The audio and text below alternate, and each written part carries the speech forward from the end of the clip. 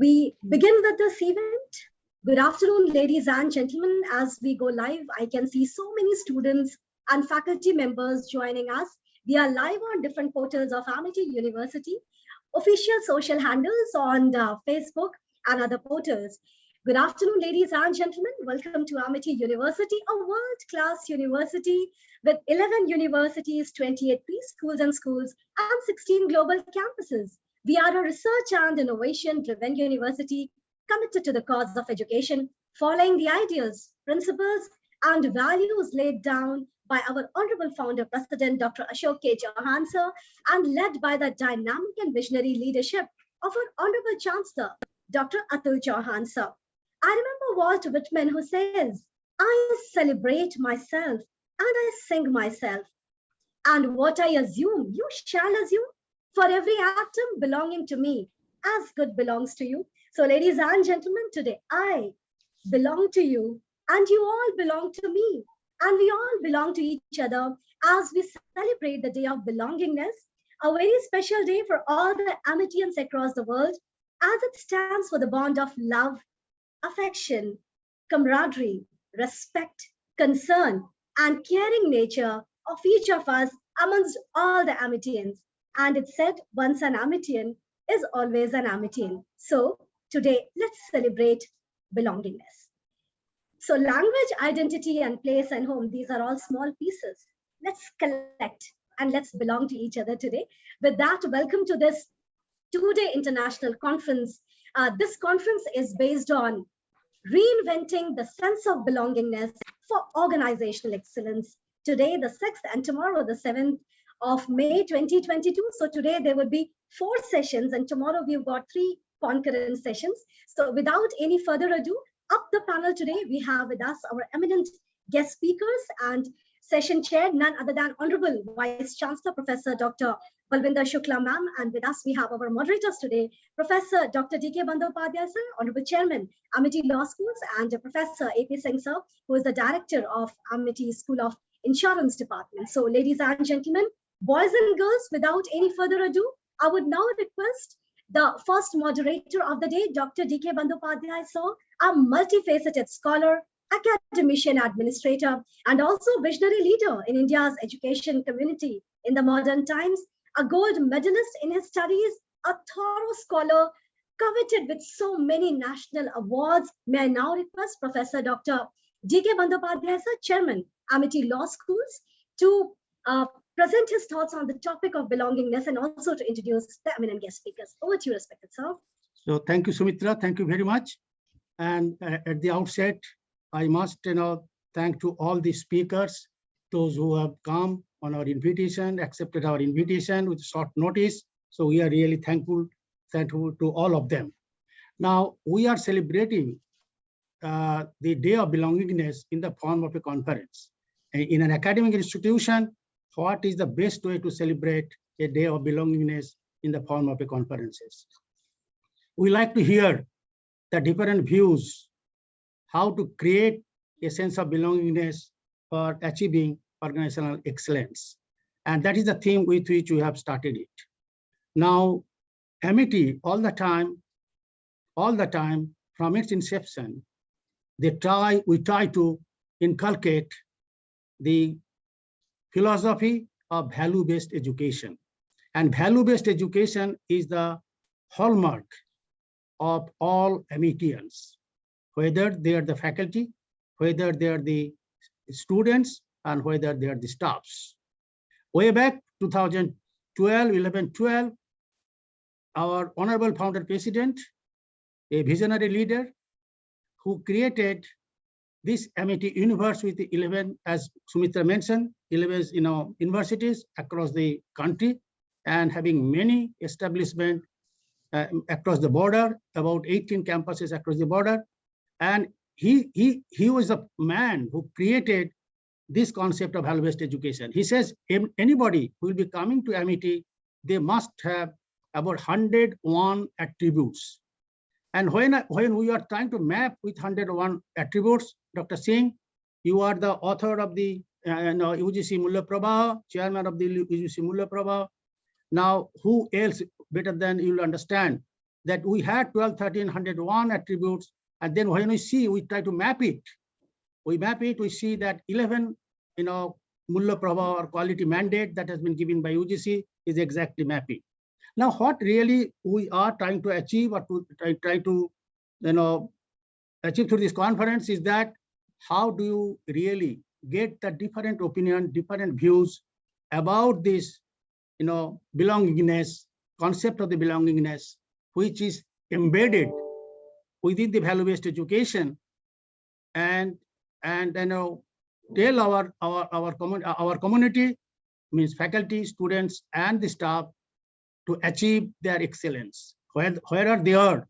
If they are faculty in the amity, so how they will work with the sense of belongingness for the development and the growth of the university itself. If they are students, when they go out with this type of attributes, how they will be bringing excellence in their organization, wherever they work, whether they will be working in the corporates, they will be working in the non-corporates, they will be working in the rural sector, they will be working in the different government offices, they will be working in different NGOs, wherever they work, whatever changes they want to bring, and how they bring those changes in an excellent way. How do they bring or construct the Institute of Excellence or the place of work as an excellent place of work? And what are those things that we, they must do it? We are doing it for that purposes. We are the first university under the directions of the Honorable Vice Chancellor. We are among the one universities who have implemented Mulla Prabha in its greater details for the staff, for the faculty, for the community. And then we have had about 4 courses for the undergrads, 2 courses for the post-graduation, and 1 courses for the doctoral students on this theme of professional ethics. Now, this is the way that we are trying to propagate the Mulla Prabha. Now, with this basic theme, theme keep in mind, this conference will be essentially leading us towards achieving the organizational excellence, and how do we reinvent. Already it is there, but we have to go on keep them reminding that what do you do in terms of reinventing this concept of belongingness. And to me, belongingness is oneness, belongingness is loyalty, belongingness is integrity, belongingness is the way that you take pride of your organizations. So what are the things that are there, the way our speakers are going to think about and going to propagate about? We would like to capture them, and so that hundreds of students, those who are listening, they will be understanding the better way. Now, let me first introduce Dr. P.K. Singh, who is going to be the first speaker. Dr. Pawan Kumar Singh is the director presently at Indian Institute of Management, Tiruchirappalli. He has served as Director of Management Development Institute, Gurgaon, popularly known as MDI, Director in charge of Indian Institute of Management, Indore, and Chairperson of the first Academic Committee of IIM, Sambalpur. Dr. Singh has been a Professor of Organizational Behavior and Human Resource Management at Indian Institute of Management, Indore, for 15 years. He earlier served as faculty in management at National Institute of Industrial Engineering, Mumbai, popularly known as NITI, Indira Gandhi National Open University, New Delhi, Kanpur University, and Bikram University in Ujjain. Prior to joining academics, he worked for Bank of India as Industrial Relations Officer, having served at Jamshedpur and Ranchi. Dr. Singh is PhD in management with post-graduation in economics, as well as personal management and industrial relations. He has guided research and provided consultancy. He has trained about 20,000 personnel across all levels of hierarchy from almost all the professions. Dr. Singh has published books on managing interpersonal conflict, management sutras from Sanskrit scriptures, Jivan Prabandhan ki Sahasri, poetic Hindi translation of Thirukural of Tirvalubhar, and a booklet on human resource management for technical personnel. He has published research articles and popular articles, and has presented various academic papers on more than 100 occasions in national and international seminars. He has been a member of the high-profile committees of the government. One of them is this, chairperson of Mulla Prabha, and of academic bodies of the top institution. Reputed professional bodies have invited him for delivering speech on several occasions. His talks and interviews have been broadcasted on national channels of television and radios. Dr. Singh enjoys traveling, music, cricket, poetry. So welcome, Dr. Singh, to this, to this beautiful campus of Amity. Of course, we are inviting you virtually. We love to see you, in your physical form in this campus, and that day will be a great day for all of us, personally to me. Now, our next speaker is going to be Ashish Makhijaji, and he is a leading practitioner in insolvency and corporate law matters. As managing attorney of AMC Law Firm, a firm headquartered in New Delhi, he bears top credentials in corporate law, insolvency and bankruptcy law, corporate litigation, and advisory. He was a standing counsel for the official liquidator attached to High Court of Delhi for 6 years, handling many large-scale cases of corporate insolvency and liquidation. He regularly appears before Supreme Court, High Courts, NCLAT, NCLT in insolvency, bankruptcy, corporate law, and arbitration matter. He has been retained by interim resolution professional, resolution liquidators appointed under IBC, Committee of Creditors, promoters for handling process during corporate insolvency resolution process. Academically brilliant, Ashish Mukherjee was awarded gold medal by CBSE for obtaining 100% marks in mathematics. He has been a rank holder throughout. He ranked 3rd in secondary school examination, 80th in CA final examination, first rank in LLB examination from Delhi University, and magna cum laude in LLM from USA. Ashish Makheja is a fellow member of Indian Institute of Chartered Accountants of India and also a fellow member of the Institute of Cost Accountant of India. He holds 2 Masters of Law degree, one from India and a Master Law degree from International Bankruptcy from USA. He is also an insolvency professional. He is pursuing a PhD in law from Emory School of Law, Atlanta. And his biodata is so large, it will be taking me 10 minutes if I read his biodata. Now, with these 2 speakers in mind, what else can be the better person to speak about to bring the organizational excellence by bringing the concept of belongingness, or culturing the concept of belongingness, or reinventing the concept of belongingness. So with this, now may I invite Professor A.P. Singh to introduce the speakers. Taking 1 minute away from you, Honorable Chairman, sir. Dr. P.K. Singh, sir, Director IIM Trichy, and Mr. Ashish Makheja, Managing Attorney, AMC Law Firm, New Delhi. Sir, today you belong to Amity and Amity belongs to you, sir. As we celebrate the Day of Belongingness, a day which we celebrate every year, which is also the birthday of our most respected, great visionary, globally acclaimed leader, highly dynamic and exemplary achiever, none other than Honorable Chancellor, Amity University, Uttar Pradesh, Noida, President RBF, Dr. Atul Chauhan, sir. Thank you so much, P.K. Singh, sir, and Ashish Makheja, sir, for being at the Amity platform. Having said that, I would now request Professor A.P. Singh, sir, who's Director, Amity School of Insurance, Banking and Actuarial Sciences at Amity University, Uttar Pradesh, Noida, to present his view on the theme and also to invite eminent speaker of the day. Over to you, respected A.P. Singh, sir. Thank you, Sumitra ji. Very good afternoon to all the distinguished panelists and the guests of the day. Because as far as the theme is concerned, it has already been introduced by our Honorable Chairman, Amity Law School, Dr. Vandapadhyay himself. So I won't be taking any more time on this. And I would like the time to be taken by the panelists, and we would like to listen to them. So before that, definitely I have got the privilege of introducing the 2 speakers, Shri Gopal Krishnan sir and Mr. Mahasen Konapulli. As far as I've extended a very warm welcome to Gopal Krishnan sir, who is the Director of Global Development with RIMS, the Risk Management Society of USA, overseeing the organizational activity in the South Asia region. He is responsible for the association's establishment in the region by closely working with government organizations, regulatory bodies, educational institutions, and private and public industry players.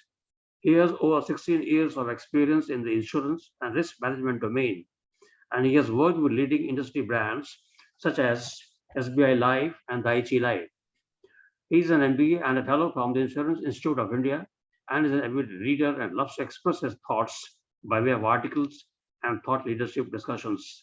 Very warm welcome once again to Gopal Krishna Sahab for being with us.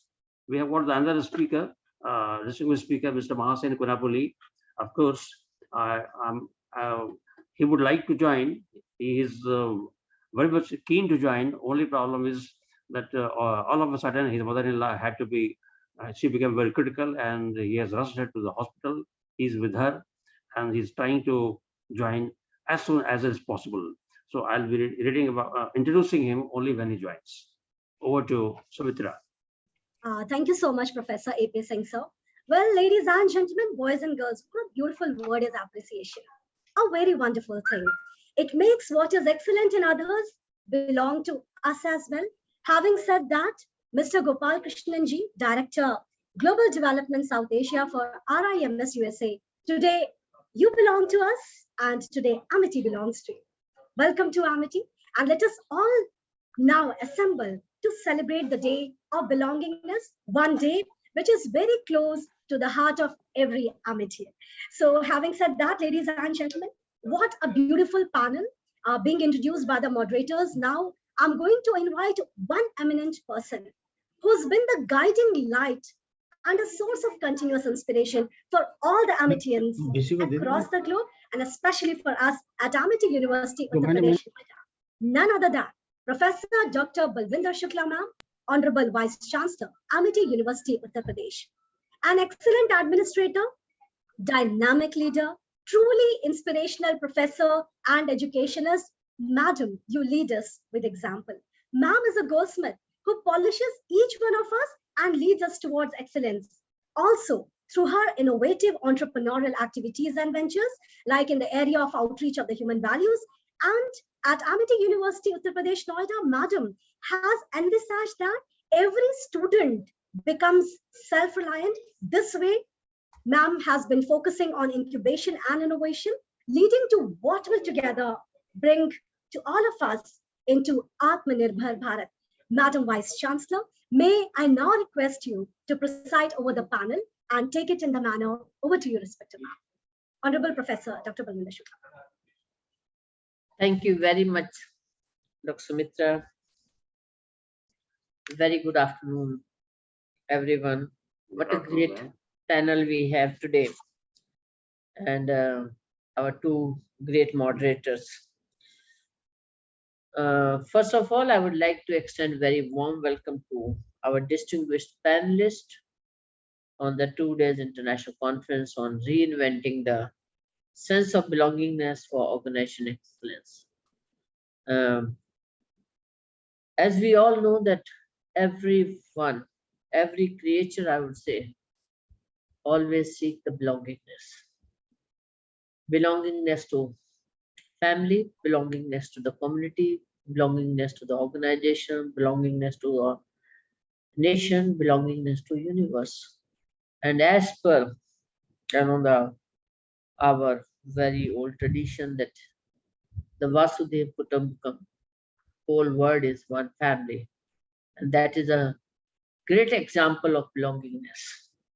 But today, when we talk in the context of organizations, and which is requiring that how do we really create the belongingness in individuals? A sense of belongingness is such a powerful force that the pioneering social psychologist, even the Abraham Maslow included in his famous hierarchy of needs. So therefore, the belongingness is so important. So therefore, in order to thrive in the profession or in the society, people need to feel a sense of belongingness in their lives, and that holds true to their work lives also. They want to feel that they fit in the society or organization, they are valued, and they share a common purpose and connection with their colleagues. And therefore, at the workplace, sense of belongingness creates community, encourages better collaboration among them, drives the employee retentions, and boosts productivity of the organization. And this means that it produces the best business results. And all organizations are today aiming how can we have the best possible results.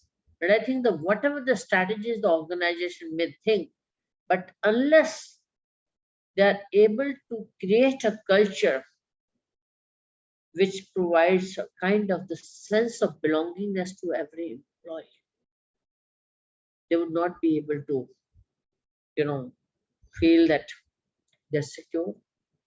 They will not feel that they are valued. And Dr. Bandyopadhyay very well has defined that it purely comes, the sense of belongingness comes from what kind of organization culture has. And the culture comes from the value system. What the values, the core values of the organization are there. The core values only drive the culture of the organization. So we at Amity University have been thinking for quite some time that let's learn what are the various strategies, how the corporate world, how the other academic institution, how the other organization are creating that sense of belongingness in their employees, their stakeholders, that the organization thrive, organization grow, and bring the organization excellence. And in the context of academia, education excellence, research excellence, student progression excellence, all kind of it, how are you able to bring? So therefore, we have such a great panel from the industry and academia. It's important to learn from each other. And we are organizing this two-day conference, and I'm sure this two-day conference is going to bring a lot of learning for all the present, that how important is the belongingness. And especially this conference, the timing is because of that, as my colleagues have already shared, that our Honorable Chancellor, Dr. Atul Chauhan, his birthday falls on 7th. At Amity is a philosophy that every, the birthday which we celebrate must have some objective, or to name it so that every theme revolves around that. So that our Chancellor's birthday is belongingness, that how everyone, whether it's alumni, the industry, the employees, the vendors, the suppliers, and everybody, how they all feel, have sense of belongingness to Amity, so that we get the right feedback, we get the right contribution to have, and then bring that organization excellence, whether it's education excellence or with the research excellence, or the, and have that sense of pride in everybody. So the 2 days conference has aimed with that objective, and I'm sure that the today's panelists are going to give the, the great inputs. And first of all, I would like to invite Dr. P.K. Singh ji, Director of Trichy, who has such a vast experience in industry and experience, and have guided and trained so many employees from the corporate world, and his rich experience of OB and the human resource management will throw a light on that, how to really create that belongingness in the organization. So may I invite Professor Singh to share your thoughts and your views on the creating the belongingness for organization excellence. Thank you very much, Honorable Vice Chancellor, Professor Balwinder Shukla ji. Thank you very much. I am highly thankful to Professor Bandyopadhyay because of him, I am here with you all. He contacted me.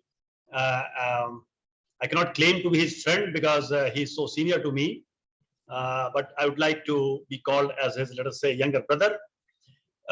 Shri Ashish Makhija ji, Shri Gopal Krishnan ji, Professor Sumitra Singh ji, Dr. A.K. Nagpal ji, A.P. Singh ji, Vandana Sharma ji, and entire Amity University fraternity.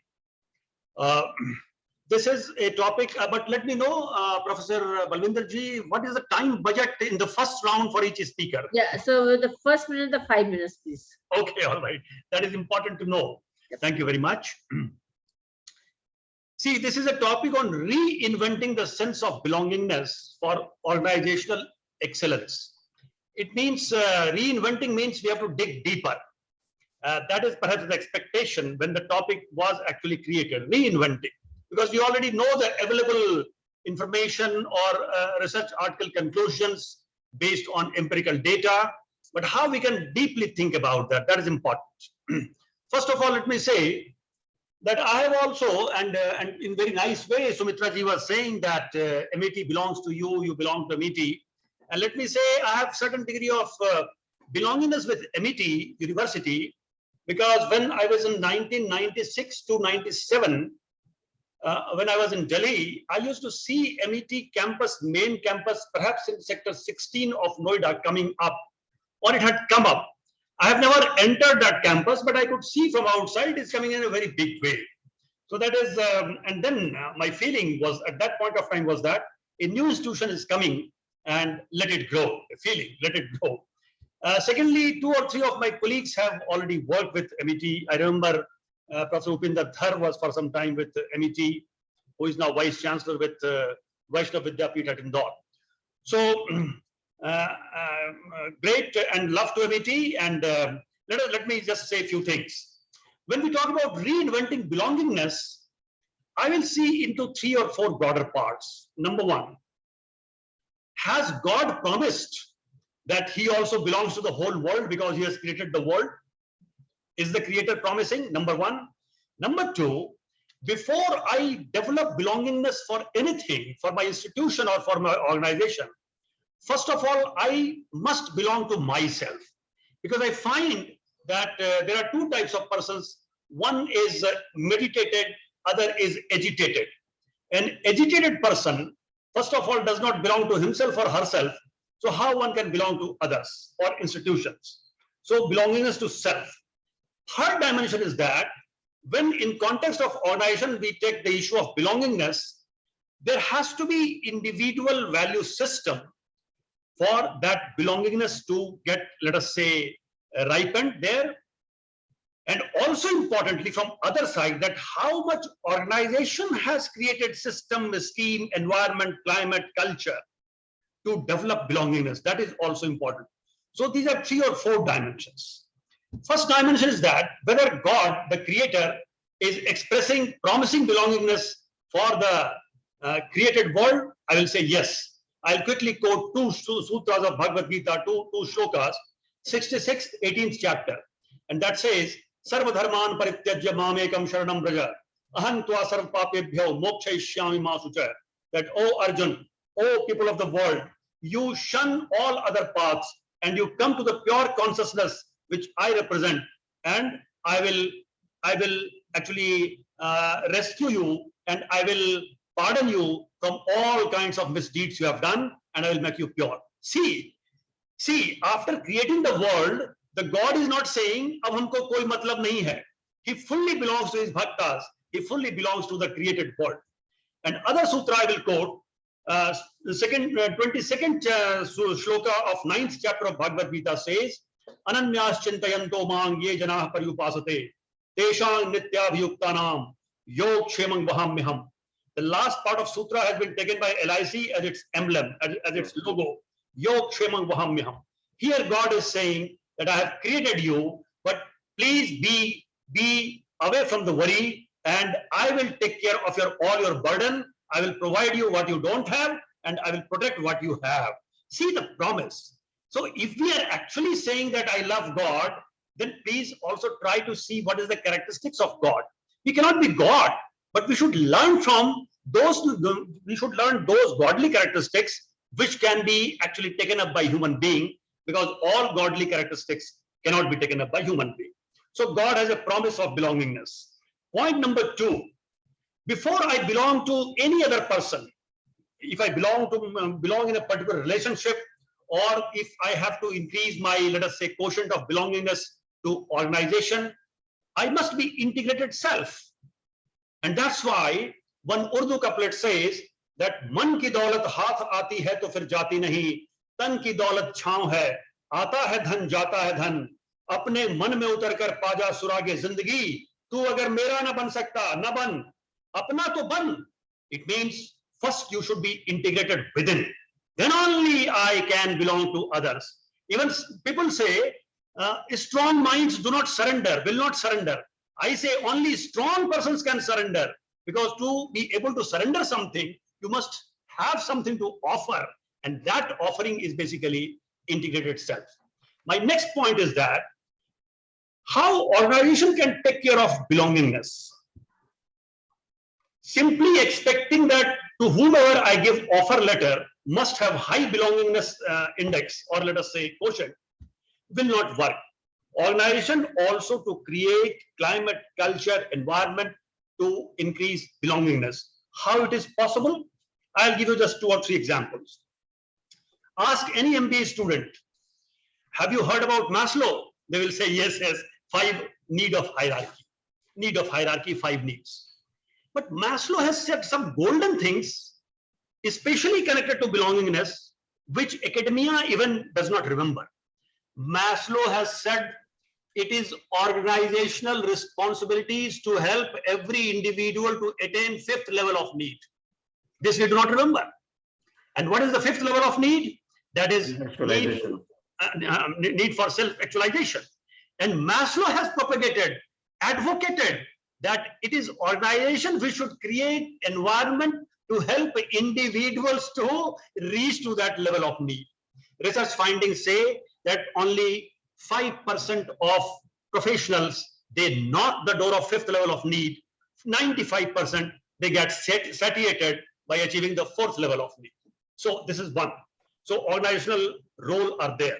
Secondly, I'll quote here, in 1996, one lady psychologist who was working in the cognitive psychology, Luan Brizendine had said that organizations must be able to create an environment that a male fully flourishes as a male and a female fully flourishes as a female, because she said that saying male and female are equal is only a politically convenient slogan. So basically, these 2 genders, our sister folks, they let them flourish in their own gender, because imitation will only make us good carbon copy. That's why what I'm trying to say here is that when organization creates a right kind of marriage between the job holder and the job, when the organization creates an environment where individuality can flourish, Swami Vivekananda said that after all, the purpose of education is to realize the complete potential which is already available to individual. All these are saying same thing, but in different languages. But point is that when we as an organization help individuals to flourish, as byproduct, they show their belongingness. So I'll conclude by saying that individuals also need to develop their personal qualities to improve belongingness. For that also we can help them to do it. And organization's responsibility is there to create belongingness, not based on any pushing approach, but only based on pulling approach. Physics says pulling is easier than pushing. Organization should do more pulling and less pushing. That will increase belongingness. So for this time being, I think I have crossed time. I'm sorry, I'm feeling uncomfortable continuing. Next round, I'll come back. Thank you, ma'am. Thank you very much. Thank you very much, Professor Singh, that you rightly said that the individual, the high belongingness index, individual also develop the qualities. Organization should develop the pulling forces rather than pushing, which are the more effective. So thank you very much. May now I invite Mr. Ashish Makhija, the managing attorney, AMC Law Firm, New Delhi, to share his thoughts on the theme. Over to you, Mr. Makhija.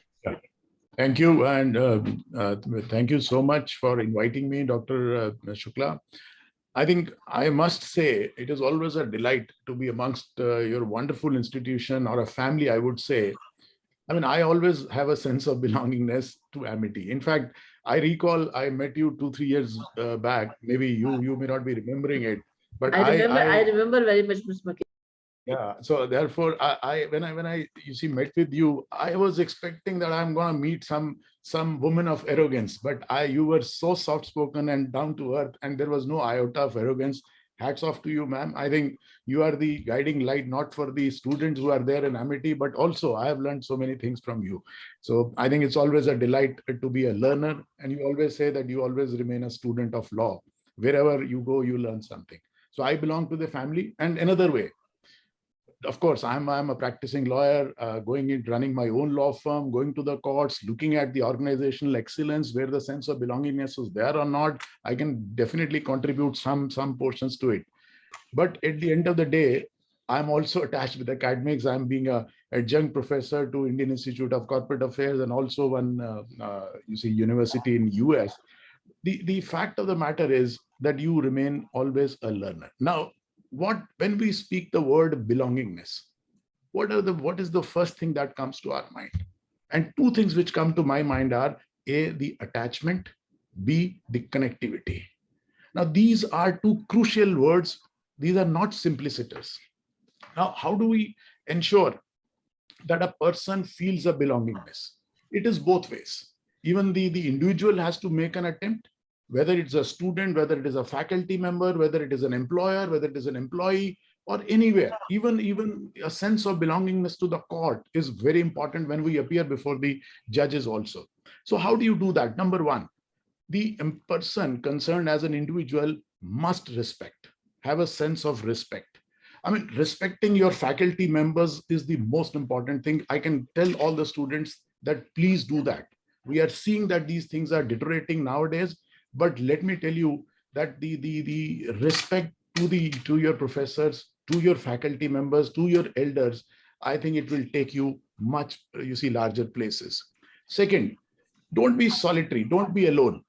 Reach out. That is one of the, I would say that this is kind of a mantra. If you don't reach out, how do you know that this person exists? Inspire some more people. Now, after COVID, now this topic is absolutely essential, because after COVID, the sense of belongingness has to be reinvented. Now, how it can be done? Now, some people might have suffered tragedies, your colleagues, your friends. Inspire them, reach out to them, motivate them. I think that will bring that person back to the fold, and there will be a kind of a commitment which is required. Now, coming to organizational excellence, I think I've got few points to make here, that how we can increase, or how any organization can work towards increasing the sense of belongingness for everyone. I'm saying all stakeholders. I'm not talking about employees. I'm not talking about lawyers. I'm not talking about a single person. I'm talking about all stakeholders who are involved. Maybe your suppliers, or everyone has to have a sense of belongingness. Otherwise, that kind of a commitment will not be there. So one, within the organization, I think very learned professors are there, and they must, I think they will agree with me that there has to be an open communication. Now, if in an organization there isn't an open communication, where the employees do not feel secure, they do not feel accepted, they do not feel supported, and their advice is not taken into consideration, I think whenever you have to find out a solution, you need to bring them all together. I'll just give you one small example. It's a very small example. Now, in our organization, we always have a Diwali holiday. Everyone has it. But we also keep 1 day spare either before Diwali or after Diwali. Now, we do not decide. It is the people who are working with us. They decide as whether you want holiday before or whether you want holiday after. You tell us. Whatever is comfortable. So whatever is the majority vote is there. So that holiday is kept as flexible holiday which is there. So rather than brushing any issue aside under the rug, we try to draw up a solution and show all the people that they are being cared, and we are grateful to them. Second, bringing everyone on the board. Now, if everyone's voice is heard, now I'm sure that MET also follows that policy. They must have good suggestion boxes. Now, of course, the physical boxes are not there. There may be an app where suggestions can rope in, and they must be considered, would have been considered. So, and these are the areas or the points where you demonstrate, care about the other people, the benefits. Like if you dine with your students in a say a dining room, well, how good they will feel. I mean, a professor coming to the dining room, sitting with them and eating food, I think the sense of belongingness will jump many quarters. Then appreciate. Supposing somebody has done a good job, let us try to appreciate.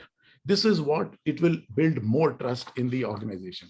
Well, I don't want to talk about transparency and disclosure. These are very, very technical words.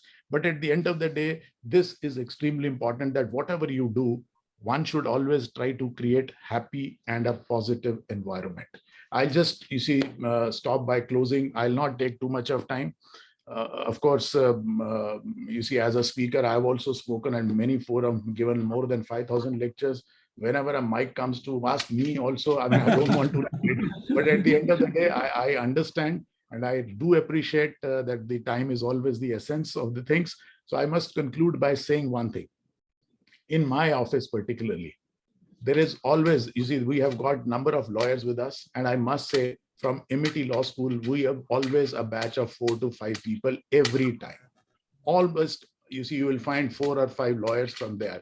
It is my privilege to train them, my privilege to motivate them, my privilege to become, to make them not as a good lawyers, but also to become the best citizens in the country. And in fact, there is a joke which goes around. They say in our firm, we have an alumni for AMC, Law, MET alumni. So we have got a separate alumni for MET students out here. And it's a wonderful experience with all of them. So I must thank MET and their students. I think this is what creates the sense of belongingness. This is what attracts others to your organization, friends. So I just conclude. Thank you very much. Thank you very much, Ms. Mukhija. You have given the golden mantras, the sense of respect, reach out, open communication, bringing everyone on board, or they appreciate the work and results, and that you truly belongs to Amity and Amity belongs to you. So thank you so very much. Now I invite our third speaker, Mr. Gopal Krishnan, Director of Global Development, RMSI. May I request you to kindly share your thoughts on the theme, please, Mr. Gopal Krishnan. Thank you. Good afternoon, everyone. And thank you, Dr. Shukla, for the invitation. Thank you, Dr. Singh and Dr. Pallavi for sending out the invites and, making sure that I'm a part of this great day for the Amity University. RIMS also is closely associated with Amity. RIMS, the Association of Risk Professionals, is primarily into the field of risk management, education, and training. And that's where we have joined hands with Amity in terms of offering our educational and certifications with Amity University. So we are very glad to be partnering with them and speaking on this stage on belongingness. So I personally feel that whenever we speak about belongingness on an organizational excellence perspective, for the last 17 years that I have been working, I have tried to live the way that on the personal front and similarly on the organizational front, it's no different. How you actually live in your house is how you actually work also. So what you are living by your values, what you are living by your virtues at the house, and that is what you carry at your workplace. Eventually, you are no different. So if you feel belongingness is an attitude or is something that you need to create within the family, then you feel that when you go to your workplace, there are similar activities to be carried out. And a very important question which comes up, or probably Mr. Mukhija touched upon, on trust. And he also mentioned about how organizational excellence, and he mentioned about respect and communications, because that is what I have always believed in, that there are typically 4 pillars to any organizational success. It's primarily, respect, communication, empathy, and equality. So if we have these 4 pillars really sorted out within the organization, I feel the organization is on the right path, where there is a lot of trust, where there is empathy for each other, where people don't feel there is a sense of equality. So while Dr. Singh mentioned about the fact that the men and women need not be equal, but they must feel the belongingness in a very different way. So I completely agree with that. And communication, as Dr. Mukhija very clearly mentioned about why communication is important. It's a two-way process. So we need to talk to each other to understand. So that particular aspect, and of course respect. So if we actually sort out these 4 aspects within the family or within the workplace, I feel belongingness is something which will automatically start brewing. And as an organization, once belongingness is set into an individual, or with the organization, I feel they are very much well set for or well poised for a growth. So yeah, I would probably stop here because I understand there are a couple of other questions that that will come forth to me. So I'll wait for those two questions and then probably answer. But yeah, it's great to be here, and congratulations to Amity on yet Thank you. another Thank you. celebration. Yeah, thank you very much, Mr. Gopal Krishnan, for your valuable.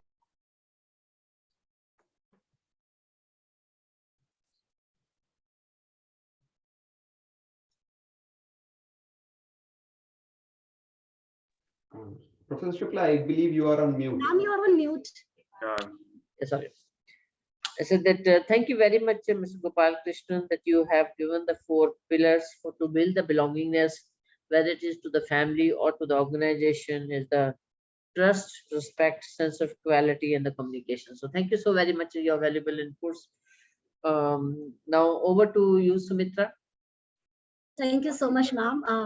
Thank you, session chair, Honorable Professor Dr. Balvinder Shukla, ma'am. Very beautifully, you have chaired the session, and thank you so much, all the speakers. Well, it's time that we understand one thing. You know what? All the literature in the world is so beautiful, isn't it? Because it says, I belong to you and you belong to me. And I'm so proud that I belong to one country which is and has been and will ever be a Vishwa Guru. I'm so proud that I belong to a society that talks about gender equality. And I'm so proud that I belong to a university that nurtures talent. So today and forever, I belong to Amity and Amity belongs to me. Thank you so much, speakers. Vice Chancellor, ma'am, I belong to you. And ma'am, you belong to us.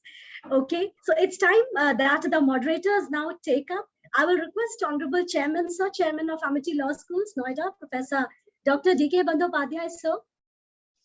We have a set of questions for these speakers. So over to you, Professor Dr. D.K. Bandyopadhyay, sir. Let's have a quick question and answer session, and we will also have questions in the chat box, sir. So over to you, Chairman, sir. Yeah, thank you, Sumitra. Thank you very much. And thanks to all the speakers for bringing out different facets of belongingness in their deliberation. Although it is small, it is a very, very small deliberations, I would say, in that sense.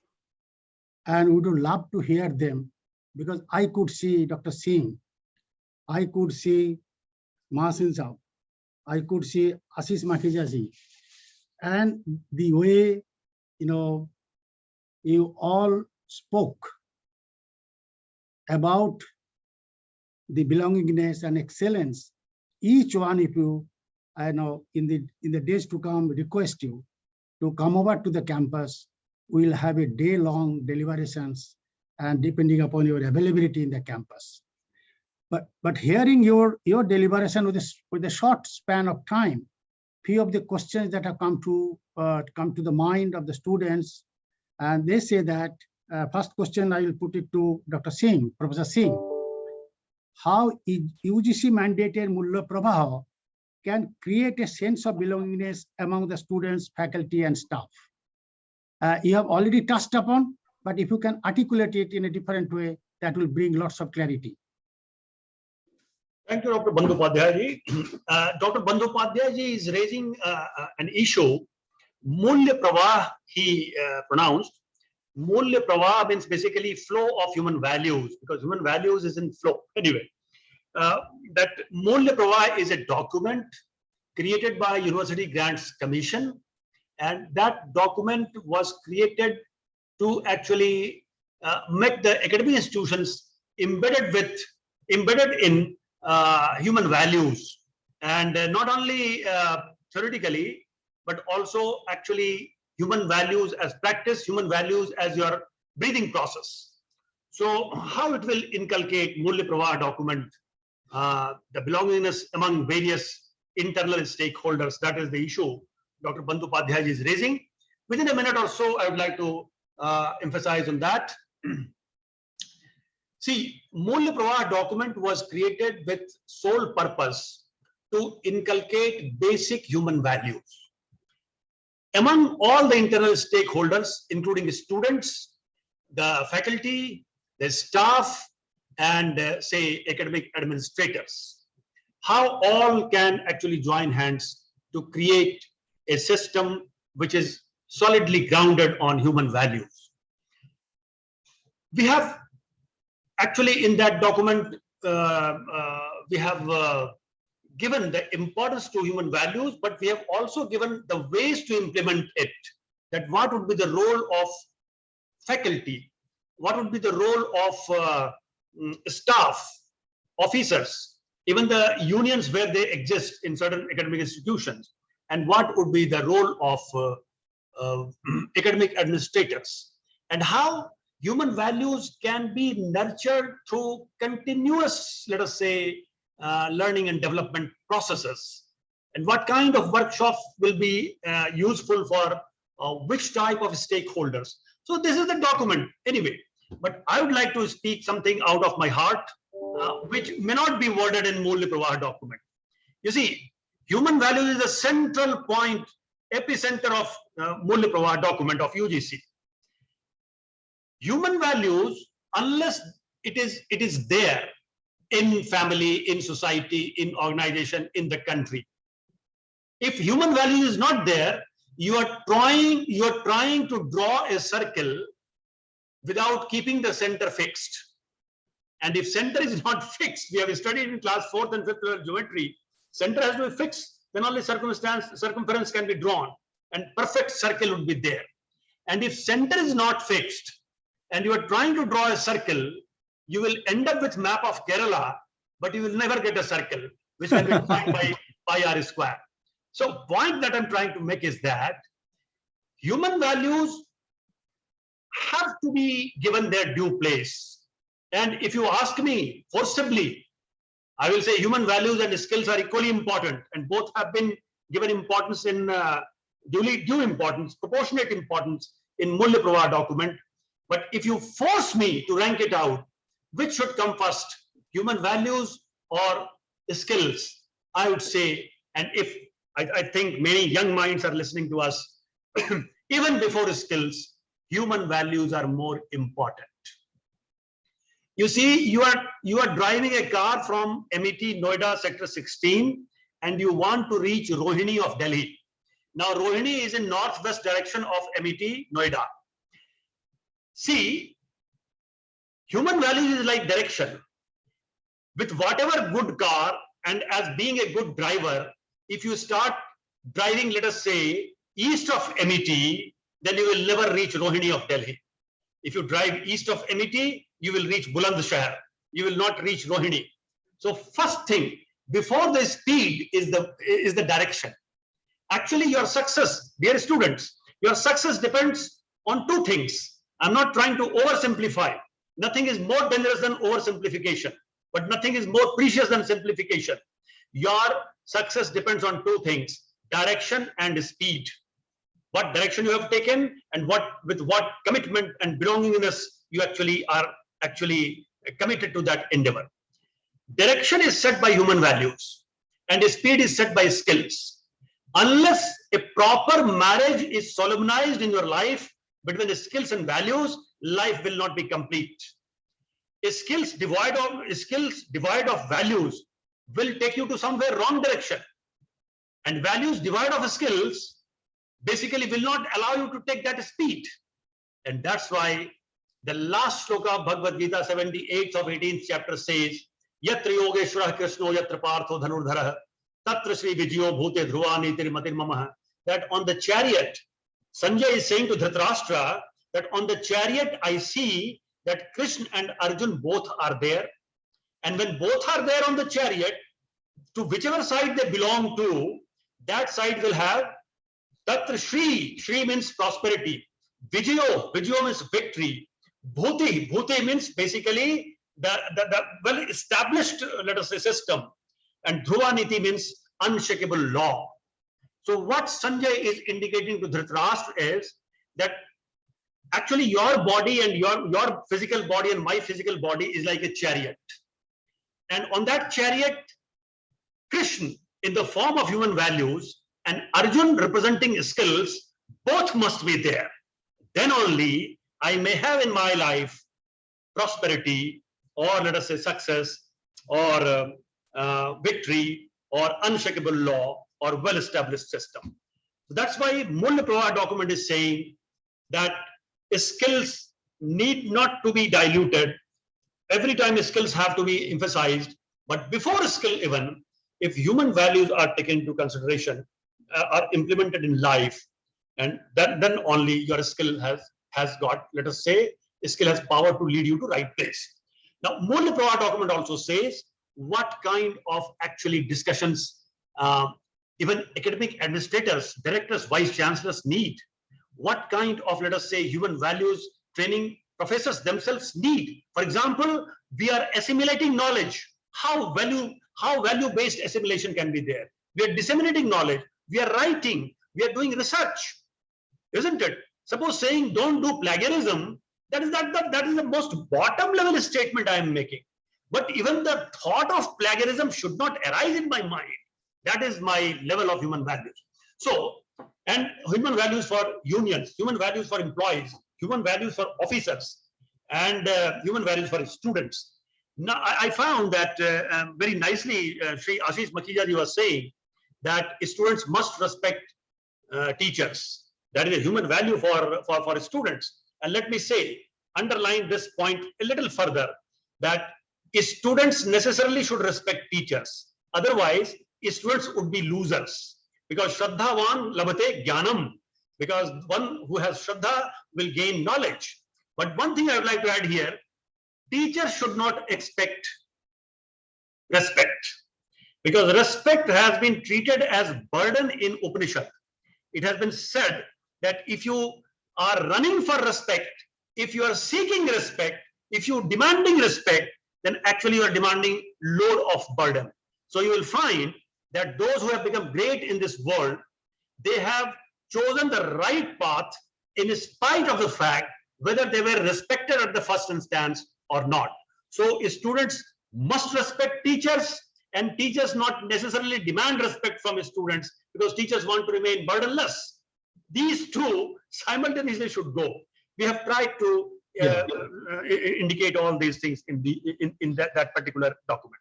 Thank you for time being. I think it's very rightly you have brought out in terms of directions and skill, how direction with values, and then speed with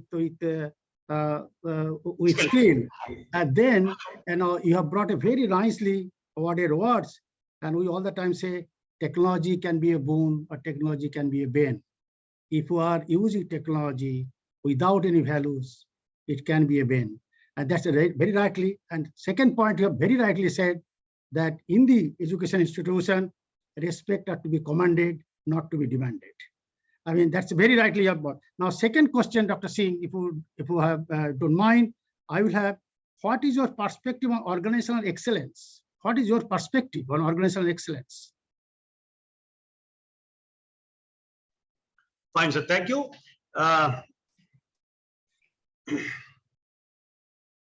You see, Gautam Buddha, when he got enlightened in Bodh Gaya, his first journey was towards Banaras, where near Banaras there is a place. What is that place? I'm forgetting the name. Sarnath? Sarnath. Sarnath. Sarnath, you're right, sir. Yeah. At Sarnath, he could find again the 4 or 5 companions who had left him because he accepted kheer from the hands of Sujata. Anyway, cut the story short. What I want to say, when Gautam Buddha got enlightened, so birthplace of Buddha's Buddhahood is Bodh Gaya. Birthplace of Buddhahood of Buddha is Bodh Gaya, but birthplace of Buddhism is Sarnath. Because there, what he said, Buddham Sharanam Gacchami. Let me belong to belongingness. Let me belong to the pure and enlightened soul. Buddham Sharanam Gacchami. Then he said, Dhammam Sharanam Gacchami. Let me belong to righteousness. Dhammam here means righteousness. And then what he said, Sangham Sharanam Gacchami. Let me belong to that whole group and community which is searching for enlightenment.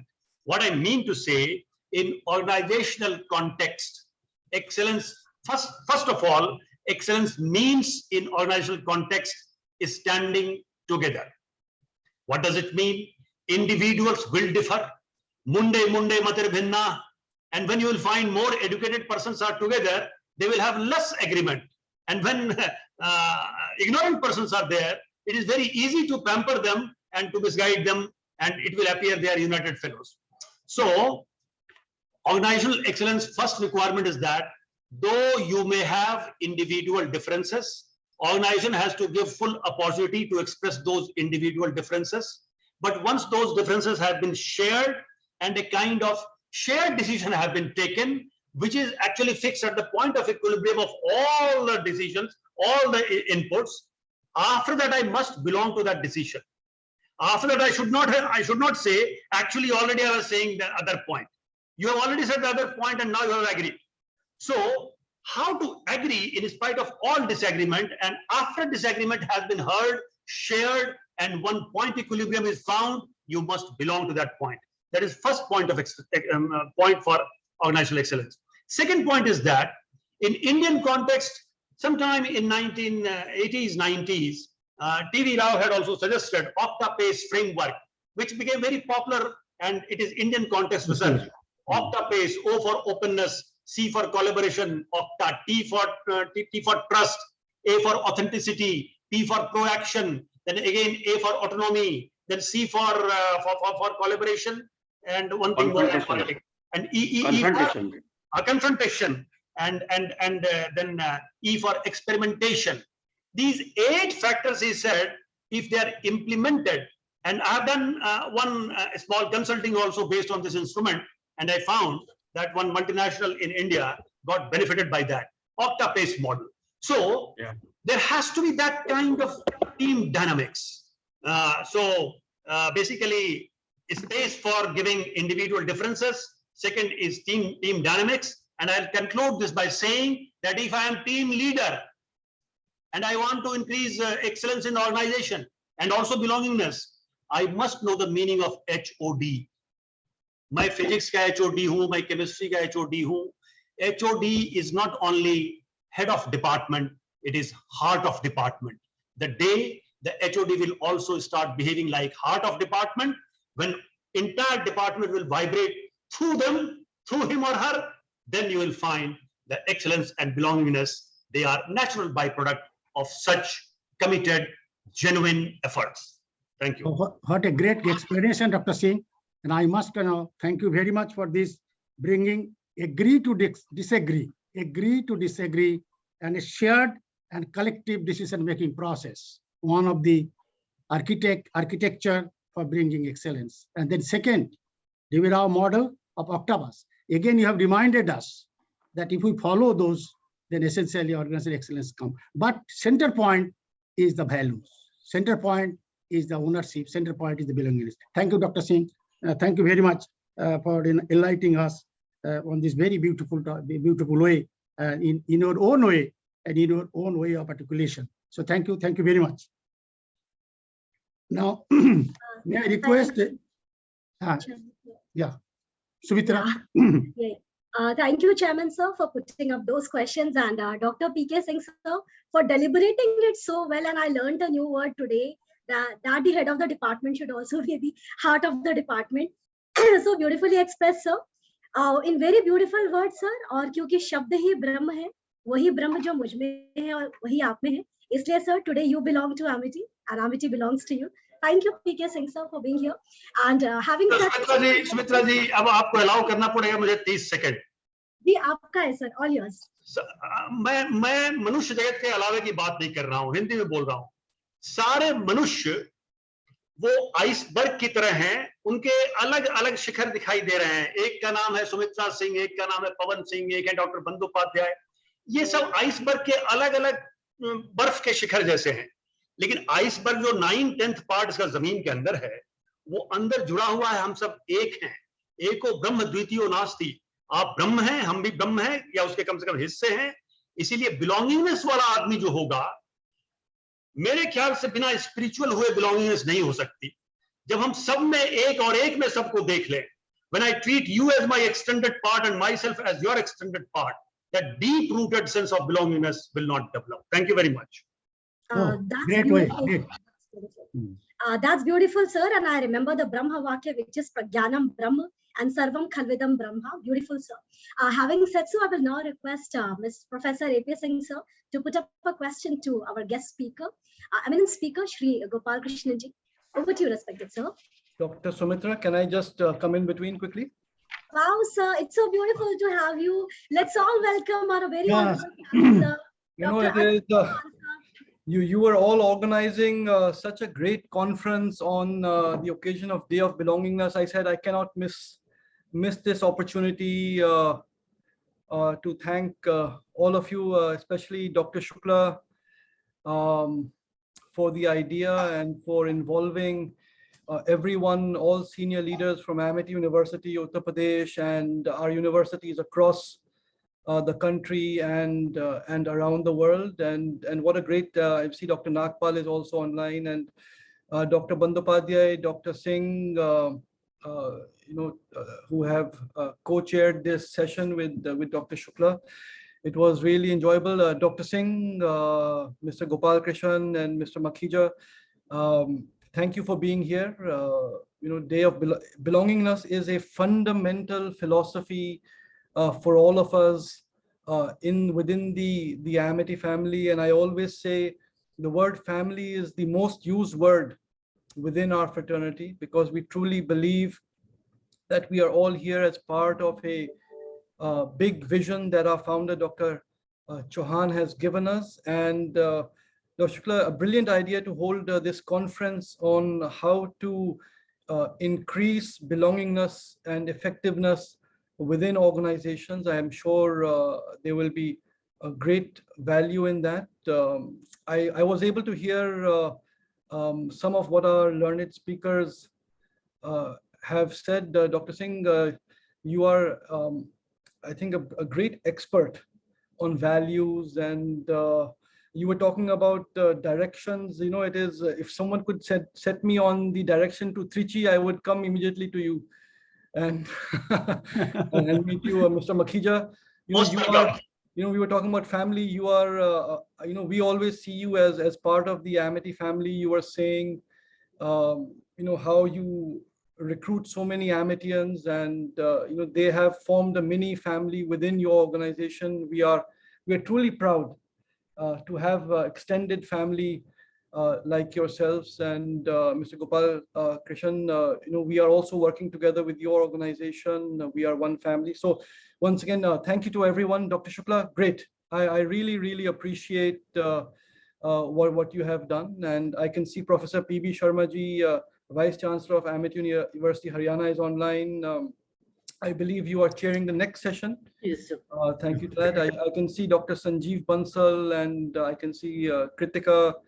So many great Amitians online. So thank you so much. Thank you. Thank you so much. Thank you very much, Honorable Chancellor. That is great to have you with us. And it's your inspiration, it's your motivation that we always think of doing the new things to learn more and to contribute more. Thank you so very much, Honorable Chancellor. And Chancellor sir, although you are so busy, now coming to this platform, by leaving your other schedule, and itself speaks how much you care for everyone of Amity, how much you belong to us and we belong to you. And that's a great. Thank you, Dr. Bandopadhyay. And Dr. Shukla, you were all wanting to really celebrate belongingness tomorrow, which is the 7th on a Saturday. But I'm grateful that you took my request that we feel for our people who are part of our family. So rather than calling all of them on campus and make it a working day, that you have agreed to now do the celebration on 10th of May, which is a working day. Yes, because in the end, we do care for everyone who works with us. So I look forward to being with all of you on the 10th for a larger discourse that we can have. Thank you. Thank you very much. Privilege and honor it is to have your words of motivation today. And we are all very much excited in our universities to not only celebrate the Day of Belongingness, but to pray to God Almighty that Amity rises to the great esteem as per the visionary vision of our founder, President Sir, And as per the inspiration you are providing to all of us as the president of RVF, we are with you on this occasion to push the layers of our eminence in Amity University to the best of our abilities. Thank you, sir. Thank you. See, Dr. Sharma, we are so proud to have you as part of the family and a leader. One thing which is most important for us is that everyone who is part of Amity should have this value system imbibed in them. It is, and values and belongingness, you can't really teach anyone. I think, one of the most important things for our students is that these are things you learn from seeing other people, from seeing your elders. And we are so proud, Dr. Sharma, we have people like you who embody values. And my request, to everyone who is online here from Amity today, that if we can imbibe the responsibility of taking care of society, taking care of your family, taking care of people around you, creating a true sense of belongingness with everyone, we can help these young boys and girls who are studying with us to transform themselves into superhuman beings. So thank you so much. Thank you. Thank you, sir. Thank you, sir. Thank you so much, Chancellor sir. Chancellor sir, we all belong to you, and sir, you belong to us. Thank you, sir. Thank you so much. Now, please so very much. Thank you so much. Please go ahead with your. Yes. It's formally sure. inaugurated also. Thank you so much. Having said so, continuing with the flow of the panel discussion, I would now request Professor A.P. Singh sir to put up this question to our guest speaker for the day, Mr. Gopal Krishna ji. Over to you, respected A.P. Singh sir. Sumitra, also look into the time because we have the next session. Yeah. Just Yes, I have sir. one question each. In another 5 Thank minutes, you. I think we might have. Thank you, Yes. Sumitra. My question will be directed to Mr. Gopal Krishnan. Gopal Krishnan, sir, how does the CSR build a sense of belongingness with the community? I'd like to have your views on this. Mr. Gopal Krishnan? Yeah, I believe there was the theme which I would want to kind of touch upon before getting there is how basically trust ensures or promotes organizational excellence. So probably I'll throw some light on the trust factor, on how trust ensures organizational excellence initially, and how I kind of started off my speech earlier was trust is a two-way process, and it's also two-folded. It's within the organization and outside the organization. And outside the organization, it's with your community, with the customers. But probably for the discussion of today, I'll keep the trust discussion as within the organization, as internal trust. And within the organization, the trust primarily is within 3 tiers. Overall on the company level, whether it's the culture of the organization. Within the team level, it's the relationship amongst the team members. And the third part is the interpersonal relationship between two people. That's where trust basically plays a part. And as I mentioned, the 4 important pillars for interconnectedness, belongingness, trust is the respect, communication, empathy, and equality. These are the 4 pillars that I strongly believe is very, very important.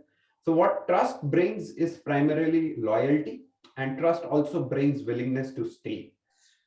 Because whichever organization, whichever institution, as I can see the institution, Amity University is so closely knit, a higher level of trust, what it does is it reduces the stress levels within the organization or institution. And it also minimizes the hostility at work.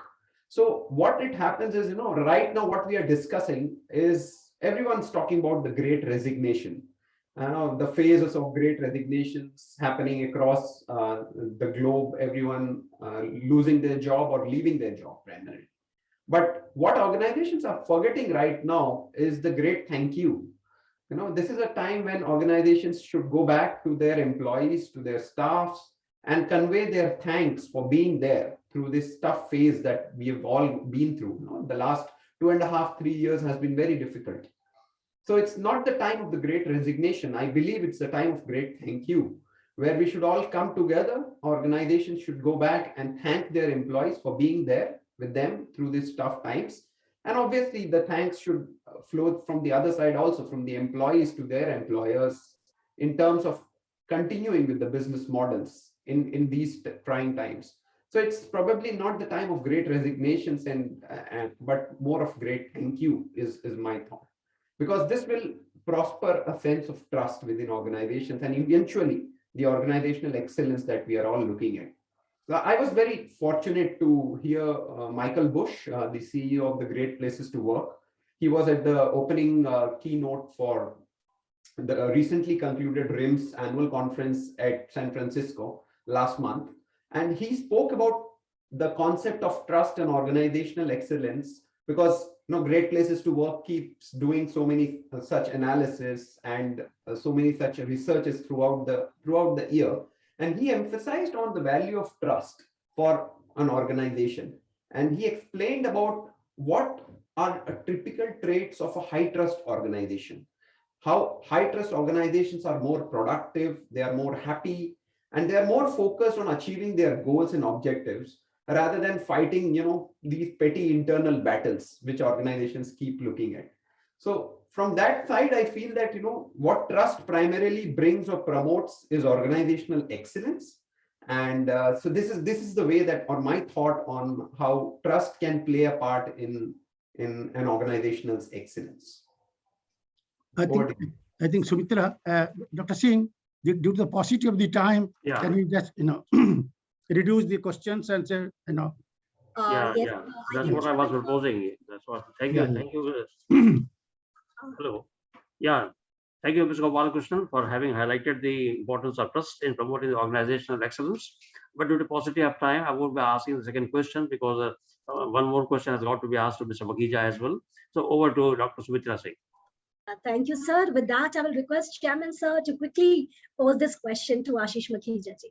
Ashish ji, very, very pertinent question that comes that, law and ethics, how they go together. How would you reflect on that? Law and ethics. Okay, I think Dr. Bandyopadhyay, you see, law and ethics are absolutely interrelated to each other. And you see, unless a person is ethical, now you will not be able to do anything. In fact, I remember Dr. Singh now talking about human values. Now, human values are nothing but ethical values. So what is ethics? Now, ethics is primarily doing something where nobody is watching. You don't need a CCTV camera to what you're doing. So it is talking about integrity. Now, when we appear before the courts, particularly in that sense, and as a lawyer, now we have to be, of course, we are defending our clients, but we have to be honest and integral to the court because we are the officers of the court. So therefore, we always bring the true picture or the correct facts. Let the court decide either way. The only impact is, and you see, let me tell you one more aspect. I'm also a Rotarian, and there is a 4-way test of Rotarians. And the first test of the 4-way test says, is it the truth? And that test is lying on my table. And whenever I take a case, and I will like to pass that test, whether is it the truth or not. And let me tell you, in 50% of the cases, I'm not able to even cross that first bridge itself, that what I'm handling today or what I'm going to argue will be a true thing or not. But if you imbibe ethical practices, well, I think those are something which take you places. And today I'm very proudly can say that where I'm sitting is because of the principles and the ethical and the moral values which have been generated through my alma maters or through my family or through my parents.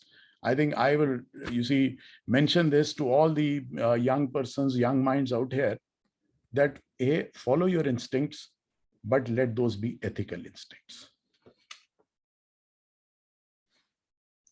Thank you so much, Mr. Makhija. Chairman, sir, as we had said that we will take up one question from the audience. So, sir, can you take up that question and then we finally wind up the session? It's there in the Q&A session, sir.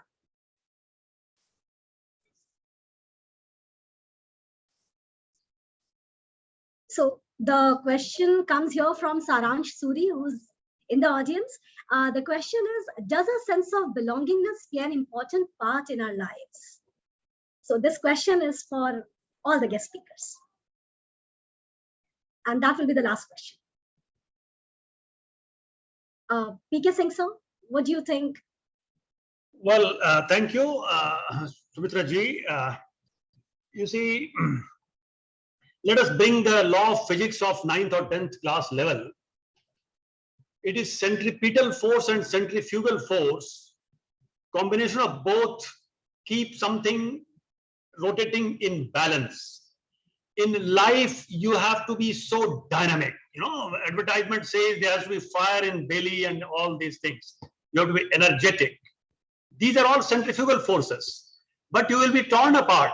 You will be ramshackled if that centripetal balancing force is not there. So basically the question is that, is it important in life? And life is combination of your personal and professional life without say belongingness, without that centripetal force, which is pulling you inside towards center, towards your seat, your all dynamism will lead you to only astray. That's why values, belongingness, ethics are emphasized. Thank you. Thank you so much, Dr. P.K. Singh, sir. Honorable Vice Chancellor, ma'am, before I finally wind up the panel discussion with the 1-minute vote of thanks, is there anything that Honorable Madam would like to speak?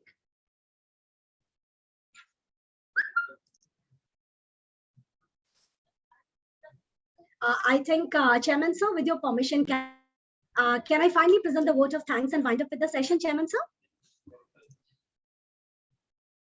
Fine. So everybody is here and I'm sure everybody is listening to me. So this was the session on the 2 days online conference focusing on belongingness, reinventing the sense of belongingness for organizational excellence. And ladies and gentlemen, boys and girls, well, in the capacity of being a little part of this panel discussion, let me present to you a hearty and a formal vote of thanks. At Amity, modernity blends with tradition, and we nurture talent. Being Indian at heart and global in spirit, we embed all the actions, talents, and educative metal in the Indian ethos in an educative ambiance. Having said that, on behalf of the entire organizing committee, I take immense pleasure and delight to thank everybody who became a part of this panel discussion. The very intellectual and dynamic Dr. P.K. Singh, sir, Director IIM Trichy, thank you so much for the beautiful pearls of wisdom from the vast ocean of your knowledge, which is immersed in the essence of Bhagavad Gita. I'm so humbled. Dr. P.K. Singh, sir, today you belong to Amity, and Amity belongs to you. Thank you, sir. We heartily thank Mr. Gopal Krishnan, Director, Global Development South Asia, RIMS USA. Thank you so much, sir, for presenting a global aspect of human values. Mr. Gopal Krishnan, sir, today you belong to Amity, and Amity belongs to you. We are so humbled. We thank Mr. Ashish Makhija, sir, who's managing attorney, AMC law firm, from the deepest core of our hearts, because so many Amitians are working with your law firm that itself gives us a feeling of belongingness. Ashish Makhija, sir, Amity belongs to you and you belong to Amity. Thank you so much, sir. Well, everybody, I'm deeply honored and humbled by the trust endowed upon us by the great leader of higher education, our Honorable Vice Chancellor, Madam, Professor Dr. Balwinder Shukla, ma'am. You have always belonged to us, and we have always belonged to you. Thank you, ma'am. Finally, ladies and gentlemen, we are greatly thankful to the gracious presence of none other than whom we all belong to, our Chancellor, Dr. Atul Chauhan, sir, who says that together we all can change the world. And Chancellor, sir, we all are with you to bring a positive change in the Indian dynamics, as we all believe that the entire world is a global family. We are together with you in changing the perspective and the dynamism of the world based on nurturing talent of each student at Amity in sync with the contemporaneous technologies, paving the way for future. Finally, my most heartfelt thanks to none other than our Honorable Founder President, Dr. Ashok K. Chauhan, sir, with whose blessings, love, and support we continue to grow each day. Thank you, sir. We all have our values rooted into your values. You have always belonged to us, and we belong to you. Thank you so much for Vice Chancellor, Madam, for chairing the session, and the moderators, Professor Dr. D.K. Bandyopadhyay, sir, and Professor A.P. Singh, sir. Finally, thank you for all the audience for making this panel discussion very enriching. Thank you so much. Let's see each other on some other platform. We are signing off from this panel discussion. The next panel discussion is just about to begin. So thank you very much, everybody, from being here. I belong to you, and you belong to us. Thank you. Thank you. Thank you, sir. We all now can wind up and let's begin again the session.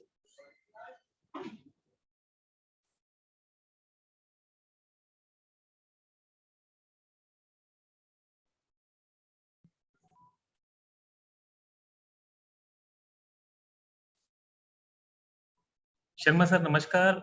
H.A. Sharma ji just joining, sir.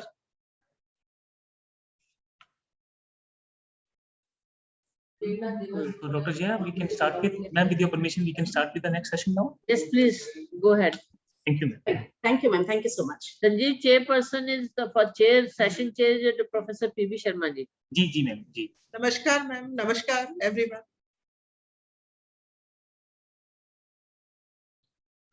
So do we have the permission to begin? Yes, Dr. Jaya, we can start with now. Thank you, sir. Namaste and a very pleasant afternoon to all the esteemed dignitaries on this virtual dais, head of institutions, valued academicians, researchers, scholars, and our budding professionals. I, Dr. Jaya Yadav from Amity Business School, along with my co-host, Dr. Lakshmi Ahuja, Deputy Director, Amity Institute of Information and Technology, and Ms. Kritika Das Gupta, Assistant Director, CRC, Amity Business School, feel immense pride and privilege in welcoming you all to the 2 days conference on reinventing the sense of belongingness for organizational excellence, being conducted on 6th and 7th May 2022. We heartily welcome you all to commence with the session on the theme, belongingness, an intangible feeling in life for creativity and innovation. Amity University is India's leading research and innovation-driven university and is a part of the Amity Education Group, which has over more than 175,000 students studying across 1,000 acres of high-tech campuses. And the group has 10 universities, 17 schools, and 12 global campuses. Over 1,000 patents have been filed by the faculty, scientists, and the researchers of Amity.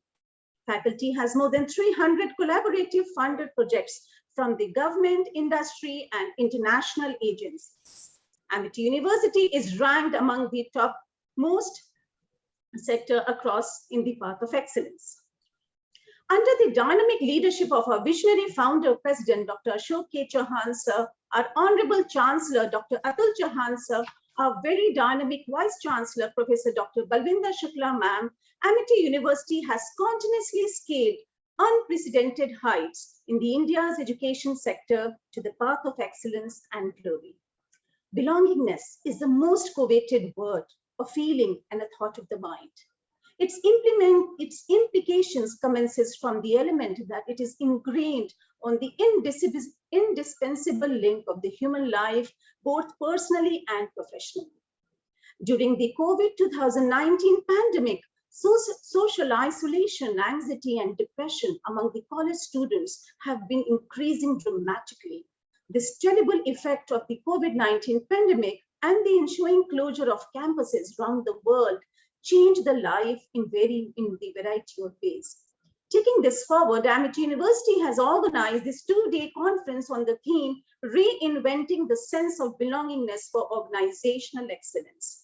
This shall be providing a platform wherein diverse researchers, academicians, and practitioners are sharing their deep understanding on this very critical concept, sense of belongingness. We shall facilitate in displaying the groundbreaking outcomes across all spheres of life. It gives a promising shape to personalities, institutions, and a country as a whole, and is a giant step towards building a better world to live in. These 2 days shall witness diverse sessions befitting into the conference theme, and more than 30 speakers, including the academicians, industry leaders, and top officials from the government bodies will be sharing their diverse, rich thoughts and deliberations in different sessions.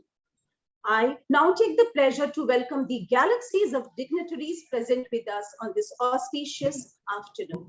As a tradition at Amity, we welcome our esteemed guests with Tulsi sapling. May I now request Dr. Sanjeev Bansal, Dean, FMS and Director, Amity Business School, and Dr. Rekha Agrawal, Director, Amity Institute of Information Technology, to virtually present the Tulsi sapling to a distinguished speaker and session chair, Professor Dr. P.B. Sharma, Vice Chancellor, Amity University, Haryana. Thank you so very much for being there, sir. Welcome, sir.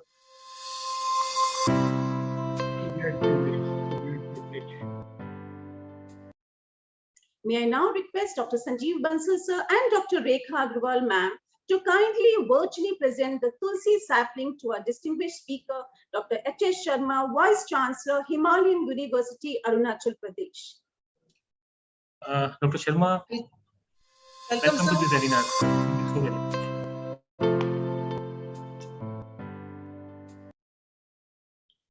May I now request Dr. Sanjeev Bansal sir and Dr. Rekha Agrawal ma'am to virtually present the Tulsi sapling to our third distinguished speaker, Mr. Mohit Mathur, Global Head, Application and Platform Business, HCL Technologies. Thank you, Mr. Mathur. Grateful. Welcome, Mr. Mathur. Thank you, ma'am. May I now request Dr. Sanjeev Bansal sir and Dr. Rekha Agrawal ma'am to kindly virtually present the Tulsi sapling to our next distinguished speaker, Mr. Sameer Nagpal, Chief Business Officer, Retail, CPG and Logistics, InfoVision US. Thank you so very much, Mr. Nagpal. Welcome, Mr. Nagpal. Thank you. May I now take the pleasure of inviting Dr. Sanjeev Bansal sir and Dr. Rekha Agrawal ma'am to virtually present the Tulsi sapling to our fifth distinguished speaker, Mr. Anjan Bhattacharya, Associate Partner, Technology Consulting, Ernst & Young. Welcome, Dr. Welcome. Bhattacharya. Thank you. We are deeply thankful to all the renowned dignitaries on the gracious presence in the session on belongingness, an intangible feeling in life for creativity and innovation during the 2 days conference on reinventing the sense of belongingness for the organizational excellence. Taking the session ahead, I would now like to invite Dr. Lakshmi to proceed forward.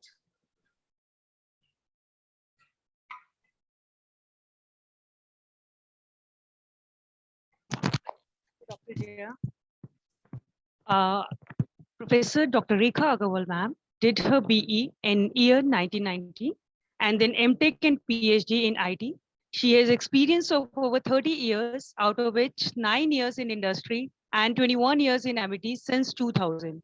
She is currently holding position of Director, Amity School of Engineering and Technology since 2010 and additional charge of Director AIT. She has also worked as part of number of committees as chairperson and handled various academic and administrative responsibilities. Thank you, Dr. Lakshmi. With this, I invite Dr. Rekha Agrawal ma'am for your words of wisdom. Thank you, ma'am. Thank you, welcome. Dr. Jaya and Dr. Lakshmi. So, I'm Rekha Agrawal on behalf of MET University, Founder President Dr. Ashok Chauhan, Chancellor Dr. Atul Chauhan, Vice Chancellor Madam Professor Balvinder Shukla, I, Rekha Agrawal, and my senior colleague, Professor Sanjeev Bansal, and the Professor P.V. Sharma, who is the chairman of this session.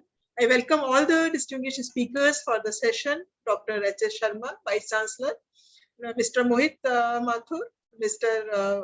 Anjan Bhattacharya, and Mr. Sameer Nagpal to this session, which is being celebrated as a mark of birthday of our Chancellor, Dr. Atul Chauhan, which is on 7th May tomorrow. And the theme is very apt for his nature because it is celebrated as Day of Belongingness. And belongingness is nothing but belonging. We all belong to an organization and to society. So belongingness is nothing but belonging together in an organization. So personally, I also feel that this is a very apt theme for his love and affection towards his employees and the organization and for the society. And therefore, I welcome all the distinguished speakers from core of my heart who have taken time from their very busy schedule. These are very busy person, but they have taken time for our request. And thank you very much. And Dr. Sanjeev Bansal would also like to add something to this, sir. Thank you so very much, Dr. Rekha.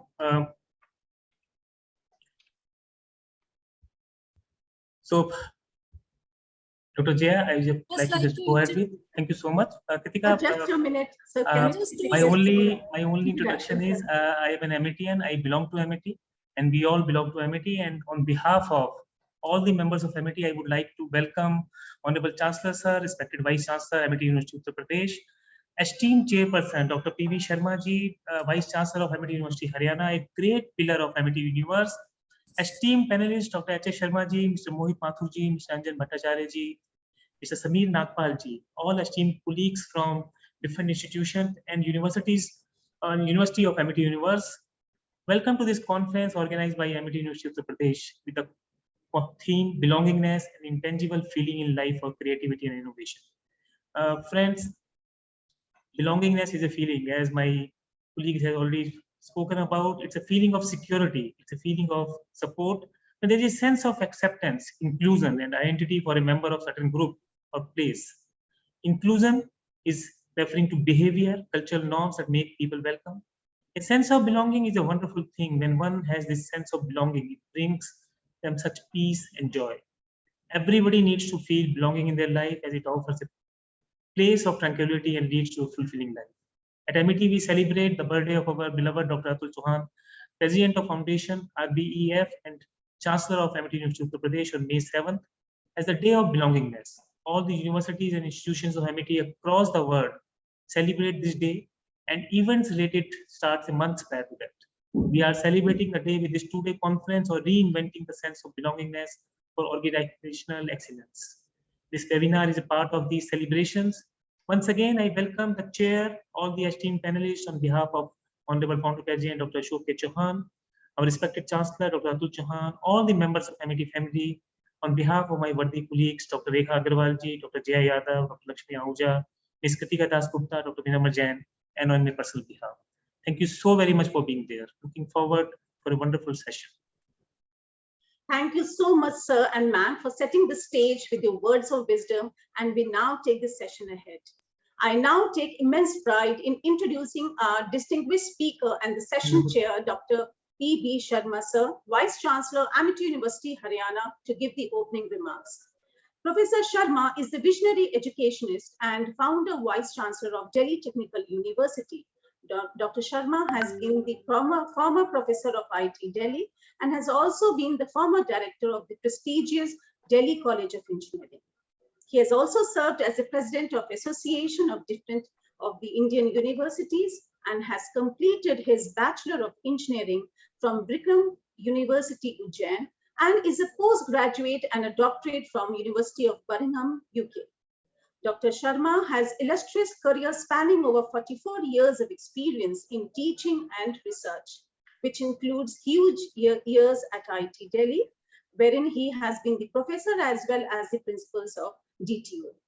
Dr. Sharma has published over 230 research papers and has provided industrial consultancy to organizations including the Rolls-Royce of UK and the Professional Turbine Research Establishment in Bangalore. He has addressed professional gatherings across the world. Thank you so much, sir, for your benign presence, and we look up to your kind words. Thank you so much, sir. Over to you. Thank you so much for the kind words. Honorable Vice Chancellor, Madam Shukla, let me thank you for giving me the privilege of being with you and the entire Amity family at such an important occasion when we are celebrating the Day of Belongingness. In fact, the month-long celebration for Day of Belongingness in honor of our highly esteemed President of RBEF, Honorable Chancellor, Dr. Atul Chauhan ji. What a great privilege it is to be in the company of a very distinguished panel drawn from the academia as well as from the world of industry to understand the meaning and purpose of belongingness and what it can do in the years to come to us here in Amity as well as in organizations around the world, because we are today very fortunate in Amity. The very word Amity itself means Atmita. It means, in fact, connecting each other with a sense of belonging. It's connecting each other with utmost Atmita. In fact, Atmita infinite is the hallmark of Amity University. I am here because of this eternal connect with the founding fathers of Amity University. And I believe that 21st century is the century of people. And unless the people themselves are connected with each other with a sense of belonging, they would not be able to give their very best to the organization. You must have heard from the opening remark the astounding success which Amity has achieved in a short span of time Many outside Amity may wonder, how could it be possible to file almost 1,700 patents? How could it be to achieve the number one position in the country in respect of patenting and commercialization of intellectual property, an award which has been bestowed upon by the Government of India last year? How could it be possible to have such a large number of research projects, funded research projects in our university? How could it be that Amity has risen to such a high esteem, not only within the campus where I stand or the Amity University Uttar Pradesh campus, but throughout the country as well as around the world? I think the one single answer is that the sense of belonging within Amity is of the highest order. And it is primarily because of the visionary patronage being given by our honorable founder, President Dr. Ashok Chauhan sir, and the inspirational leadership being provided by the Honorable Chancellor Dr. Atul Chauhan ji, and also Honorable Chancellor Dr. Asim Chauhan ji. And the contributions being made by the faculty and fraternity of Amity towards raising the bar of eminence of Amity each year singularly point out that great benefits are accrued provided we are able to put together within the organization this euphoria, the passion of belongingness, and taking, in fact, tremendous amount of satisfaction with being a part and parcel of an organization, which is where we wish to contribute our very best. Having said that, let me also say that in the century, which is the century of the people, it's very important for us to get the very best from the people for the organization to which they belong to. This whole feeling of being part of a family has been, in fact, in the great traditions of our Vedic civilization. I'm sure many of you know that the last word of Rig Veda concludes by saying that Sangadvacham Sangam Manasi Jatsam Samani Akuticha Samani Hridayanicha Mansa Samani Mantravi Samanicha, which means the founding fathers of our great civilization understood the meaning and purpose of this eternal sense of belonging, creating that feeling of oneness in the community as well as to the people who are together as a family. And if this happens in an organization, great gains, of course, are there. The sense of belongingness, in my opinion, and we would hear from the experts coming from the academia as well as from the industry today, gives tremendous amount of personal and professional satisfaction. Each one of us then understand that we are not here merely for the mundane purpose of discharging our responsibilities and duties as assigned. We are here to innovate and excel and find a much greater meaning and purpose of our engagement in Amity University, in the organization to which we belong to. And it is this larger purpose of engagement is something which has become very important today, because this is the century of the people, century which is thriving on the power of the innovation of the people in the organization, thriving on the power of the ideas and the power of mind of the people. And all this becomes, in my opinion, a power infinite only if the sense of belonging is there. It takes away the fear. It gives you tremendous amount of solace and comfort that you belong to an organization that cares for you, to which you belong to. Let me just quickly finish by saying that once I caught some infection, and Honorable Founder President, as soon as he knew about it, within no second, I was rushed to Medanta Hospital. Dr. Nagpal himself was there, and to my utter surprise, within a split second, my own Honorable Chancellor, Dr. Asim Chauhan, was also there, and my own Chancellor, who is so busy, I know how busy he is, but he did not move out till, in fact, the signal was given that things are within control. It is this kind of care and caring concern and patronage coming from the top leadership, in my opinion, is also absolutely important to create that sense of belonging. I am here today to pick up some threads from our experts from the industry and academia to further understand how to augment our strategic framework within the organization to create this sense of belongingness within everybody, no matter at what level of hierarchy they are, and to drive them towards highest levels of intrinsic motivation, so that the self-motivation and self-regulation become the key for the success of the organization on the strength of belongingness, on the strength of the sense of belongingness. Thank you so much, Dr. Shukla, for giving me this opportunity to chair this very important session in which we are trying to understand how the intangible feelings in life really lead us towards highest levels of attainments in respect of creativity and innovation, in turn assure highest ladders of success for the organization and achieve organizational excellence of the highest order. I am looking towards my esteemed panel, which I'm sure is bubbling with the ideas and enthusiasm to contribute to this very important session this afternoon. Thank you so much, ladies and gentlemen, for giving me this opportunity to share some of my thoughts with you. Thank you. Thank you so very much, sir. Your words of wisdom are always so encouraging. Thank you, sir. Thank you, Dr. Bansal. Such a great privilege and honor to be with you and with Dr. Rekha Agarwalji, please.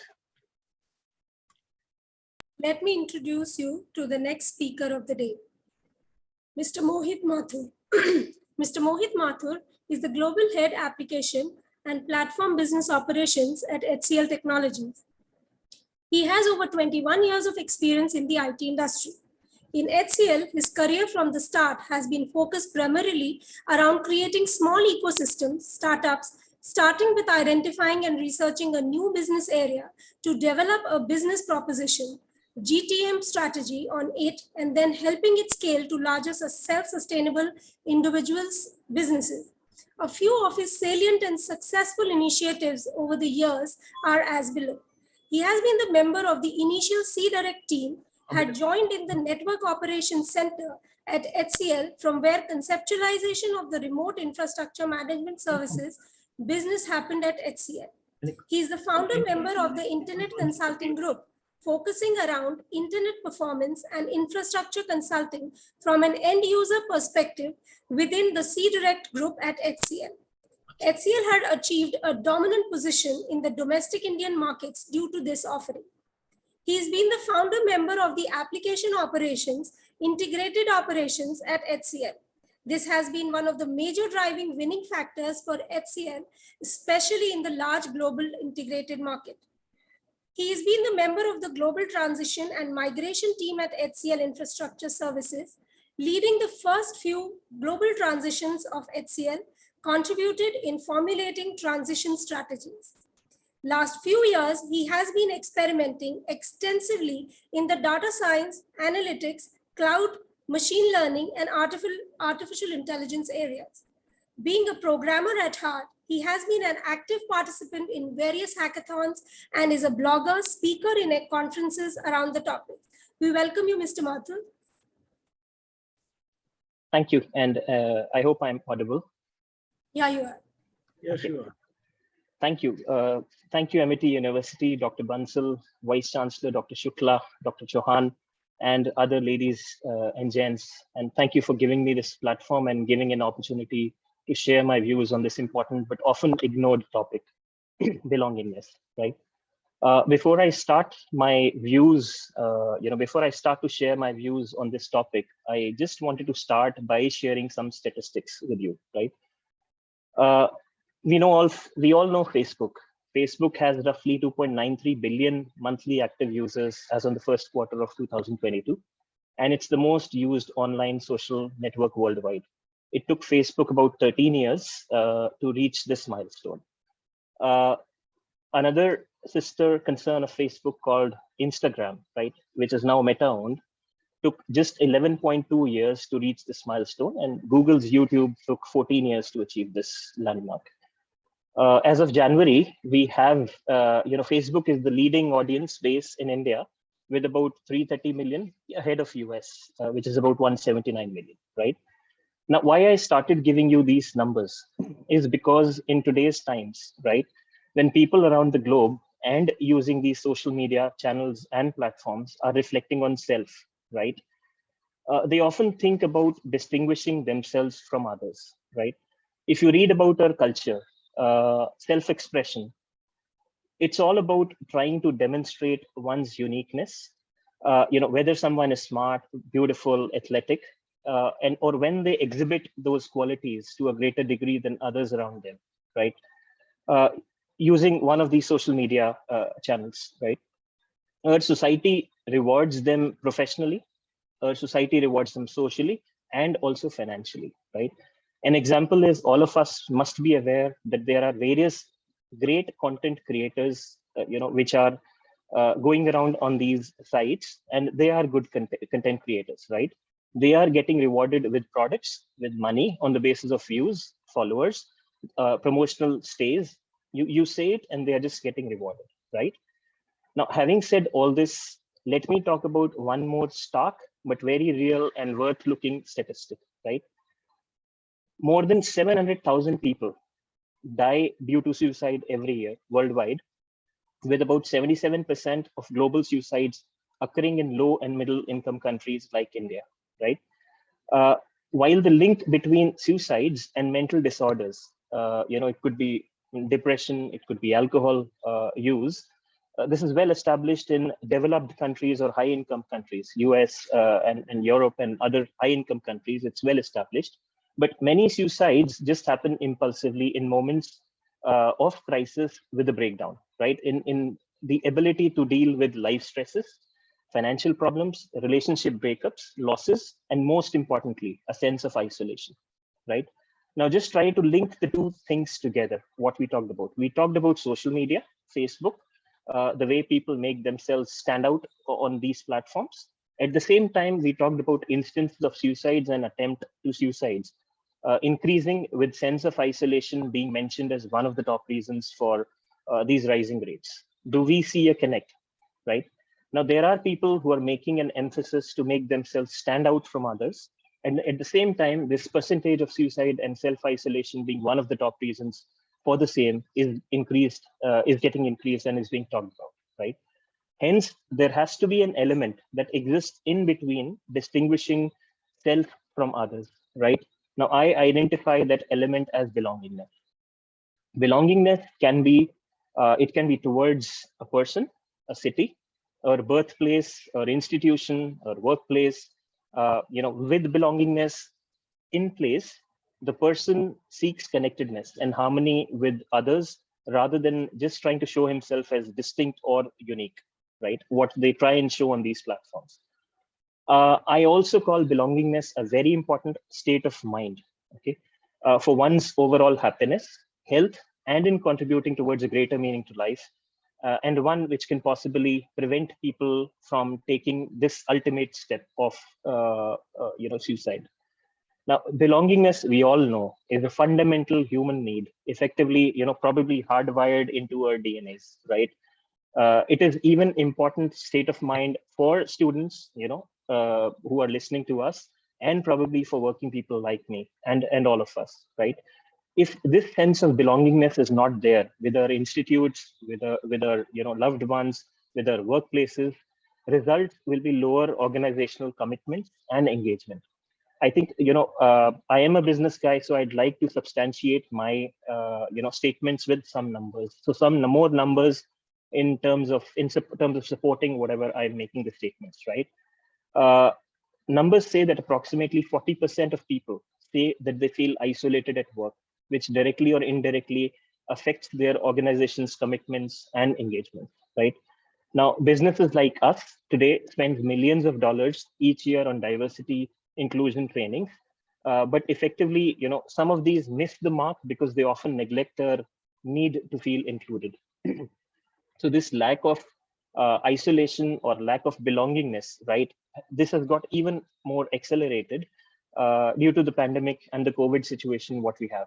As more and more people are working from home, and the only connection that they have with their workplace is, probably one of face-to-face meetings or, Teams calls or Zoom calls like these, thereby completely missing out the physical touch and hence the drought of belongingness, what I talk about, right? So to feel, left out of, of a group, of a set of people, it's a deeply, deeply human problem. That is why, its consequences and its causes are very hard to root out, even in the healthiest of workplaces. Now, how HCL, I'll talk a bit about my organization. How HCL has tackled this issue is that DNI teams, digital diversity and inclusion teams, have identified, we were fortunate to identify this problem of belongingness slightly early on, right? And even from during pre-COVID times, and since last couple of years, we have made a conscious effort to make all employees get their sense of belongingness or connectedness towards the organizations and their teams, right? What we have done is effectively there are programs organized on a daily, weekly basis. There are health programs in terms of yoga, Pilates classes, gym sessions, to quizzes, so that the employees can, practice their gray cells, keep their gray cells alive, to cultural programs for employees and their families, to virtual get-togethers and sharing ideas, and even family daily course, right? So we DNI teams have actually planned it all, right? Now, we humans are so fundamentally social that we can bond even with strangers, right? Over the very experience of not having anyone with whom to bond with, right? I think I read a very interesting story sometime back in Guardian, and noticed that just that one story prompted people to share their own experiences of feeling left out at work, right? This story was from a reader, right? Anonymous worker in the UK. And he just one day he lamented that I get paid well to do something I enjoy, and I am surrounded by clever, funny, and very, like-minded people, right? And for the rest, 45 to 50 hours in a week, right, I feel isolated. Now, just this one story got about 800 people to write in to this one anonymous person on his story and sharing their own experiences, right? Now, why is belongingness important for our businesses, right? If as an employee, I feel I belong, right? My company reaps substantial bottom line benefits. High belongingness is linked to a whopping 56% increase in job performance, 50% dropout in turnover risk, and 75% reduction in number of sick days that a person reports, right? Just try and extrapolate these figures, what I said, right? So effectively, these figures, if I have to extrapolate, will work out to be about 10,000, for a 10,000 person company, right? This would result in annual savings of about more than $52 million, right? So employees with higher workplace belongings also showed a remarkable increase, about 160% in their employer promoter score. Their willingness to recommend their companies to others, and they also receive double the raises and 18 times more promotions, right? Now, on the contrary, what happens when a person is excluded from teams, right? This leads to his teams and his own self-sabotage, right? I have a very interesting experiment to talk about. Now, what happened is there was this company, and they were in that company. The DNI teams divided the employees of that company into two sets, right? One was included employees and the second was excluded employees. Now, all these employees were assigned to a team with two other participants to play a game of virtual ball toss, right? Included employees had teammates which consistently threw the ball to them, whereas excluded employees only got the ball a couple of times. Now, after this, participants just completed a simple task where they could earn credits and where they could earn money for themselves or for their entire team, right? The longer the participants persisted the task or did the task, the more money they earned for themselves and for their teams. Now, what differences were observed between excluded and included teammates from that activity or from that experiment, right? When these participants were told that payouts would be shared with all, right? The excluded people worked less hard than the included ones, and even though it meant sacrificing the team's earnings and their own earnings, right? Now, when participants were told that payouts would benefit just them alone, right? These excluded team members worked as hard as the included ones. And, this experiment was replicated again and again across 4 or 5 different studies, right? Now, what was concluded in the end was that feeling excluded causes us to give less effort to the team, right? Now the good part, how you can reverse the harmful effects of this exclusion, or how you can promote belongingness in the organization, right? Now, I already shared some experiences from my organization where how DNI teams plans their day and makes an employee feel wanted. Now, I'm not really an expert on DNI, but I as an employee, if I have to try and reflect upon my belongingness as a state of mind getting practiced in my organization, That's what I'm going to talk about just in the next few pointers, right? I think the first pointer and important is gaining perspective, right? Now, what we observed from the ball tossing game, the one experiment what I talked about, is that if previous participants shared their reflections with current participants on the exclusion experience and how they coped up with it, right? So in short, let's say if we have institutions, workplaces, if we can introduce some forums wherein people can share their experiences on belongingness and exclusion. It can even be anonymously because people don't like to post with their names, but if they can share it like that, it will be great, right? In HCL, we have an internal online forum called HCL Mimi, on which such things get talked about and shared about, right? The second point is about encouraging mentorship. Now, what I mean by this is if I were to imagine how I would coach somebody, someone else who's feeling excluded or who is not feeling, who doesn't have that belongingness feeling in, right? Now in HCL, we have a buddy assigned to people, especially for new joinees, to make them get that feeling of belongingness. And that buddy also helps the joinees traverse through the organization structures and help him whenever the joinee gets stuck somewhere, right? The third point is about empowering or finding empowerment. Now, what I mean by this is that, it is the employees who plan out how they would restructure their team experiences to make it more inclusive and enjoyable, right? Now, how we do it in our organization, leaders and HCL organization invite employee feedback. We have 360-degree mechanisms, feedback mechanisms, to give feedback to even our CEOs and executive teams, right? And this feedback is taken very, very seriously at all levels.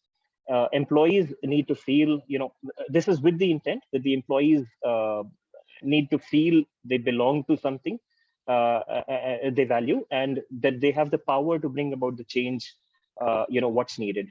I think just by following these three steps, we can succeed in causing, excluded team members to behave more like included ones, right? I think lastly, having an ally protect the employees from all these exclusions, right? When we are on the floor, it might be very difficult to identify exclusion on the spot, right, as it's happening. So this is an important intervention strategy, to buffer against the negative effects of exclusion. I think one possibility of having an ally might take the sting out of being excluded by other team members, and just that one fair ally made people more willing to work for their entire team and protecting the group performance. I hope I made sense and help, with this, whatever I said, and it helps, everyone, whoever is listening, to chart their own journeys, to feel connected, to, have this, to have that sense of belongingness towards our institutions and towards our workplaces. Thank you. Thank you. Thank you, gentlemen. Thank you very much. Thank you so much, Mr. Mathur, and thank you for sharing your very best practices in HCL technology. Sense of belonging is a win-win situation, both for the employees as well as for the employers. And I'm sure each organization has to work out suitable strategies so that no one is left behind. The purpose should be to ensure that even the last man in the hierarchy feels that sense of belonging to the organization. Thank you very much for sharing some of the statistics and concrete examples by which we could lead to success.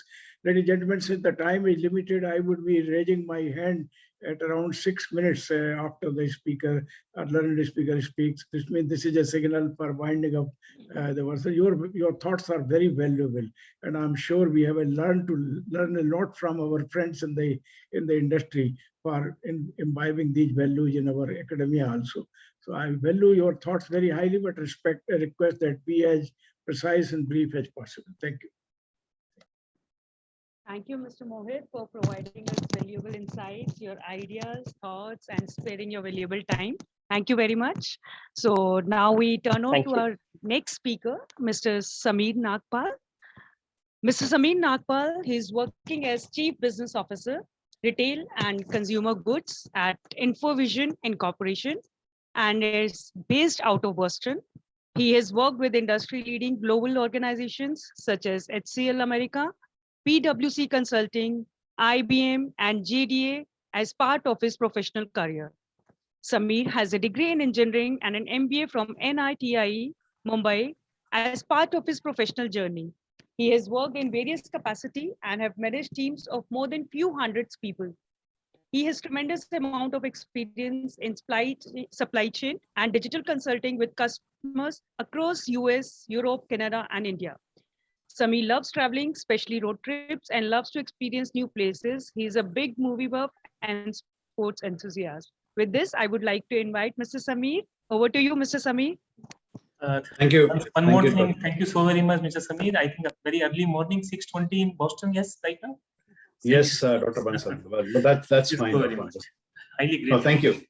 Dr. Bansal, thank you very much for inviting us. And I really want to appreciate my thanks to Dr. Shukla, Dr. Agrawal, Dr. Ahuja, and Professor Sharma. Thank you very much. Dr. Sharma and Dr. Ahuja and Professor Sharma, I would like to share my presentation. I just created 3 slides, and Professor Sharma, you can interrupt me as you mentioned about 6 minutes time. But I would like to share my presentation with you actually. If I can just please go ahead. Yes. Yes, you have the rights to share your presentation. Yes. So let me know when you're able to see my screen, please. Yes, it's visible. You can make it full screen. Yes, perfect. Yes, sir, it's very much there. Okay, thank you. So I'll just start from, let's say, creativity of innovation. Mohit talked about very good things about the inclusion. I'll just pick the other side of the thread and start from there, and I'll talk about how belongingness impacts our, I would say, ability to do the creativity and innovation. So let's talk about few companies. I'll start with few companies. I'll talk about Apple. I'll talk about Airbnb. I'll talk about Uber and IKEA. So let's talk about what is good about that. So Apple came up with something called product innovation, where we, at that time, I think mid of 2000, we had phone companies like Nokia and all those things. And in US, we had Motorola, Razr, that was very, very popular. And Apple came up with some of the products like Apple iPhone, iPad, iPod, if I remember correctly, and that just stormed the world. Talk about the Airbnb. This concept was not even existing. I think talk about this one. This was a complete business innovation. Nobody even thought about. People used to stay in the hotels.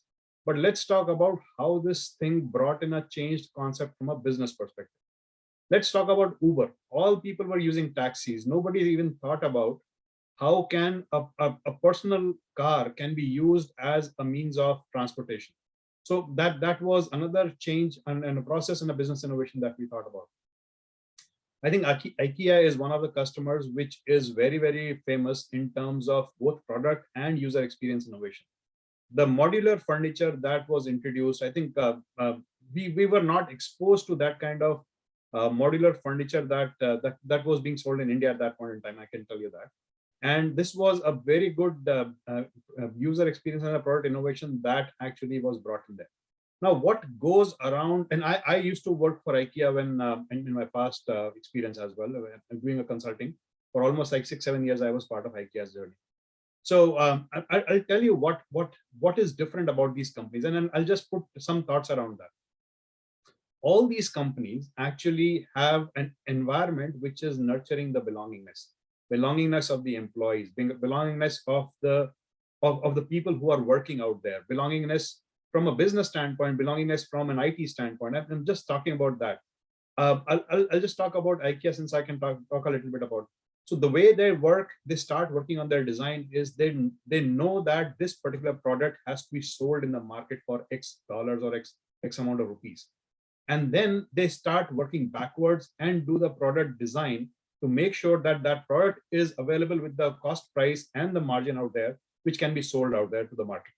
That's a kind of, it's a different way of looking at things. It's not at cost plus margin. It is like you have the selling price and then you actually come up with the cost of that product and the design of the product.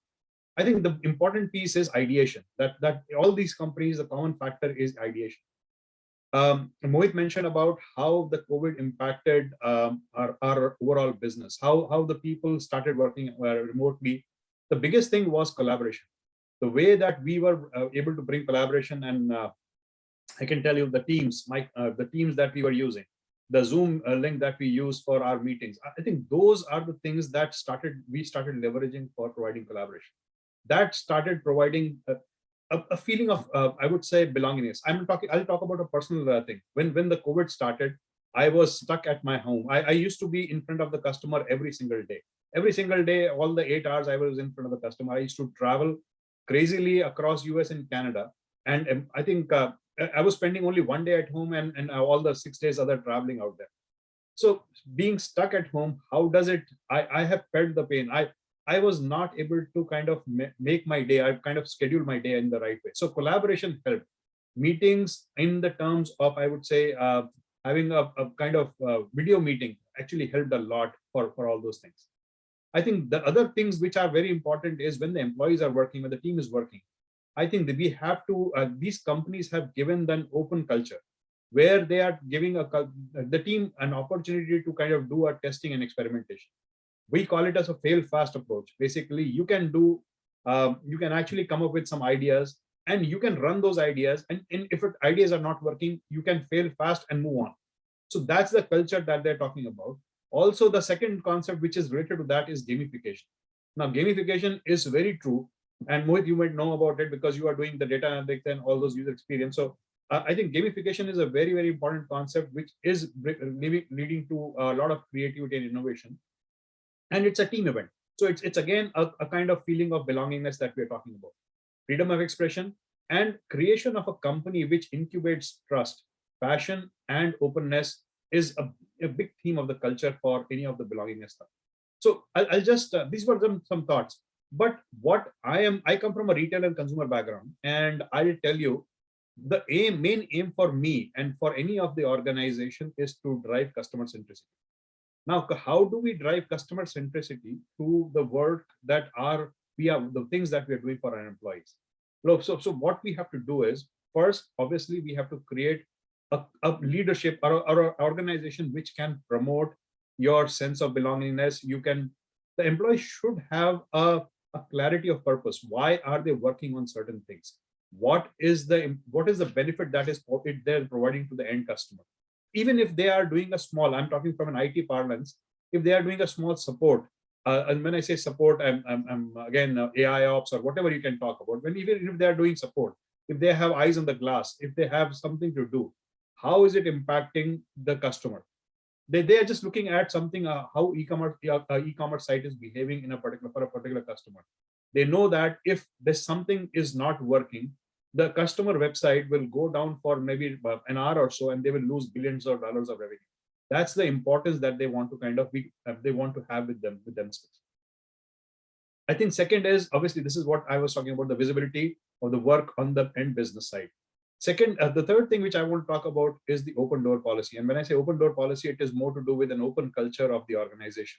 So we are creating a boundaryless organization where anybody can walk to their leader and talk about some of the ideas, talk about that this is something that can work, this is something that cannot work. That's what we are talking about.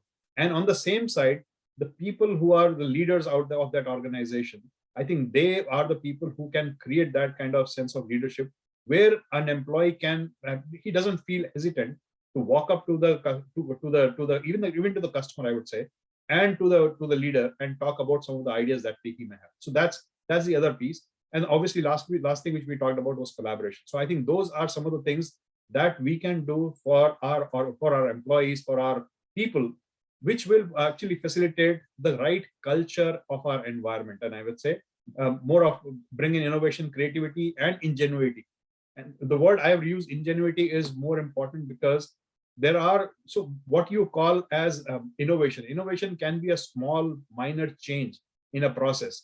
A person, how he does the development, or a person, how he does the support, a person, how he talks to a business, brings in a business context to when he's talking to one of his team members, is something that is very, very important about innovation and creativity. And the end goal that I'm talking about is bringing the customer satisfaction, customer value, and the customer experience. Those are the three things which, coming from a retail and consumer background, I'm talking about. These are three core things that I would like to achieve when I'm doing, or when my team is doing any kind of work in terms of supporting the business. I'll give you just 3 examples, important examples, I would say. This is something which my company or my organization, InfoVision, have developed. And this is nothing that it's just a concept. It's more about actually physical stores. So we have a smart store which you see at a lot of airports. If you are traveling out there, it's there on the New York airports. It's there in multiple airports, which I call which provides a touchless experience. When I say touchless, it actually started more in getting more experience when we started working on or when we during the COVID times, and people had to walk into a store, pick up a stuff, and then just scan it and go out. They don't have to use credit card or any of those things. So that's a smart store, or we call it a very, very cashierless store. It was started as Amazon Pay and Go, but I think it has picked up very, very nicely. There are companies who are working in this. Zipin is a company who's working on it. Amazon is a company that is working on it, and InfoVision is one company that is working on it. So I think those are some of those concepts. That's one important point of retail. Second is the immersive experience that I want to talk about. Now, immersive experience is we are bringing in the concept of artificial reality, virtual reality. How do we look at a store in a very different way? How do we bring store to the customer? It's like if a customer is not able to go to a store because of COVID reason and all those things, how do we bring the store to the customer is very important concept. It's a different way of looking at things. It's a different way of growing business out there. So that's a second thing, and this is all which we have heard the buzzwords is I would say artificial AR, VR, and immersive experience and all those things. And I think those are some of those things which are actually driving those things. The third thing which I have shown on the right side of the screen is my AI ML image tagging experience. Now, this is something if I look at outside and if I see a bicycle, I should be able to recognize without even somebody telling me that this is a bicycle. So how do I recognize something like it's a bicycle? And this is what we are using in one of the solutions that we have implemented, or which we call as a cafeteria solution. Now, if you look at a typical cafeteria, the way people walk kind of do that is pick up the articles from the shelves or whatever the trays are there, go to the cashier person at the end, and then he looks at the things and he does a checkout. What I'm talking about is the moment I'm picking up the things from the shelf, a computer vision camera is identifying me, is identifying the food items. I just bring the tray to the last thing. I just automatically, everything has been scanned. I just walk out. I don't have to pay cash. It's anything on the cashier store. I just walk out, and the charges for those items are automatically charged to my credit card. Obviously, I have to have a profile or something that needs to be set up in my phone or in the system. But I think those are some of those things that we are implementing. This is one solution that we have implemented in various schools in US right now. I think we are implementing in University of Texas as well. So I'm just saying those are some of those ideas or innovation or creativity that the team has put together because of COVID. So some of the people have taken COVID the other way, but there have been so many creativity and innovations that has happened over a period of time to mitigate all the challenges that COVID has put together for us. So I'll leave it with this thought. I think we can have the discussion on probably question and answer sessions at the later things, and I can give you some more details around that. Thank you. Thank you very much. Thank you. Thank you so much, Mr. Samir. Surely the sense of belonging is absolutely must in order to bring out the best from our people. Ingenuity flourishes in an environment of openness, in an environment of trust, and an environment that drives us towards our passion. And therefore, I think the importance of sense of belonging cannot be overstated. Thank you for sharing some of the finest examples by which innovation and creativity could be flourished in an organization. Thank you so much. Let us move on to our next learned speaker. Thanks. Thank you so much, sir. And I now take the immense pride in introducing our next distinguished speaker, and Dr. H.S. Sharma, sir, Vice Chancellor, Himalayan University, Arunachal Pradesh. Dr. Sharma is also the President, Association for Unity of Mind, Chairman, and IEI Ghaziabad, Secretary, Rashtriya Sainik Sanstha. He's been the past President of IETE Chairman and has been on a number of different placement bodies. More than 52 years of experience, which consists of academic institution, public and private sector companies, defense, professional institutions, and Dr. Sharma has huge publications to his credit. Dr. Sharma has also been nominated for the award as Man of the Year, Man of the Century, Man of the Millennium, and Gold Medal for the India by American Bibliographical Institute, USA. Dr. Sharma's profile ran over pages, and it's a challenging task to briefly present here. May I now invite Dr. Sharma to kindly share his thought. Over to you, sir. Thank you so much for joining, sir. Great pleasure to have you, Dr. Sharma. Thank you very much. In fact, I was so hiding somewhere because I was put as a listener for Dr. Bansal. It has been upgraded to panelist, so I'm able to show my face. But I have been listening to all of you and seeing everything. Coming to the topic, I think wonderful.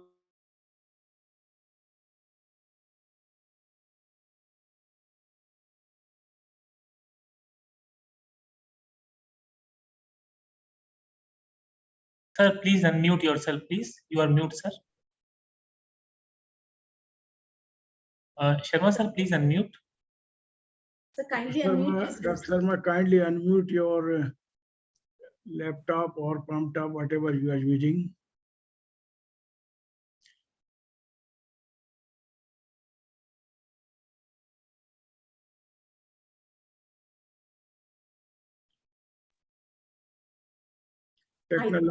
Technology connects, but it also disconnects. We need to really know this.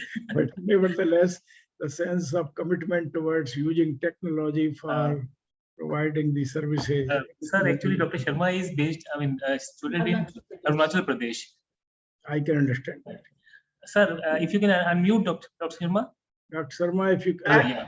Yeah, that's better now. I'm in Arunachal Pradesh, sir. So all the signals are getting affected by the hills and the clouds and all that which is happening around. I hope my voice is reaching now. Yes, sir. We can hear you very clearly now, sir. Oh, thank you very much.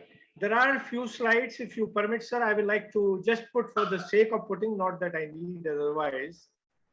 We are here to listen to your words of wisdom, share them as crisp and as straight as possible. Thank you, sir. Thank you. Thank you very much. I have been listening. In fact, this is not the first one. There was a previous one on values in education. And I have listened to more or less all the speakers in the previous session. Without going to slides, and I think I will come back to what Dr. P.K. Singh was saying. It is the integration of the person and having self-actualization somewhere in the motivation, which really can help in creating belongingness to the people. I'm not going into the definition of the other part, but I just want to highlight human beings, everybody wants to belong because we cannot exist without belonging to a place, to the people, to the goals, to the objectives, and to the organization. Therefore, everybody wants to belong. But the problem comes somewhere else. If we understand the human nature, there are such ripus which are called Kam, Krodh, Mad, Moh, Lobh, Irsha. They play at every level and in every human being. It is these shortcomings in the human nature which give birth to various walls which make the belongingness difficult from either side on that. Therefore, belongingness, which is a need of the organization and need of the person, there cannot be anyone. I mean, I don't want to go into examples, but everybody needs to belong to someone, community, place, people, etc., etc. These can be individual. These can be individual to organization. These can be as an organization member with other organization. Therefore, belongingness has various dimensions, but it gets affected by the human ego, which Dr. P.K. Singh said that people do reach up to the 4th level, but are not able to reach the self-actualization level. Therefore, the point I would like to submit without going into too many details, because we have heard speakers, the need is to achieve self-actualization. But it is easily said than done. So how do we achieve self-actualization? That is the point which I think is important. So 3 points. First, each one of us is not just a physical being. I don't belong to MIT physically, but emotionally I am. Therefore, we have levels of bodies in a human being, which are physical, which are mental, emotional, spiritual, all affect in the belongingness. We may not belong physically, but we may belong emotionally, belong spiritually, and many other dimensions. But the problem comes when the subterfuge, the egos, the fears, the jealousies, they come in the path, and for some reason or the other, they hamper the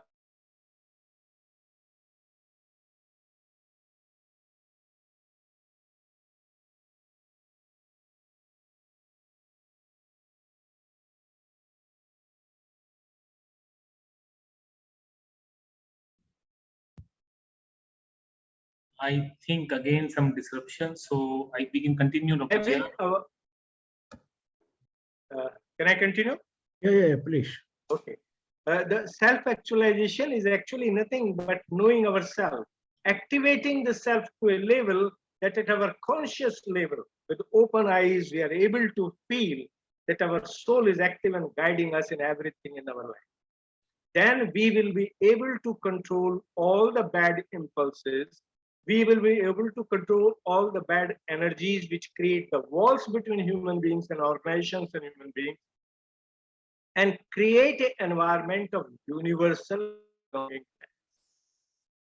Sir, organizational belongingness will also prosper when the individuals, without having too many barriers, become part of organization and looking at organization as a part of universe or the creation.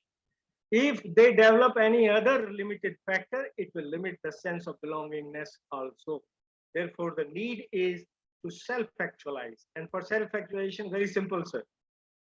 Put your both hands in front, keep your eyes open, right? And think there is a God all around us. Close the eyes and talk to our heart that God, please, are you in our heart? If so, please give us a sense of self-realization. Hey Paramatma, hame Atma Sakshatkar de. God, please grant us self-realization.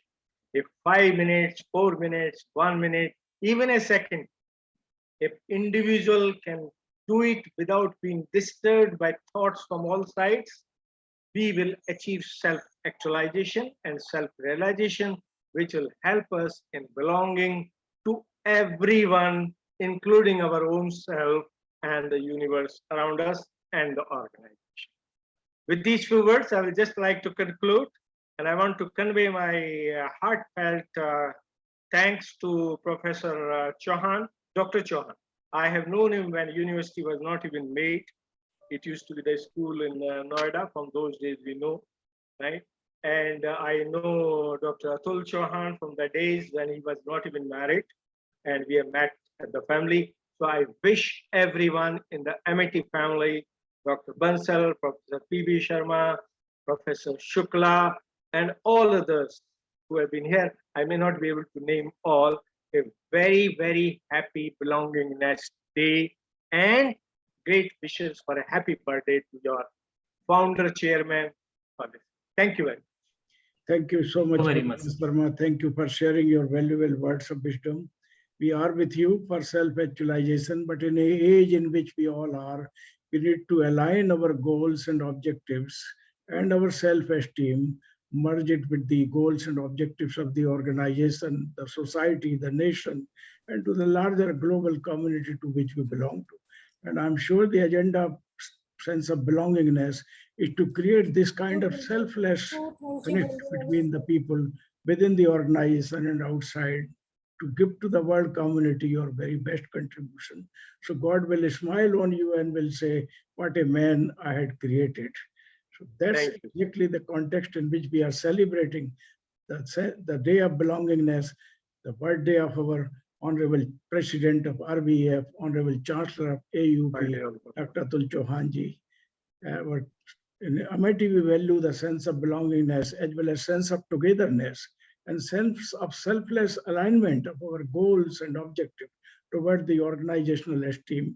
And this is very dear to all of us. And I'm sure the organizations around the world today require people who are able to align their self-goal and self-esteem towards pushing the layers of eminence of the organization to which they belong to. Thank you so much indeed for sharing your valuable word. Thank you. We move on to the next learned speaker, Mr. Anjan Bhattacharya ji, please. Thank you so much, sir. We go to our next speaker, Mr. Anjan Bhattacharya. Anjan ji is an associate partner technology consulting services in EY. He is a core member of the EY cybersecurity practice and market segment leadership team in India and Middle East. Anjan has core expertise in delivering EBIT objectives and has an extensive experience in creating newer markets in cybersecurity business with on-site market experience arching across multiple regions, including Pan-India, South Asia, Middle East, Australia, and North America, USA, Canada, EST, and Middle East. He has proven references in building, scaling, managing InfoSec, cyber business practice with his experience in Big Four consulting, notable startup to IPO, security OEM, and global IT services companies. We welcome you, sir. Thank you very much. Am I loud and clear? Respect for Ernst & Young. We have the highest regards for you, sir, and to your organization. Thank you. Yeah, so interestingly, thank you very much. And I would please thank you, Professor Sama, Dr. Ahuja, and Dr. Bansal. Interestingly, part of my team members are from Amity, and some of the persons that I'm very well acquainted with, they have taken good leadership positions. So I have a very high regard and respect for the, one of the core values that Amity transmits, which is the academic excellence. That's the first part of the core value. Now, I know I'm coming at a middle order and we are hard pressed for time. So person or any batsman who comes at the middle order has to adjust to the rhythm of the pace or business. So what I'll do is I'll try to compress my thought and put a very, reflective point of view.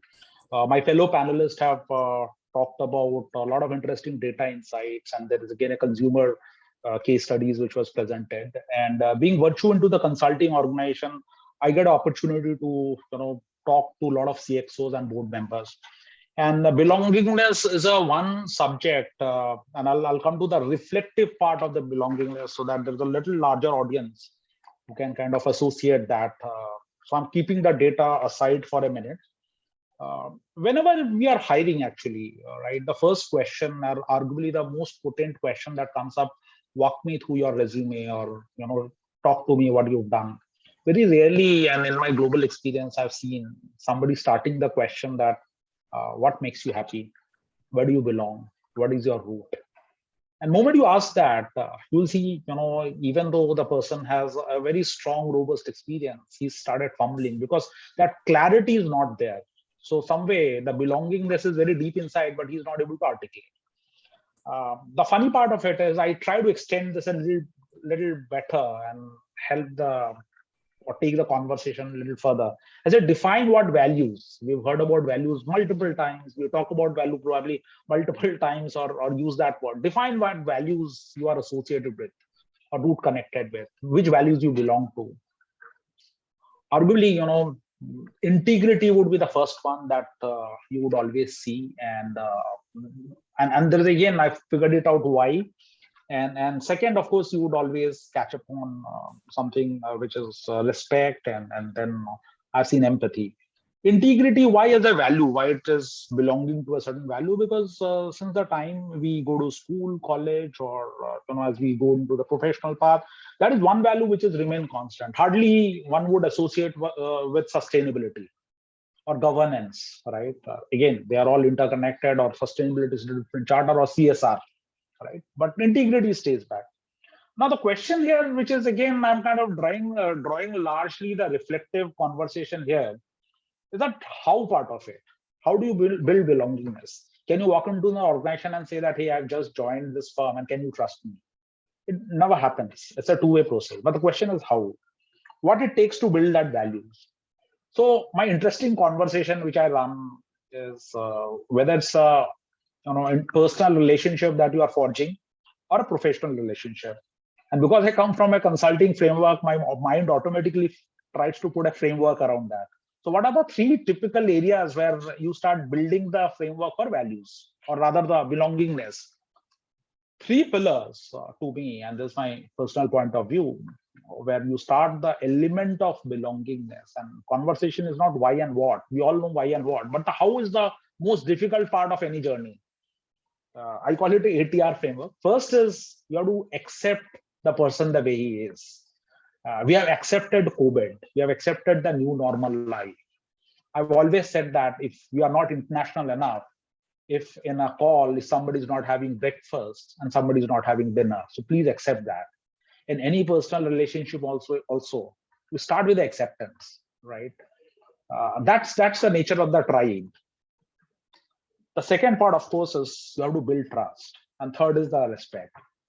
Trust is a very interesting element, because moment you shake hand, you don't trust, right? It's a factor of time. You build trust on familiarity, you build trust on expertise, you build trust on common concern, need, region, familiarity again, and shared purpose. So unless there is a shared purpose, very difficult to build trust. And that's where leader comes in. And third, of course, is a respect. And to me, whether it's a love or admiration for the leader, it is very deep rooted in the respect. So net, if you have to really look at for any leader who's trying to foster the belongingness in the team, one is it does not rest into the nice PowerPoint presentation or the academic outing or a 2-day session in some hills. But people will end up bonding over nice pub drinks, what they have, because they are able to ease off. So it again starts with the acceptance, right? We are accepting the person the way or he or she is. And we are accepting the person with the shortfalls or the challenges. The challenge happens once you start accepting, then you start building the, it's typically the forming, norming stages of any relationship that one goes through. The beauty of the belongingness is it's a very indulgent emotion, right? It's like love is a very indulgent emotion. So when the danger surrounds the tribe, you'll always see, people of a certain belief, faith, or a belongingness, they try to protect each other. Why is that so? That is the element of, the belongingness. There are numerous movies which are made on this. Chak De India had also this very similar moment where, different folks are attacking, and suddenly there is a team bonding. That is belongingness to me. Now, one of the important aspects of the belongingness, it is also very correlated with the culture, right? A culture is typically, the way I look at it, it's like a deep hole in the very big football ground, let's say that. So you can always expand the hole, but you cannot shift the hole, right? Because either you are in the culture. So that's why you'd always see that people behave, people dress up in a certain way in a certain industry. It's not that day one. So culture is again, in that case, like belongingness, right? It is more observed, more seen than often talked. I learn from you, I learn from your behavior, right? If senior comes in, I get up.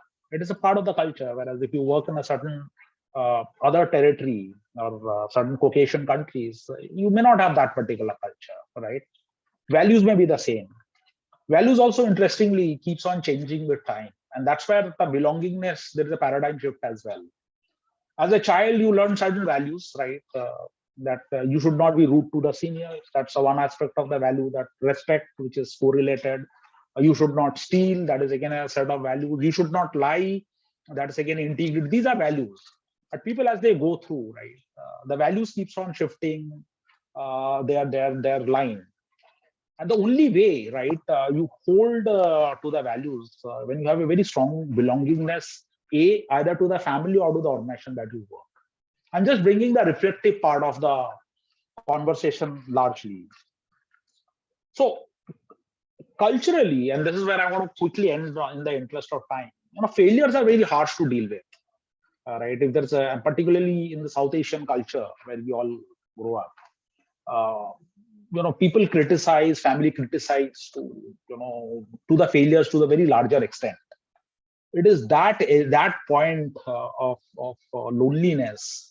If there is a strong belongingness, that holds you, pulls you out.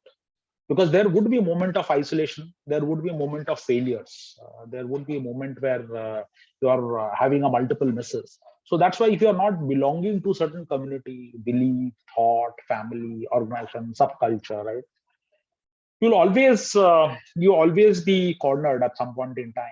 But if you are able to create that sense of belongingness, you always see that. I heard an interesting example, right? Somebody was admitted to ICU, and then there's again a team. So it is always. So you always feel, that somebody is covering your back, and that's why it is more seen than spoken. Belongingness is more seen than it makes a very interesting conversation. Belongingness. That's my last point. Or the culture is tested always under the harsh situation, right? It is never tested when the things are great. It is always tested under the extreme situations. If I believe in a purpose, I'll drop everything and fight for the country. I can be a great tennis player, but I'll pick up the assault rifle because I belong to that country, right? Or I belong to that shared purpose. I'll leave everything. I'll suspend my holiday, but I'll work for that project because that is a very strong emotive value. And very few of us are actually successful, right? I've seen, because I work back with large, fairly high-end client, and we do consult them on. People invest a lot on multiple programs. Sometimes they are successful. Largely, it makes a very interesting scorecard or a matrix for a reference. But eventually, still there are conflicts, and people get into a sub-team and all that because either they are regionally aligned or they are, aligned to a certain common interest. And I think this pivots to a little larger life, because once you are a part of the certain belonging, right, then you lead to a satisfied life. And very soon we realize satisfied life is greater than the successful life. If you are a part of the same community, you'll realize, okay, being satisfied is more, because success is very relative and it is often measured by others. So with that note, I want to quickly, close my experiential conversation. More experience, more picked up from the, the data points, picked more from my interaction with various CXOs. Thank you very much for having me here. And I think I am doing so far well on time, and I adjusted my space. Thank you so much indeed, Bhattacharya ji. You have hit the nail. Really speaking, the very purpose of sense of belongingness is to create that larger satisfaction in engagement of an individual or group of individuals in the organization for a larger collective purpose for which we are there. We are so happy. Thank you so much indeed for also reminding us that integrity matters. Dr. Saab, I would be requesting you, since we are exceeding time, I would be requesting you to conclude this session, and we can take the queries online, and we will be responding to all the esteemed panelists later on, sir. Sharma sir, I request you to kindly conclude this session since we are already exceeding the time. So just one or two sentences at the end. We have heard our very distinguished speakers, both from the academia as well as from the industry. Certain things stand out very clear. First of all, the values are not just values unless they are possessed and shared by everybody in the organization. Value is what you possess with pride and practice with pleasure. And also the sense of belongingness creates that vital trust, respect for each other, a feeling of security, feeling of oneness, which is absolutely essential to drive today the highest level of intrinsic motivation that gives rise to ingenuity as well as intuitive faculty of an individual to contribute to innovation and creativity. With these words, ladies and gentlemen, may I take this opportunity to extend. Sir, I would be requesting. Yes, we would like to we extend very warm welcome to our Honorable Founder President. Sir. So thank you very much, Honorable Founder President, sir, for joining the panel discussion, the 2 days conference on the belongingness. So thank you so very much, sir. This was the second session, which is chaired by Dr. P.B. Sharma, our Vice Chancellor of Amity University, Haryana, with the panelists Dr. H.S. Sharma, Vice Chancellor of Himalaya University, Arunachal Pradesh, Mr. Mohit Mathur, Global Head Application and Platform Business, STL Technologies, and Mr. Anjan Bhattacharya, Associate Partner Technology Consulting in Ernst & Young. So thank you very much, Honorable Founder President, sir. I would say, Vice Chancellor, the session led by Professor P.V. Sharma and worthy speakers like H.S. Sharma ji, I have heard a lot about him, about his university, and Mohit Mathur ji and Anjan Bhattacharya ji. I think Samir Nagpal ji could not come. His name was also there. He came, sir. He was here, sir. Great. Yes. So Sanjeev Bansal, Sir, I came out of the other seminar. I was addressing today all HODs. मैं check करती हूँ. Roman. कोई बात नहीं, बात कर लो. कृतिका है, कौन लिखा है? Kritika. Hello. So I was addressing the HODs, but I just came to say hello to you. It's very important sessions. I will see the recording.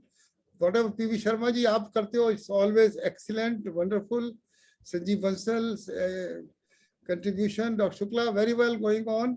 And I think this is the innovate curtain raiser for the 10th program on 10th of the Day of Belongingness. We are now celebrating 10th because 7th is Saturday, tomorrow is Saturday. So we will, Nagpal ji is also there. Nagpal ji, Atul ji ka jo birthday bhi hai, but important is Day of Belongingness. God bless you. God bless. H.S. Sharma ji, sometime I'll meet you because you are the Vice Chancellor of Himalayan University, Arunachal Pradesh. So I think we want to learn from you. Arunachal Pradesh is very close to my heart because the biodiversity is the biggest in Arunachal Pradesh in the whole world. And I think we will visit sometime there, Dr. Shukla, my biotechnologist, and people should visit that university. And Sharma ji will guide us and show us. So I would say all present, my blessing, my good wishes. I just. Namaskar, sir. Namaskar. Founder President, sir. Sir, Samir Nagpal ji has joined us from Boston, sir. He's here only, sir. He's in Boston right now, sir. Our Chancellor has also joined. Dr. Shukla, our Chancellor has also joined. Great. If Chancellor joins something, then it is something exceptional. Sir, we are truly honored that the Honorable Chancellor and Honorable Founder President both are in this conference. So thank you so very much, sir. Sir, you're gracious. Founder, we are extremely grateful that you have taken out time. The whole value system that is infused within everyone at Amity flows from your vision and from our chairperson. And I was telling earlier in the first session when I had also joined that at Amity, the feeling of belongingness, of the infusing of values and sanskars amongst all is the most important. And that is because founder of your vision that you have for what Amity should be. And we are so proud that everyone within Amity follows on the same value path that you have set for us. And Dr. Shukla and the team chaired the first session amazingly. Professor P.B. Sharma did a great job, and I think Dr. Fazal Malik from Dubai will be chairing the next session. So Dr. Shukla, I'm again, always amazed how you bring everyone together for such events. Very, very well done. It reflects, and founder, so grateful for your time. Thank you. Honorable Chancellor, sir, Honorable Founder, sir, the presence of Honorable Founder, sir, as well as Honorable Chancellor in this session, in fact, reinforces, our commitment towards the sense of belongingness. The very fact that the top leadership is with us, you can imagine why Amity is making such an astounding progress in such short period of time. Founder, sir, it's your visionary guidance, your caring patronage, and the inspirational leadership provided by our chancellors making all the difference. We are here with you with a sense of belongingness and sense of oneness with Amity family. Thank you, sir. Dr. Shukla, to give you one that I take from the panelists, those who have spoken, one advice. H.S. Sharma ji, is your mic? H.S. Sharma ji can listen me and reply. Are they on? Yes, Yes, sir. Yes, sir. Sharma ji is here, sir. Can you listen me? And sir, the advice is that one day I was passing through the university campus and I saw that a group of students में बड़ी जोर-जोर से बहस हो रही थी. They were arguing with each other. तो मैं खड़ा हो गया, मैंने कहा कि सोचो. तो one group was telling, our university is science and innovation university. Other कहते गलत. Our university is values and संस्कार university. तो अब उनका कोई solution नहीं आ रहा था. तो मैंने कहा कि तुम ऐसे करो, दोनों कर लो. Science and innovation university and values and sanskar university. So Sharma ji, was it the real solution? Yes, ka kuch aur tha. They were arguing. The one was telling research and innovation. They were persons from STEM. Other were from the humanities and management. There were no values, but he has values and sanskar, and I will make him billionaire. If somebody has doubt, try it. Because I have seen the persons double PhD from Stanford or Harvard. They were unemployed because they didn't have the behavioral science, they didn't have the values, they didn't have the sanskars. So I think this our session in your presence, P.V. Sharma ji's guidance, it was very immensely important. Without values and sanskar, one doesn't deserve to be a human being. Thank you very much. Very correct. Right. Thank you. Absolutely right, sir. Absolutely right. Without values and sanskar, no innovation and research would have a value. Research requires people of competence and caliber, but also of sanskar and value to drive the agenda. Sharma ji, जब आपने अपना marriage day मनाया, बच्चे सारे आए, आपको बचकन सिलवाई, साड़ी घराना सिलवाया बच्चों ने. अगर वो संस्कार नहीं होते ना, वो कहते पापा अब तो बुढ़े हो गए हो, क्यों मना रहे हो? सारे आए. सर आपका आशीर्वाद भी तो साथ में है. This is values and sanskar. They all came. और वो अचकन भी उन्होंने बनवाई और घराना भी उन्होंने बनवाया. आपके पास तो पैसा नहीं है बनाने के. So this is values and sanskar. Thank you. I think I just like to add one thing to values and sanskar, what Dr. Chauhan just said, right? Representing and working, having worked in the AI, artificial intelligence and data science and machine learning fields, we are talking about ethics in AI, which means we are trying to teach values and sanskars to artificially intelligent software. And we are talking about responsible AI, which means the artificial intelligence or machine learnings or machines or robots have to be, responsible and ethical, right? That is the, I think sanskars and values, what we can teach even to softwares if we were to apply. So hence, definitely for humans, these two things are of utmost importance is what I feel. Thank you. Mohit Mathurji, we will arrange a lecture for you. What you are told is something exceptional. The fusion of science and spirituality. Honorable Chancellor, I want... Absolutely. I think founder will organize that of Mohit, because if one can infuse values and ethics into artificial intelligence, what an important area to look at. Great. Absolutely. And I think that's talked about, but so kind of you, sir. I don't think, I don't know if I, deserve or if I can do justice to the lecture, what you talked about, but definitely I'll try that. Thank you very much. Thank you. Thank you. Honorable Founder President, next session is chaired by Dr. Fazal Malik from our MIT Dubai campus. Right. And we have, the very distinguished speakers, Dr. Srishendu Mukherjee, Mission Director, Program Management Unit of DBT BIRAC BMG Welcome Trust. Right. And Ms. Sangeeta Virji, Managing Partner and President of SD Engineering Consultant Vice. Right. And Mr. Rajendra Singh, Vice President, Research and Development of Mankind Research Center. Right. And again, our alumni of very first batch of PGDM, Mr. Roman Gupta, who is the head of consumer business, Dalmia Bharat Group. Right. Great. So I will partly join it, Dr. Shukla, and because I came out of the other meeting, but I will join then. But I will hear all lectures of Mohitji and everybody. I will listen because these are the lectures which fulfill my mission. My mission is through behavioral science, through values sanskar. These are Brahmastra. You have heard about the supersonic missile. You have heard about the hypersonic missile, but this is hypersonic missile. Hypersonic missile.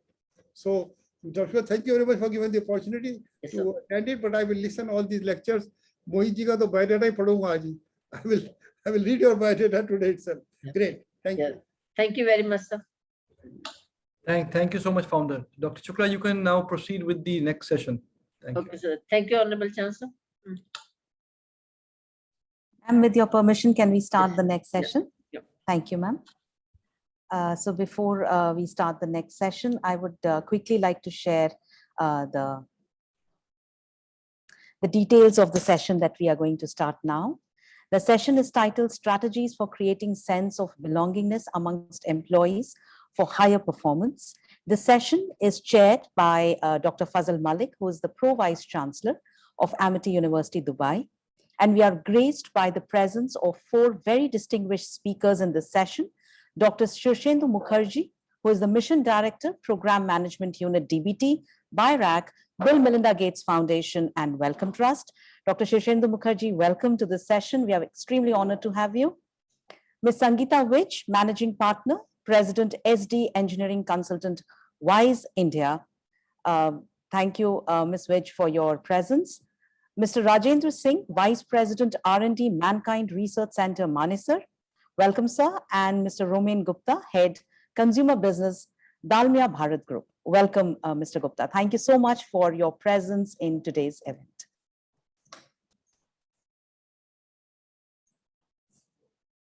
I'm sorry. I just want to, yes. Thank you so much. And we would be starting the session with the permission of Honorable Chancellor and Honorable Vice Chancellor, Madam. So today's session is chaired by our Pro-Vice Chancellor from Amity University, Dubai campus.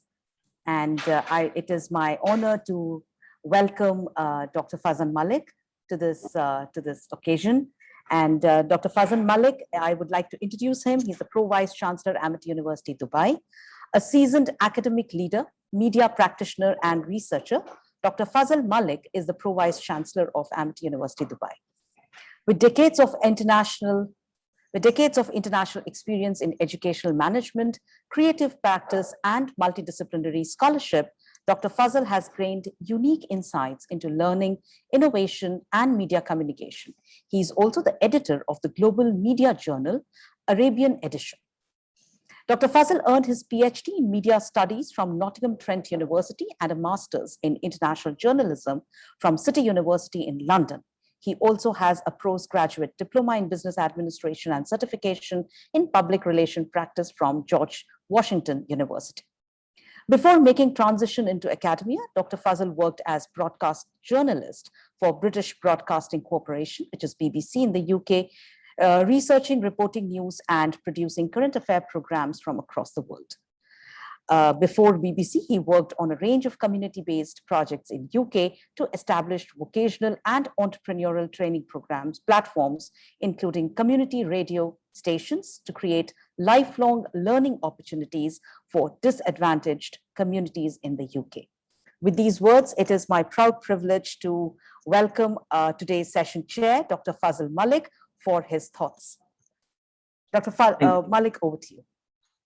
Thank you very much. I hope you can hear me. Yes. Thank you, Dr. Pooja, and good evening, Founder President, respected Chancellor, Vice Chancellor, ma'am, and all the august panelists of this very important panel discussion today. Before I go into the little bit more details, I would like to continue from where Founder President Sir left, because we live in an age where there is a lot of integration between the technology, human sciences, and it actually puts us in a situation where we need to actually facilitate more of human values and ethics into technology. One of the previous panelists beautifully actually reflected on that. How can we teach artificial intelligence about, how can we bring them to the ethics? How can human sciences and natural sciences integrate? More and more interdisciplinary work is required in that. And it also takes us back to the basic topic today about the belongingness, because without belongingness, we may create the best technologies, but they might not have the best applications for the welfare of the humanity. The common thread is the belongingness. Common thread is empathy. Common thread is emotion, and common thread is love across all technologies, across all domains of knowledge. If it is not there, then we are anything but human. So thank you very much for inviting me. And as human beings, we have a natural tendency, an innate urge to forge, to develop, and to maintain constructive relationships, a desire to belong, to show empathy, and to be acknowledged. From John Donne to Freud to Maslow, the importance of belongingness in our personal, social, and professional lives has been underlined in different ways, be it proximity, empathy, reciprocity, care, or communitarianism. We want to be loved and we want to love. The theme of this session, strategies for creating sense of belongingness amongst employees for higher performance, does not need much explanation. Being cared for, being loved, being acknowledged, and appreciated are the best incentives for the high performance at any level and in any organization.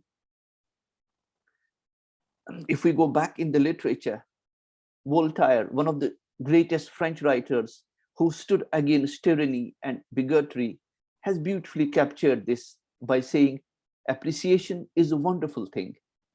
It makes what's excellent in others belong to us as well. What a beautiful sentence this is, and how it captures the belongingness, which actually percolates down all the way from top to bottom at Amity University. From the guidance of and inspiration we get from our beloved founder president, from that level up to at international campuses, even from universities down to schools, and from schools to early learning centers, you will find this ethos, an ecosystem of belongingness, which Amity has created and actually learned from our founder president. And with the active guidance of our Chancellor, sir, it's being monitored, it's being seen, and it's being applied on a day-to-day basis. We're all aware of the big question, how can we actually bring this concept of belongingness to life? From my point of view, I think there are 5 C's which are important for making belongingness a part of our work culture. First is the context, then comes the concern, then care, eventually collaboration, and finally we create a community of belongingness. So these 5 C's, if we put them in the perspective, we can make belongingness part of our DNA. Now, let's for a minute think about Amity Universe, which provides the best context. The first point, the first C in my write-up is, I don't think there can be any better situation or better institution where all these principles can be seen working in harmony. Be it the students, staff, faculty, parents, Amity has demonstrated how care can do miracles. During COVID-19 pandemic, there were numerous examples of seeing this belongingness in real practice. We all are aware how Amity Universe helped students who faced problems, who lost their dear ones during the COVID, and how from the top of our leadership, we went and we cared for those who were suffering of the COVID, whether it was loss of a family, whether it was loss of a job. Amity provided the succor, Amity provided the support. In Dubai, I'll just give you one anecdotal example of how we are actually trying to apply this concept of belongingness. In February 2020, I think it was perhaps 20th of Feb, when World Health Organization declared COVID-19 was a pandemic. And Amity University Dubai was one of the first institutions in the Middle East to immediately make a transition from on campus to online. And we immediately started using Microsoft Teams, and we did not waste much time in delivering the teaching and learning. It was a challenge, The challenge, students were sort of more because they are digital inhabitants, they could adopt quickly. To be honest, there was a challenge from faculty because some of them, there was a resistance to this change of going from face-to-face and entering into a completely new mode.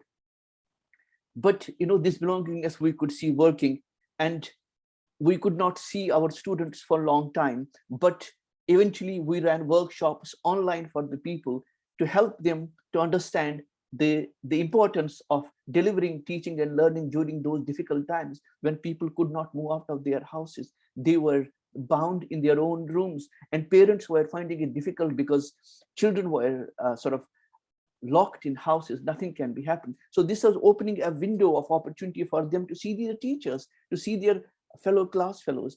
And luckily we had created a fund of content through flipped learning, and those videos became quite handy at that time to deliver teaching. And where we were using classroom for more tutorials in question and answer, students could access learning in advance. I think this was a great sense of belongingness. Students did not have to wait for too long to get back to not only to teaching and learning, but also see their friends and see their teachers and have a discussion. While doing this all, I could feel I was having a meeting in the morning and in the evenings as well with the team who were delivering this teaching. And I thought that what's the best way to connect with these people, because they had also, some of the family members were suffering, or some of the team members had lost their family members. And we started a more creative way of creating this belongingness. And we started it with reading some poetry. And it became a sort of a trend in a way, and more people would join, and they would wait for the evening meeting. And it then started, some people started singing as well, and some of the colleagues bought the guitar and they would go online and do guitar, and it created a wonderful community and helped each other during those testing times. And I think the friendships that we forged during that time, it didn't need any other incentive. It needed the emotional sort of coefficient which we put in there, and all because of we live in an environment and we work in an environment where human values are first. I'm not going to take much time.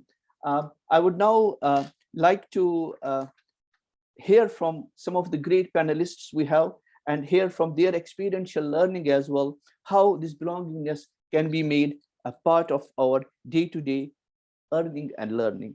Thank you very much.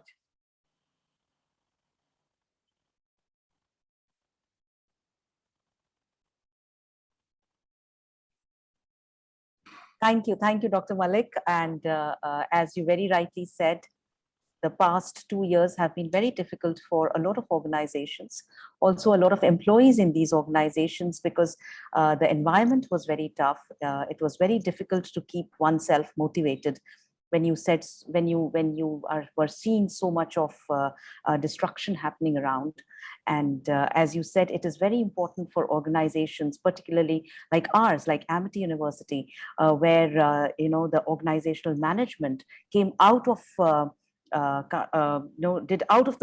came out of the way to help members of the community.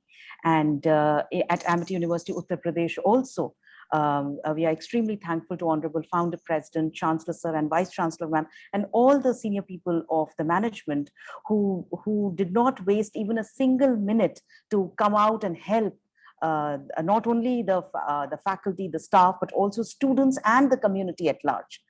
And this is what brings the oneness, the sense of belongingness. So thank you so much for your words. And now I would request Dr. Tanveer Naved to introduce the next guest for his comments. Dr. Tanveer Naved, are you there? Yes, ma'am. Thank you, Dr. Pooja. After the opening remarks by our session chair, Dr. Fazal Malik, it's my pleasure to request our first panelist, Mr. Rajendra Singh, to share his thought about the theme of the session. And before this, I'd like to introduce our esteemed panelist, Mr. Rajendra Singh. Mr. Rajendra Singh is currently working as the Senior Vice President at the Mankind Research Center, Manesar. Dr. Singh has 3 decades of experience working in the area of regulatory affairs and the dosage development. Before joining Mankind Research Center, Dr. Singh has served Ranbaxy for about 20 years and heading their regulatory division.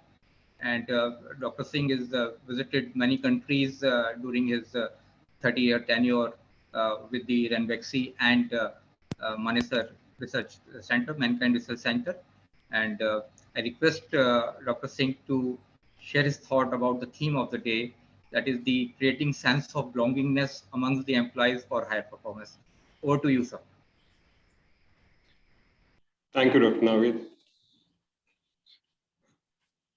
So good evening, everyone. I thank the management of MET, specifically the founder chairman, Dr. Ashok Chauhan sir, Chancellor sir, and Dr. Balwinder ma'am, for giving this opportunity to be present in front of you and talk about this interesting topic. Dr. Fazal has put the topic very well to start the discussion on this particular topic, and also discussed about little bit about last 2 years, which was a kind of painful time for the whole community all over the world. So a lot of pain has been there in last 2 years, but coming back to the topic, I mean, I would like to touch upon some of the key points which I believe personally, and I have complete conviction about related to this topic. So basically, MET University has been one of the leading example of this kind of thing where the management is fully involved.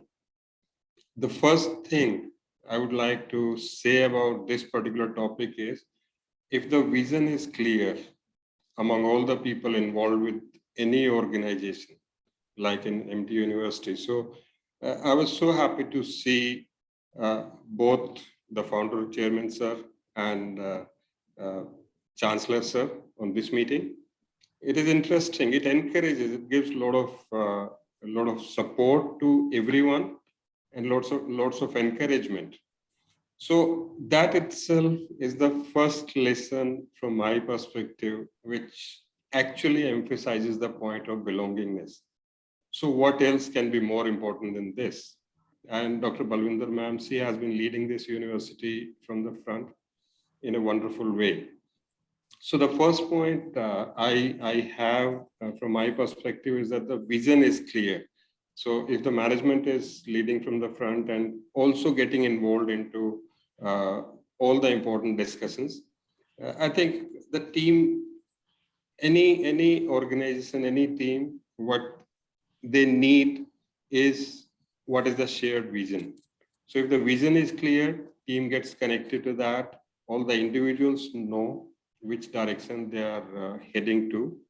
The bigger picture is known. There is a clear direction which is already there. The overall strategy is known, so people can connect with that goal and direction, and can feel connected for the ultimate goal or ultimate aim where they're heading to. If this can be supported with the kind of periodic updates, with periodic kind of changes or communications, that can be one interesting area to further strengthen the process. The next point I would like to mention specifically is the communication, which is key in terms of belongingness. So the open communication across all the people who are belonging to the organization. I think Dr. Malik gave a wonderful example that immediately after the COVID situation, all the people, they kind of formed a team, all were connected together, maybe, singing poetry or maybe playing violin or whatever. I mean, the thing is, at one point of time, everybody is sharing everybody else's thoughts or maybe pain or, whatever is going through at that particular time in the community. And everybody feels accepted or connected with each other and supported by each other. I think that's a great example in that sense, which is a practical aspect of life where people will feel connected. And I'm sure that allowing people to speak up about their concerns, about their pain areas, and giving a lot of support to that can make them even more connected to the organization and leading to higher performance.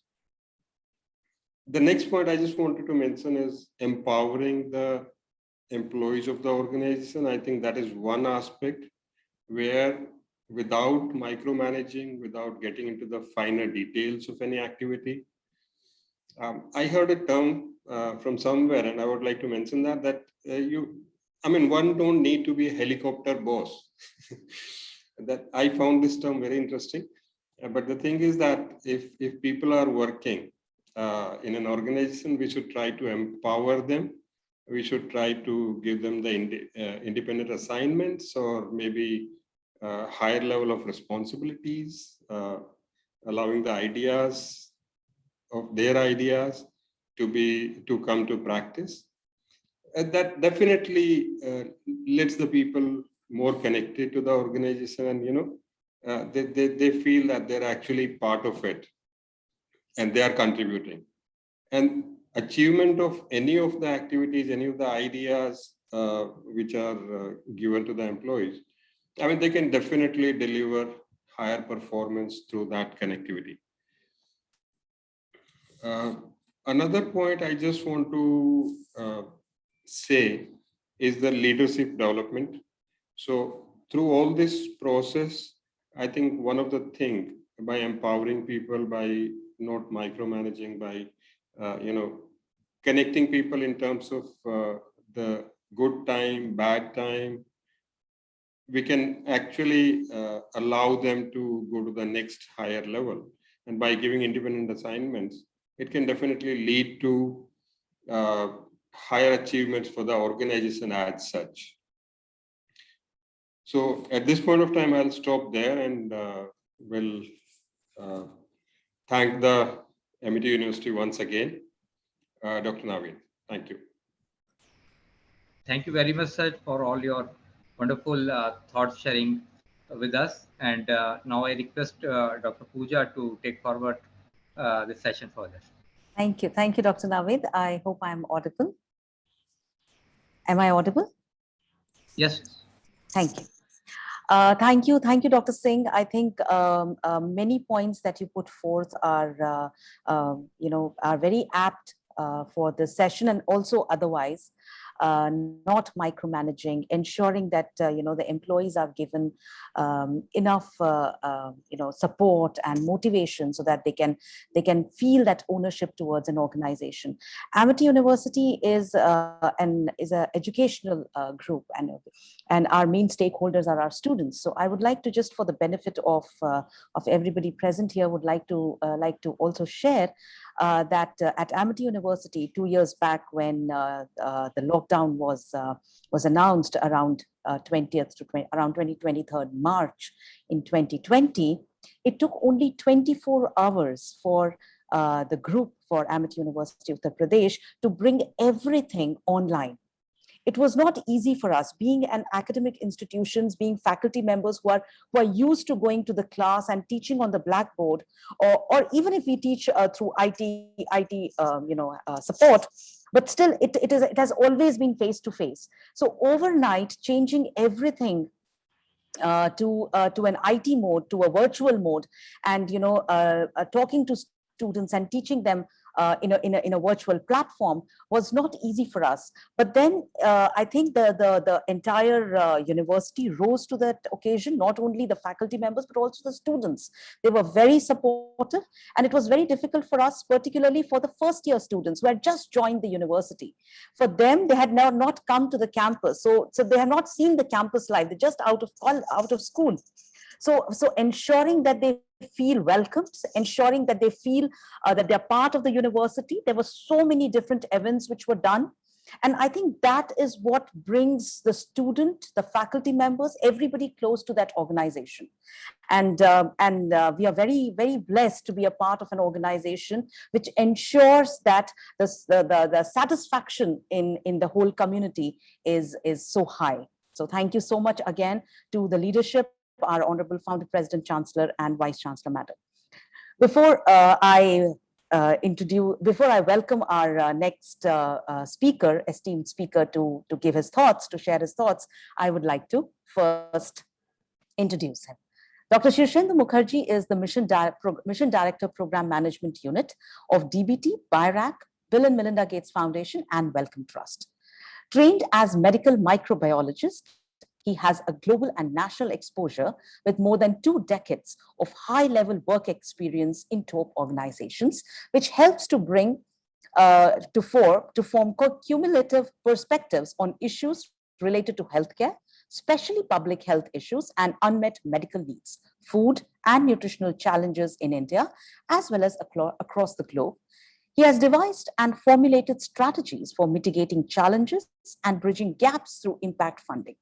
He has worked independently as well as with multitudes of partners, both national and international, for a complete oversight of cutting-edge translational research and deep understanding of issues that impinge on national and global translational research. Before joining Wellcome Trust as Senior Strategic Advisor, Dr. Mukherjee was Staff Scientist at International Center for Genetic Engineering and Biotechnology, ICGB. Presently, Dr. Mukherjee is, as I said, Mission Program Director, but he has also headed India initiative of Wellcome Trust and had managed the R&D of affordable healthcare in India, which was to a tune of £30 million initiative that Wellcome Trust had in India. Dr. Mukherjee holds a PhD in microbiology, law graduate, advanced course in strategy management from IIM Kolkata, and management and leadership courses from said Business School, University of Oxford. With these words, I would welcome Dr. Shirshendu Mukherjee to share his thoughts. Thank you, Pooja, and most respected founder sir. I think wish him his birthday is coming, and so wish him a very, very best. His contribution to education in globally as well as in India is immense. I think it has to be immense, immense, immense. Chancellor sir, Honorable Vice Chancellor Madam, and our chair of the session, Dr. Malik. It is an immense pleasure for me to be part of this panel discussion. I once again thank you, the MIT management for the invite. Now, today's discussion on belongingness, especially for organizational building, is one of the very, very important and crucial elements in culture development. As our honorable founder also said, value and sanskar connected to research and innovation. I think I work in an organization which was really driven by science and innovation. But the role what the founder said, honorable founder president said, is sanskar has to be really linked. I think this is a very, very important element. And my organization was in the last 2 years was spearheading the COVID research part of the COVID management in this country, starting from funding the startups to in the very beginning, say around March, April, we started supporting innovations in wash and sanitation areas like sanitizers, thermal sensors, PPE kits, and slowly diagnostics. And then came the major element of Mission COVID Suraksha, which I had the pleasure to lead on, is the vaccine initiative, which has been supported by Department of Biotechnology and managed by RAC. So I think the team, in our team, there are around 140 plus people. And here, it was very crucial element in last 2 years, as was described by my earlier panelist as well, has been a very critical time, and where almost 80 to 85% of my colleagues were down with COVID, either on the first wave or the second wave. Second wave was immensely bad, almost 80 to 85%, and that too, we were leading these important missions, but the sense of belongingness or sense of ownness of of a program, of a leadership, serving this country, serving the society, really brought them together. Despite lying in the beds at home or gasping for taking oxygens at the hospital, the management at our place and the colleagues at all levels, it is not the management alone, but all levels, from the entry level person like the guard or the receptionist, had literally it was a oneness which was created. And just a phone call or just a WhatsApp message, how are you and how are you, I think connected us all. And all the group members are staying away from their hometowns and things like that. Here, sense of belongingness and sense of connectivity and communication, which my earlier speaker also elaborated on, played, and our chairman, Dr. Malik, comes from the communication background, literally played a very critical role in building those gaps. Here, a couple of things which was also elaborated by my earlier speaker and the chairman today, is that how we build the sense of ownership across levels, across this system. I think the first sense of belongingness comes if you allow a team member to take a decision. That is very, very essential, and I think my earlier panelist also alluded on it. But if you allow the people or your team member to take a decision, first time he might be wrong, he might take, but then if he does a mistake once, I'm telling you for sure that mistake will never be repeated.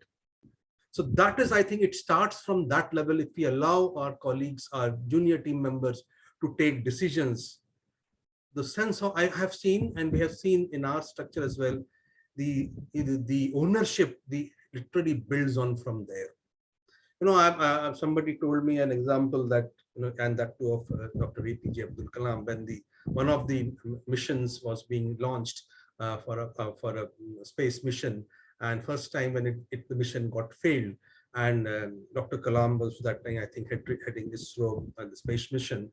And then, when the press people were there to answer it, so Dr. Kalam himself got up and said, I am responsible, though it was responsible for the mission, the responsibility is mine, we have failed, but we will be successful. Next time when the mission was successful, and again the press meet was organized, so Dr. Kalam didn't get up, but he asked his team to get up and take the credit of it. So I think that literally builds, how the team would have felt that time. If you keep yourself in that position, you will get that feeling. Then the team, the sense of ownership, sense of connectivity with that organization, when you are allowed to get the, the applauds and your seniors applaud you and things, I think that, so that comes with the decision making, the connectivity. I think that really helps to build a relationship and the ownership with the organization. And I think MIT, I have seen, I think, has one of the greatest example of when I think the Honorable Founder President, sir, the Chancellor and the Vice Chancellor knows from, I think, top to bottom in that organization by their first names, by their families, husbands' names or wife's names or the children's names, what are they doing? So, that level. So whenever a team member comes to meet me, or I think it happens in MIT as well, I have heard that I first ask them, how's your wife, or how's your husband, or what class is your son? So I think then you start connecting with him with the work. I think that relationship builds a very strong relationship between a senior or a peer, or a senior and a junior, or a boss or his team. I think that connection literally builds in very strongly. I have seen, a lot of time I have to take decisions on a couple of people, when I have to give approve their leaves, or write their appraisals, or, take a decision about their promotions. I think if I have seen, and this has been talked to my vice seniors as well, if you keep yourself in that position of that employee or that person and take a decision, you will never be wrong in taking a decision. I think that is one of the very key elements in creating a leadership channel within the organization. You have to keep yourself in that position first and take a decision to move forward. So that is the second thing, I think, which we literally would like to see. The COVID time also taught us a thing of, when we were working remotely, we didn't see our colleagues for a long time, but the work was going on because we are handling very important assignments and things. Nobody was working from 9 to 5. Everybody was getting up in the morning, having their cup of tea and switching off their laptop and started working. And when we used to log off from our laptop, it should be sometime 10 o'clock in the night, 11 o'clock in the night, 12 o'clock in the night, meetings used to happen. So I think there also, why this and the connectivity was there, and we have seen the efficiency of our team members was much higher during the lockdown times and things like that, because they were connected throughout and giving their output, was that everybody's, we were talking, how is your family, how is your friends, how is your brother, how is your sister, and thereby parallelly supporting them by getting the work done. So that creates the the empathy around the groups to take it forward. Then the second thing, finally, the sense of belongingness in organization building also comes from how you understand the problems of your colleagues or peers or your juniors. I think that is very, very important to see. If you want to increase the output of an organization, and we need to understand not only our middle management or junior management, you have to see, starting from entering your office, your guard, your next level of how are they feeling, are they comfortable or not. Your guard must be sitting out in a sun, in this hot sun or something. You have to see his comfort as well to give the maximum output. Similarly, the people who are on the fields, we need to see their comfort. If we look after their comforts, I think the organization building takes a very strong turn, and the organization brings it. So I think these are a couple of things like decision making, connecting with the people, understanding their personal problems, connecting them with the professional work, gives them the leadership thing. My previous colleagues also highlighted on the communications, which is very, very important for us. If a small message goes out on his birthday or his anniversary, or his son's does well, I think that really connects that thing, and it creates a bit, sense of connectivity with the organization. I will stop here. And once again, I thank all of you for giving me this opportunity to speak. Thank you very much. Thank you so much for your thoughts, sir. So we take away from this that there are so many things: connectivity, responsibility, how we have worked through the pandemic. And yes, that human quotient should always be there, which connects everyone. Thank you so much. Now I introduce the next speaker for the day, Ms. Sangeeta Vij. Ms. Sangeeta Vij is a renowned civil and structural engineer from Delhi College of Engineering with MTech from IIT Delhi, and has spent 36 years in the building design industry in senior management roles. She is a managing partner, SD Engineering Consultants, a 20-year-old detailed engineering consultancy firm in India. Prior to this, she has worked as DGM in Rights before starting her engineering consultancy firm, SDEC, in 1996. Ms. Vij is a past director at INWES, an international network of women engineers and scientists registered in Canada. She is a president, Women in Science and Engineering, WISE India, and works for enhancement of opportunities for women engineers and scientists, and encouraging more women to take up leadership roles through capacity building, networking, and upskilling. She is fellow and vice president, North, Indian Association of Structural Engineers. She is a fellow and chartered engineer, Indian Institution of Engineers member of IBC and CEAI. Ms. Vij is a recipient of Golden Vade Award for her special contribution towards sensible engineering. Thank you so much, ma'am, for joining us. Over to you. Hello, good evening, Dr. Chauhan, Dr. Atul Chauhan, VC ma'am, and all the esteemed panelists and faculty members. It's always a pleasure to come back to my MET family. And I really feel that I had to come to MET only once to realize, that I belong here. And the welcome and the warmth that I received, in my first meeting itself was so overwhelming and overpowering. that I've never had the courage to or the intent to say no to any invitation extended to me either by Madhuri ji or VC ma'am. And it's always a pleasure to be part of any event or any talk or any webinar or seminar. So I would just like to say that as a consultant, when we engage new staff, we make it a point to explain to them what exactly are they supposed to do, and then encourage them to do it on their own, unless they need any help, they need any guidance or assistance in between, so that the desired objective or desired quality of design can be achieved, and the deliveries can be made on time. In our trade, typically when a gives us a work and you talk to them about deadlines, it's always I wanted it yesterday type, so one has to be very, very focused, but at the same time we can't lose sight of the various safety provisions incorporated in our BI's codes. And when new staff comes, they may come from an organization with a different culture of working or different background. So, the sense of responsibility has to be instilled. Plus, they have to be made fully aware of what can happen if due diligence is not exercised. I think this is a very important aspect.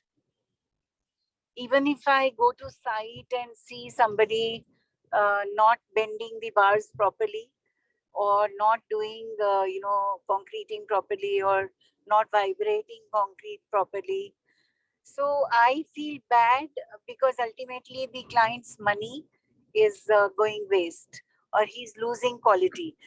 But I feel, if the workers can be made to understand what harm will come to the structure if their job is not done properly, then they will probably be twice. This is how I feel, we try and instill sense of responsibility and sense of belonging in an employee, and slowly they start taking pride in a job which is well done.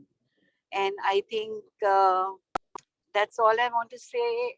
I would like to narrate a small incident here. Yesterday, day before, when it was Eid, I think third ko thi Eid, na? Third ko. I congratulated one of my past employees on Eid. She's no longer working with me. And she started crying. So I was very, shocked. I asked her what's wrong. So, a day before was her mother's first death anniversary. She'd lost her mother to COVID last year, and she started crying, and she was really, really in a very uncontrollable pain. And she said that she's been in a state of depression ever since that, unfortunate thing happened. And she's losing weight, and she's not able to talk to anyone. She's not able to go meet people. She's not even taking any calls from friends or well-wishers who call to inquire about her health. Now, I spoke to her for more than 26 minutes. And after talking to me, I think I feel, that I could lift her up and I could make her understand that this is a very unfortunate but hard fact of life, that we have to move on. And she has to take responsibility took, for the upkeep of a family or well-being of everyone. So I was happy that she had that attachment and that confidence in me, that, after speaking to me, she felt very relieved and she felt very composed. And better prepared to deal with her situation that she's in. So I think I could perhaps feel that she was more connected with me than probably all around, people around her. And I feel great because I think women bring to table a little more humanitarian touch or a little more personal touch in an office or in any work environment, as is visible in VC ma'am's office so much. So I'm very happy that you gave me a chance to speak here. And I would like to stop here with thanks to everyone once again. Thank you. Thank you. And actually, what you have summarized actually through this anecdote is actually the human value. You know, our belief system, our faith, it tells us that human community is like a body. If one part feels gets hurt, the whole body feels the pain. And this is actually the lesson we have learned in last 2 years when we came to rescue of each other, and we learned it from all the way from the top, from our founder president, from our chancellor sir, to be, in every situation, try to be human and develop that empathy with everyone else. There's a lot of lessons we have so far taken from the panelists, but let's listen to the last panelist. Ms. Kritika, can you introduce the last one, please? Yes, sir. We have with us Mr. Roman Gupta, our proud alumnus of 1997 batch. He is the DGM and Head Marketing Consumer Division, Dalmia Bharat Sugar Industries Limited. A MBA graduate with 24 years of experience working in the print, TV industry, and now with the FMCG company exposure, developed to be a media and communication professional, having experience in advertising sales, market research, strategic planning, media planning, buying, qualitative and quantitative research, NPD branding, labeling, creative development, sales promotion, etc. Strategy planning and development for corporate level, brand level, product level executions for new and existing products to provide relevant research, communications, brand plans, media strategy innovations, creative development, and overall marketing mix. Analyze brand positioning and consumer insights. Translate brand elements into plans and go to the market strategy. We welcome you, Roman. Good evening, everybody. I would really love to thank Chairman Sir as well as Chancellor Sir and the esteemed panelists in the entire today's function. And being an alumni, I am fully honored and so much proud to be an ex-MIT student that I have been invited, and I am honored that the sense of belongingness is the topic when we are meeting today, and that has been followed. If I take it back to 25 years when I was the first batch, and Chairman Sir and Chancellor Sir used to visit us, and they used to interact with each and every students regarding each and every topic, whether it's related to our education, whether it was related to our books, related to our classes, related to our canteen, every aspect they used to ask, discuss, and they next day when they used to meet the students, again they used to follow up this, is that has been cleared or not. So as one of our esteemed panelists, Mr. Rajinder sir said, vision was clear with MIT. Yes, that point of time, I used to not recognize that value, but today, after 25 years, we can see that vision was clear in MIT. The sense of belongingness was there from the day one when we started up with this university and the institutions. And starting from there, to give that kind of a education and that kind of an education system as well as the belongingness, today whatever I am and wherever I am, I have been following those kind of small things that I got to learn from MIT. Now talking about the things that 50% of our sense of belongingness is like practicing in every aspect of our life, whether it's in the personal front or is on a professional front. I believe that whatever you do, whether you are doing it in the personal or the professional front, it has to be practiced everywhere, not only during COVID. There might be many other situations, post-COVID, pre-COVID, but it works wonders in the sense like it gives you the dividend that you are looking at. Dividend in the sense like whatever you are doing, whichever field you are working with, and if you are giving that kind of values to the seniors or to the juniors that you are working with, it gives you the maximum output of whatever we are working for. As you grow up the ladder over the period of time, it becomes more important and responsible enough for all our leaders to imbibe that values to the down the line.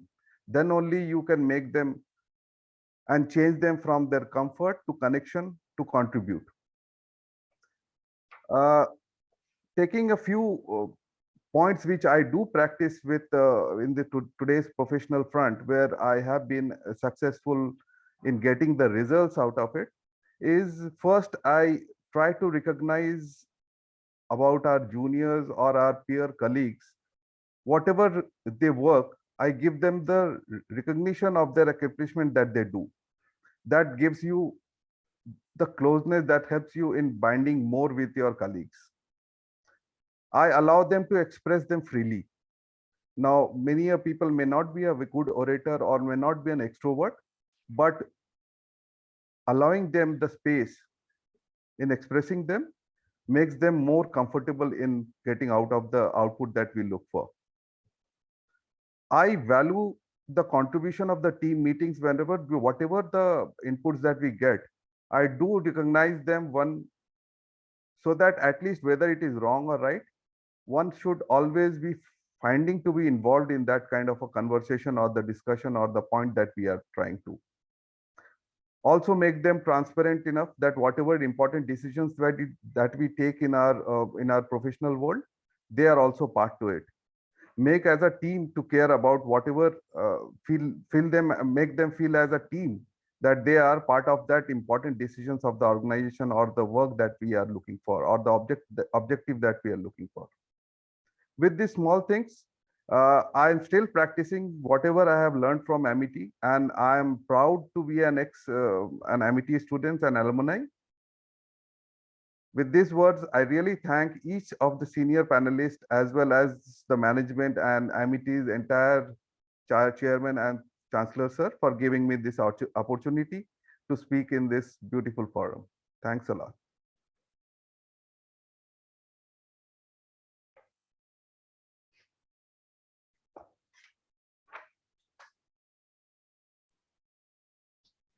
Session Chair, comments from you, please. Thank you. Thank you, Mr. Roman. And this was something from the core of your heart. You have been an MTN, you went through the system and you have seen how your nearest and dearest have been around you. And I'm sure what you said, it reflects what you have learned at Amity University is that you are putting it in practice in your professional life. And I think that's the biggest takeaway is that whatever our experiences, and we take them and we put them in the real practice.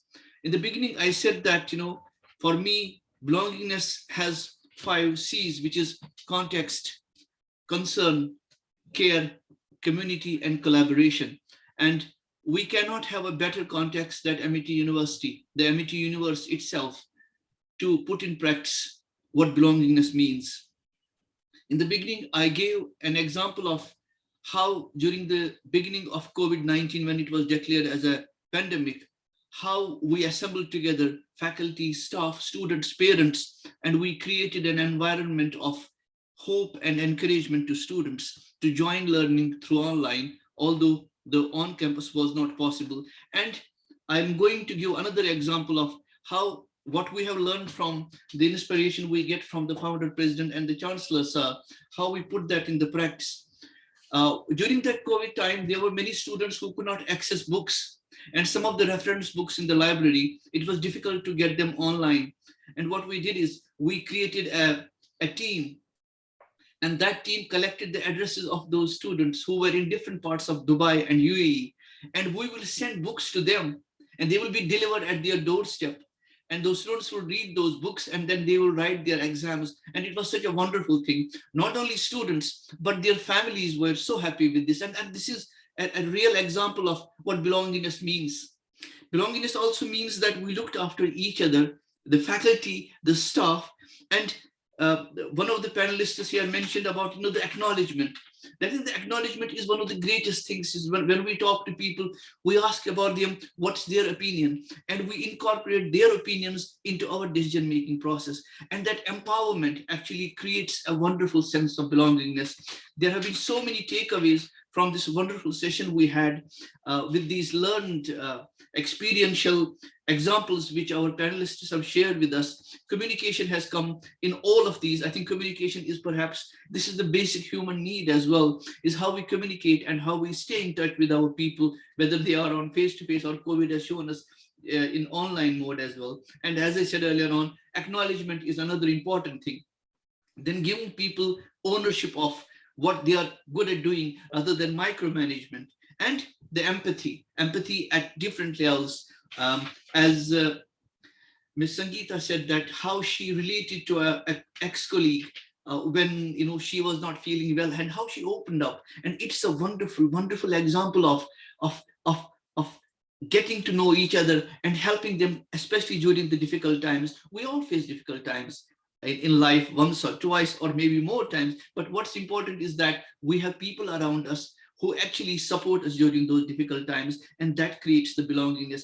And the last point is the connecting. When we become from a group, we become a community, we remain connected. And this connection can be through cultural things, this can be intellectual things, it can be through sports even. And many people have come together on the sports fields, and those friendships have cultivated into bigger and bigger groups. And all these things have to be carried on. And I once again thank all the panelists, and I think Founder President Sir is here. Great. I heard you in the beginning also. In the opening remarks, I heard full your comments, sir. Sir, would you please give us your insights as well? We are all learning from you, and you are inspiring us all the time. I must say that our Chancellor has been always highly appreciating you. And I had first time the opportunity to listen your views, your thoughts, your practical, what you are practicing at our campus in Dubai. And Chancellor was so right.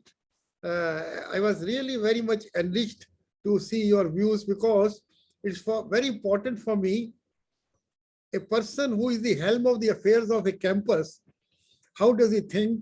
How does he behave? What is his philosophy? But I think you got 100 out of 100 marks in every respect.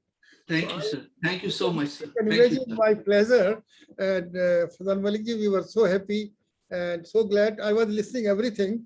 Only I listened also Rajen Singh ji, Roman Gupta also. But when Shushendu Mukherjee was speaking, since morning I had not taken anything except 1 cup of coffee and 2 biscuits. So I got so hungry. So listening the lecture, I just started eating few sandwich. So even Shushendu Malik ji I had fully. So Kritika and Naveen Malik, all speakers excellent, very enriching, very valuable. And I think if we practice all, we can really win the world. So I appreciate everybody. The Vice Chancellor, Nagpal ji is there. Our Chancellor was there. So I think it's a very enriching session, valuable session, a lot of learning, inspiration, motivation. My compliment to all is what our very worthy she narrated about this building, about this Rumika Gupta ji. And I think these are all things which you learn from each other. And if you practice it, we can change the world. Our Chancellor's slogan is, together we can change the world. So I think Pooja, Sir, Pooja is anchor here, but very few people know she's a very, very brilliant biotechnology scientist. Thank you, sir. Here. So, Pooja, very well done. Thank you, sir. Have you Always your blessings. Have you been to Dubai campus? I think you have been sometime. Yes, sir, I was. And Yeah, we we also were- actually we also were me and Dr. Malik, if I'm not wrong, we also were planning to submit a project together. Yes, yeah, absolutely. And we Actually, did also, yes. yeah, sir, we have created when the team visited here, we were so excited, and we had so many meetings. We are now creating a joint working group together to work on some of the research proposals, because Dubai is becoming a hub for knowledge economy and also for innovation. There's a lot of room for the brilliant ideas we come from different Amity institutions. We can apply them, and Amity University Dubai can be the platform to put everything, all these wonderful things in practice. And secondly, sir, thank you once again for creating this environment, this ecosystem for us, where pure scientists interact with human sciences, with sociologists, with psychologists, with philosophers, because this is how knowledge is going to be in future. More and more technology is being integrated into artificial intelligence we talked about, machine learning we talked about, but the fundamental is the human being. So we need to have these discussions across the different disciplines and domains. And what a wonderful opportunity, sir, you are providing us to do all these things. Dr. Chauhan, I just share that Dr. Mukherjee during his discourse had mentioned that I am sure that Dr. Chauhan, when he speaks, knows the names of all his people. So I think just in the session before, Kritika, I don't know if you were able to witness, but I just want to share with you because you'll be very happy. I think by mistake, your mic went on and founder president could not even see your face, but he said, "Is this the voice of Kritika?" Online?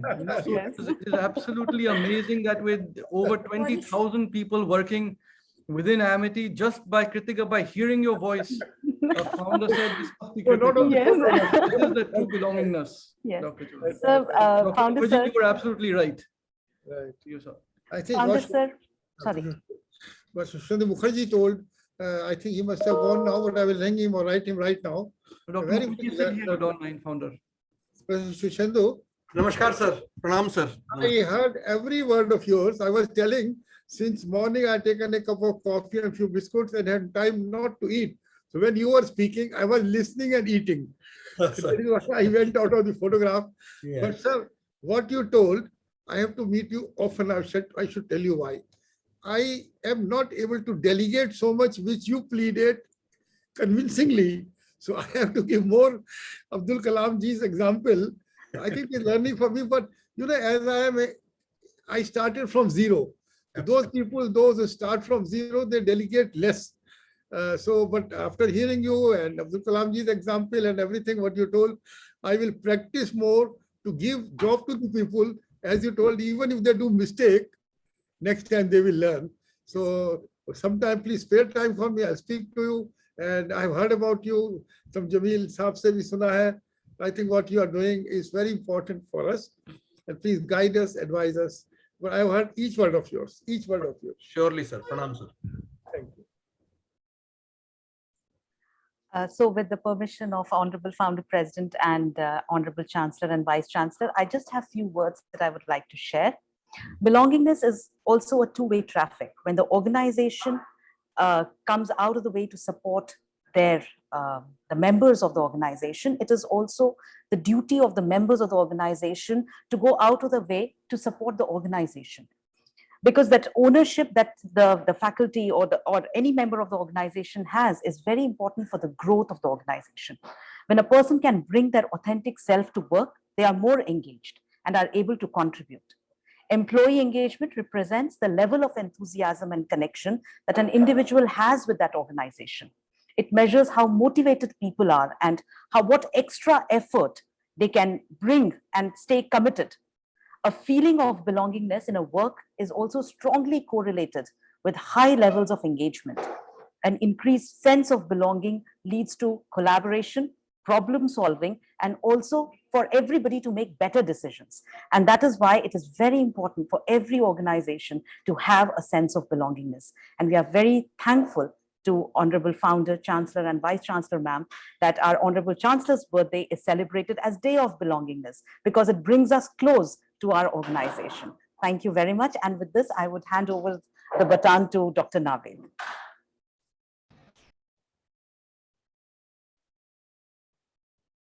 Dr. Naveen, are you there? Please unmute. Please unmute. Thank you, Dr. Pooja. It's really, truly, we are feeling honored to have the presence of Honorable Founder President, sir, Honorable Chancellor, sir, for this session. I request Honorable Vice Chancellor, ma'am, request your comments for this session, ma'am. Honorable Vice Chancellor, madam.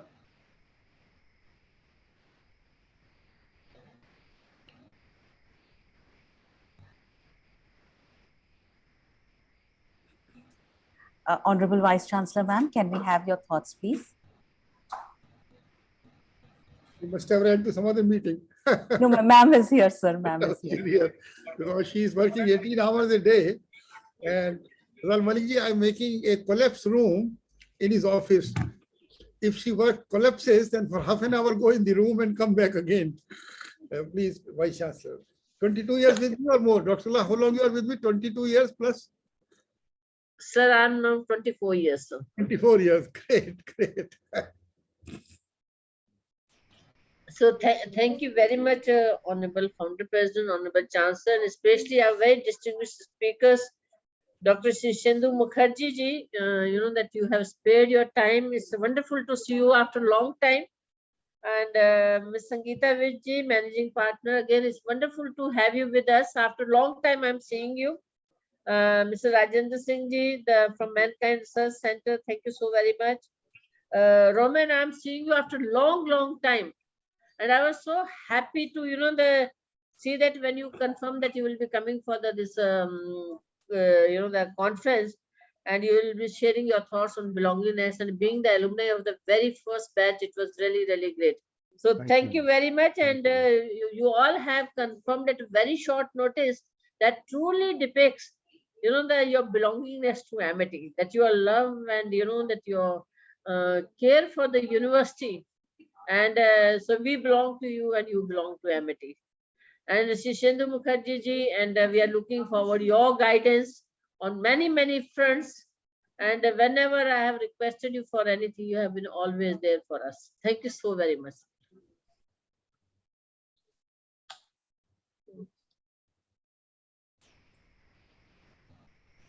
Navid, sir, vote of thanks from your end, Yeah, please. Thank you very much, Honorable Vice Chancellor, madam. It is my proud privilege to propose the vote of thanks. First and foremost, I would like to sincerely thank Honorable Founder President, sir, for his presence during both the session. Thank you very much, sir, for all your encouragement and all your words of wisdom. Thank you very much, sir, for your presence. I sincerely thanks Honorable Chancellor, sir, for his presence in both the session. Thank you very much, sir. You always being a very inspiring leader for all of us, and your presence in both the session really greatly acknowledged. Thank you very much, sir. I sincerely thank Honorable Vice Chancellor, madam. I think it was a very thought-provoking idea for organizing this two-day conference to commemorate the Day of Belongingness, the birthday of our Honorable Chancellor, sir. Thank you very much, ma'am, for all your guidance. I sincerely thanks all the senior management, Dr. A.K. Nagpal, and all other senior people attending this very valuable session. I sincerely thanks our session chair, Dr. Fazal Malik, sir, joining from the Dubai campus, the Pro-Vice Chancellor of our Dubai campus. Thank you very much, sir, for joining. I sincerely thanks all the very esteemed panelists for the session, Dr. Shishendu Mukherjee. Thank you very much, sir, for joining and sharing all your such a wonderful idea with us. I sincerely thanks Ms. Sangeeta Vij, Mr. Rajendra Singh, and Mr. Roman Gupta. It was such a pleasure to know that Mr. Roman is the alumni of the very first batch, and very rightly, Mr. Roman, you mentioned that the belongingness is something which is synonym with the Amity, and I personally feel this with my tenure of last 14 years with the organization. So thank you very much. I sincerely thanks my colleague Dr. Pooja for anchoring this session, and also Dr. Kritika Das Gupta, the flow co-coordinator. I thanks all the IT support for this session, and with the permission of Honorable Founder President Sir, we can end this session. Thank you very much, sir. Namaskar. Dr. Atulji, wishing you a very happy birthday in advance. Thank you so much, Dr. Mukherjee. So special. Thank you. Happy birthday in advance, sir. We have a long-term relationship with Shishant Mukherjee. Yes, sir. Pranam, sir. Mr. Pranam. I was always proud of you that you will reach to the greatest height, which you have proven now. Yeah, namaskar, sir. Happy to. Thanks for your blessings and good wishes, sir. Thank you. Thank you. Many happy returns. I would also like to thank everyone and wish you a very happy birthday, Dr. Atul. Thank you, Smita ji. Very nice that you could join. Thank you, Madhuri ji, and have a wonderful evening, all of you. Bye-bye. Thank you. Wish you very happy birthday, Dr. Atul Chauhan sir, in advance. Very happy birthday. Thank you, Rajendra ji. Thank you. Very happy birthday, sir, in advance. Thank you. Roman, good to see you. You know, it is. I can close my eyes and I can visualize how you looked 25 years ago. Yes, sir. Yes, sir. And in fact, we used to correlate with you so much that since we were onto the same age group, so we can use to freely interact with you at that point of time. Yes, yes, and you used to tell our concern, and your belongingness has pursued so far that it has took us to a level where everybody is praying about MET.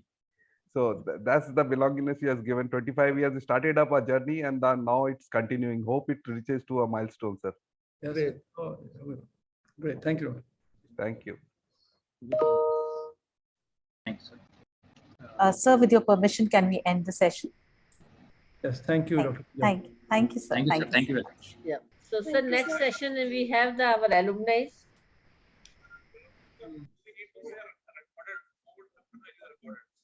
Hi, Sandeep. Hello, ma'am. How are you? Very well. Good to see you. Same, yeah.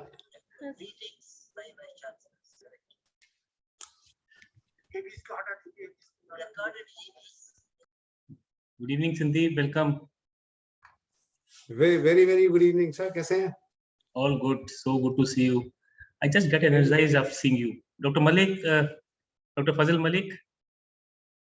Sir, Mr. Tiwari is from the first batch of MIT Business School, 1997 pass out. Wow, wow, wow. You know, there cannot be a pleasure like meeting your first alumni. I can see that, yeah. Whenever I see them, it's such a wonderful thing. I will give you a quick anecdote. I was passing through the Dubai airport and I had my son with me and we were crossing through. Normally you have a long queue. One of my students was the the officer there, the immigration officer, and he came out and he took me out of the queue, and he was my student from Higher College of Technology here. And my son, he felt so proud, his dad. So I said, this is the student, this is what a student can do. And for me, that's such a pleasure to see your students grow and establish themselves in life. And Mr. Malik, this is actually belongingness. That is actually the real example of belongingness. So mere presence of Mr. Sandeep today here after 25 years shows, how do we belong each other. So this is amazing. And sir, the best part is if you ask our founder president, he also remembers Sandeep by his name. Even he remembers the first salary check he got and he went to founder president's place. This is basically the kind of affection we have. If you speak to Chancellor sir, he remembers Sandeep by name. So this is what the entire, belongingness is all about, sir. Yeah. This is one family, and there can be no doubt about it. From staff to faculty to students to alumni, we make a one big family. Absolutely. So, Dr. Narula, I think we can start with the permission of Vice Chancellor, ma'am. Or we have 2-3 minutes. I think we can start at 6, right? You're mute, Anupam. Dr. Anupam, you are mute. Good evening, Honorable VC ma'am, Dr. Sanjeev Bansal ji. We and Dr. Fazal ji, so nice hearing you. Thank you so much for being with us. This is, sir, an alumni session. Mr. Sharnik Jain has also joined us. Sharnik, welcome. He is CIO, Senior Vice President IT at Siemens, Middle East, Shrenik, how do Dubai. you pronounce your name, Shrenik? I should not be wrong while calling. Shrenik. Shrenik, yes, yes. Or Shrenik. Or Shrenik. Shrenik, yeah. Shrenik. I mean, thoda sa. Thoda sa emphasis on the re, right? Yeah, Shrenik. Shrenik, right? Yeah. All right. Absolutely. And Advocate Manisha ji is also there with us. Welcome, Good evening, Manisha Chaudhary Manisha. ji. Hi, good evening, everyone. Welcome, on behalf of Amity Fraternity. Zinnia has joined us, sir. Yes, Zinnia is also joining, sir. So Zinnia is joining. Then who else? Miss Neha also? Zinnia and Ankit, sir. Yeah, Miss Ankit Agarwal, right? Ankit Agarwal. Yes. He'll be joining. So we are absolutely in time, so we can start sharp at 6, Anupam? Ji, sir. Just, yes, sir. Within 1 or 2 minutes, we are waiting for 2 more. We'll start, sir. Good evening, Honorable VC ma'am.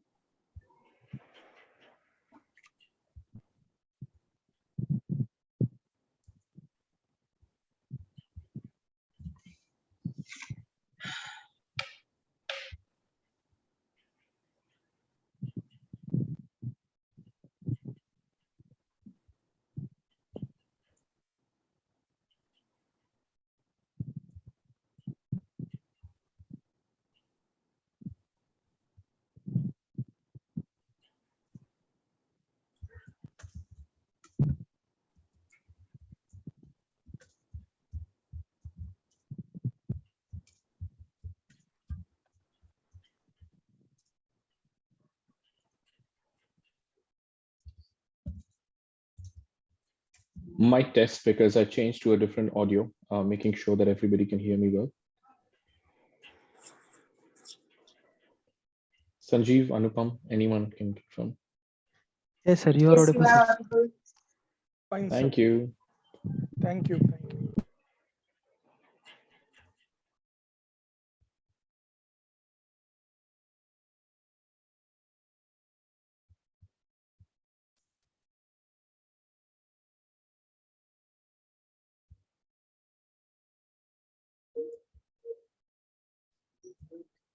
Hi, Manisha. Neha, wonderful to see you. Good evening, ma'am.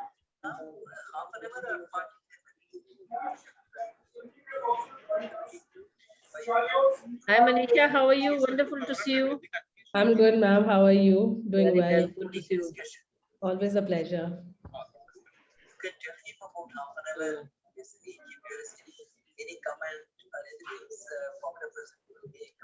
So I think Dr. Anupam, we can start. Ma'am is here, 6 o'clock. So No, Sanjeev, I'm going to the another one because I'm that discussion. We are just finalizing the program schedule. right, ma'am. Okay, so yeah. Ma'am, we have just concluded the exam meeting also.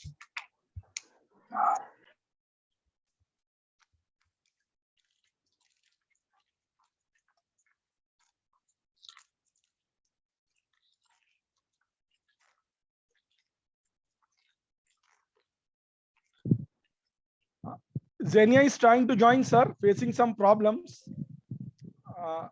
I had a talk. She's joining in 1 minute.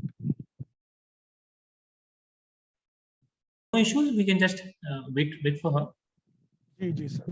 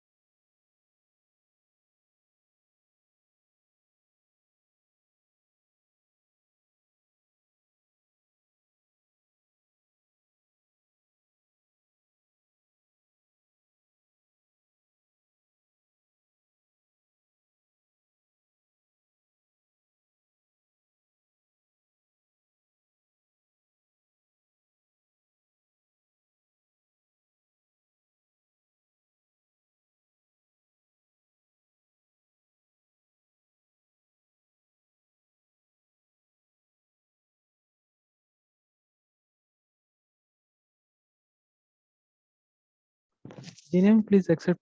Yes, ma'am. Shall we, Professor Anupam? Yes, sir. Ankit is also joining. Miss Zenia Can is we, joining in a with while, the sir. permission of Honorable VC ma'am, can we start, ma'am? Professor Anupam, VC ma'am will not be, I mean, she has joined some other meeting. So we can start now.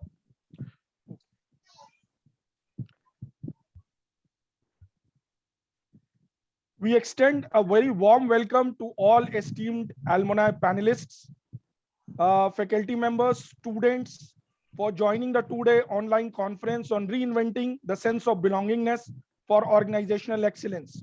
Session 4, theme, sense of belongingness for alma mater, experience sharing by alumni.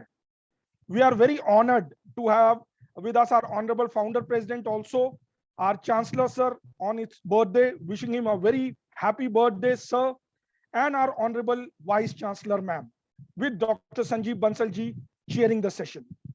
A sense of belongingness means a feeling of sense of acceptance, respect, inclusion, support in a learning environment, a feeling of happiness or being comfortable as a part of a particular group or having a good relationship with other members of the group because they accept you. This is the main aspect of belongingness. When the culture of sense of belongingness is created at a university level, students feel a sense of belongingness in the classroom. It increases their educational success and motivational outcome in multiple ways. And the teachers can help create this feeling of belongingness by building connections between the classroom and the community. Research suggests that higher education students who have a greater sense of belongingness tend to have a higher motivation, more academic self-confidence, higher level of academic engagement, and higher achievement. And to understand what matters to the students, teachers, and alumni is to build interpersonal relationships with them of all backgrounds through authentic compliments, authentic praise, and authentic connections. This helps us to create belongingness and bring back alumni also back to their alma mater. And today we are highly thankful to all the 5 esteemed alumni, those who have spared their precious time and has given us time to join on this platform. Love, belonging, and connections are the universal source of true well-being and self-satisfaction. And I am privileged today to say that our founder president, sir, and chancellor, sir, believes that together we can change the world. And this is his acceptance, a sense of belongingness to take all of us together for the success of Amity Universe. I will today introduce first, and I'm very thankful to Mr. Sandeep Tiwari, who is Director, SST Global Services Incorporation, Canada, ABS Noida Alumnus, PGDBM, class of 1997. Sandeep Tiwari loves to start his professional introduction with Amity. We are very thankful to you, Sandeep. Having studied at Amity in the very first batch of 95-97 at ABS, Sandeep carries the distinction of not only being the first Amitian to have joined the corporate world in the year 1997, but also the first ever Amitian to have earned the paycheck in the month of April 1997. Sandeep's corporate odyssey over the last 25 years include some high-profile positions: Chief Marketing Officer of LG, Director Marketing at Samsung, President at Usha, before moving over to Canada to start his entrepreneur initiative, SST Global Services. Welcome, Mr. Sandeep ji, on this platform. Mr. Ankit Tiwari, he's joining us. He's a strategy professional specializing in reinsurance domain, Indian and global. He's qualified as MBA, PGD, IM fellow, FIII with 15 years of experience in strategic consulting, new product development, growth strategy consulting, go-to-the-market strategy, business research, competitive analysis, M&A tracking, market sizing and business intelligence, corporate planning, benchmark studies, insurance, reinsurance, SBO profit center, coordination, thought leadership, joint partner search and innovation strategy. His focused geographics are emerging markets, India plus EMEA, emerging Asia, and developed markets like North America and Europe. He is also an expert external member of Amity University IQAC committee, and he is an ASIBS Noida alumnus, PGD IM class of 2007. We welcome you, Ankit, over to this platform. Third, we have, thank you so much for joining us. Mr. Shernik Jain, CIO, Senior Vice President at IT Siemens, Middle East, Dubai, UAE. Asset Almonus, Noida Almonus, BTech ECE, class of 2008. Shernik Jain is a senior technology leader responsible for IT for Siemens in the Middle East, including digital transformation strategy, cloud adaptation, and analytics initiatives for Siemens Middle East. He is a trusted advisor and a partner for CXOs for technology strategy and business transformation with over 14 years of experience in project management, consulting, digital strategy, and data analytics. Having worked with Siemens for over a decade and lived in more than 4 countries and was responsible for multiple technology leadership roles, he is driven by transformation projects. After graduation from Amity in 2008, he continued his learning journey and went to complete his master's in data science from Texas A&M and also a leadership program from ISB, in addition to numerous other professional courses and certifications. We are thankful to you, Mr. Shernik, for accepting our invitation and joining on this platform. Welcome from Amity Fraternity. Then we have Advocate Ms. Manisha Chaudhary, Managing Partner, UKCA and Partners, New Delhi. She is an ALS Noida alumnus, BA LLB integrated class of 2010. Manisha Chaudhary has done a Masters of Law graduate from the prestigious Ivy League Cornell University Law School, United States. She achieved a certificate in corporate law and governance from renowned London School of Economics and Political Science, LSE, United Kingdom. Her forte lies in the field of corporate and insolvency, law, litigation, consultancy, negotiation, corporate restructuring, mergers and acquisitions, private equity, and commercial transactions. She has also been handling matters relating to capital and financial market regulations before various authorities and started a niche practice in competition law. She is also an expert external member of Amity University IQAC committee. We are very thankful to you, Manisha, for always supporting us on IQAC platforms and also giving very great suggestions for the progress of Amity University. We are very proud of you and thank you so much for sparing your precious time and joining us. It's always a pleasure. Then we have Ms. Zinia Samar. She is a team leader, sports science, Olympic Gold Quest, Delhi, AIPT alumnus, Noida alumnus, MPT class of 2013. Zinia Samar is a sports physiotherapist and anti-doping officer with 9 years of work experience in sports rehabilitation and anti-doping. She is currently working with Olympic Gold Quest with various sports and Olympic level athletes. She has earlier worked with CRPF, Sports Authority of India, Senior Women National Football Team, and Brazil International Football Academy. She was a part of Indian Olympic contingent representing as a team physio for Indian shooting team and Indian women wrestling team in Tokyo Olympics 2020. Honorable Prime Minister, Mr. Narendra Modi ji greeted and appreciated her efforts in representing the nation in the PM House. She was also awarded Amity Alumni Achievers Award, Glory of India Award for Outstanding Contribution to Sports, Nationwide Women Achievers Award 2021, Zonal President and Regional President AWWA Army Wives Welfare Association Award. She is also an external expert member of Amity University IQAC Committee. We are very thankful to you, Ms. Zinia, for sparing your precious time, agreeing to our request to come on to this platform and on auspicious occasion of the birthday of our Chancellor, sir, and giving some of the aspects of sense of belongingness which has made you to reach to such levels. Thank you so much for joining us. So much. Good evening, everyone. And thank you so much, Zenia.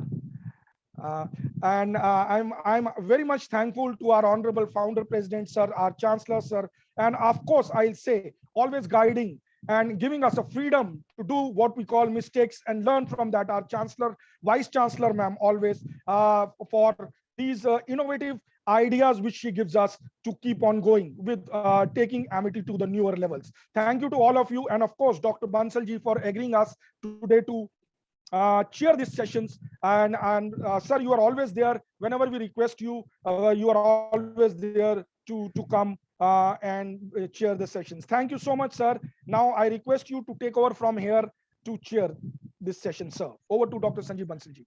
Thank you so very much, Professor Narula. And as you said, this is we are into a state of belongingness and we all belong to each other. So how can I say no to anything if you say so, and vice versa. Thank you so very much for being there. Honorable Founder President, sir, Chancellor, sir, Vice Chancellor, Madam, all esteemed alumni panelists, Mr. Sandeep Tiwari, Mr. Ankit Agarwal, Mr. Shanik Jain, Advocate Ms. Manisha Chaudhary, Ms. Zinia Samar, all esteemed colleagues from different universities of this vast MIT universe, which is spread over all the 7 continents now, including Antarctica, when I say. We are all assembled here today in this webinar on the theme Sense of Belongingness. As a part of the conference organized by MIT University of Uttar Pradesh, the theme of this 2 days conference is reinventing the sense of belongingness for organizational excellence. Belongingness, who can tell you all of you are the greatest testimonial of belongingness. You are all example of belongingness. It's a feeling. Belongingness is a feeling of security. It's a feeling of support. It's a feeling when there is a sense of acceptance, inclusion, and identity for a member of a certain group or place. A sense of belongingness is the most wonderful thing. When one has this sense of belonging, it brings them peace, internal peace and joy. Everybody needs to feel belonging in their life, and it offers a place of tranquility and leads to a fulfilling life. At MIT, we are fortunate to celebrate the birthday of Dr. Atul Chauhan, our beloved president of Foundation, Ratan Balvir Education Foundation, and Chancellor of MIT University of Uttar Pradesh, which is on 7th of May.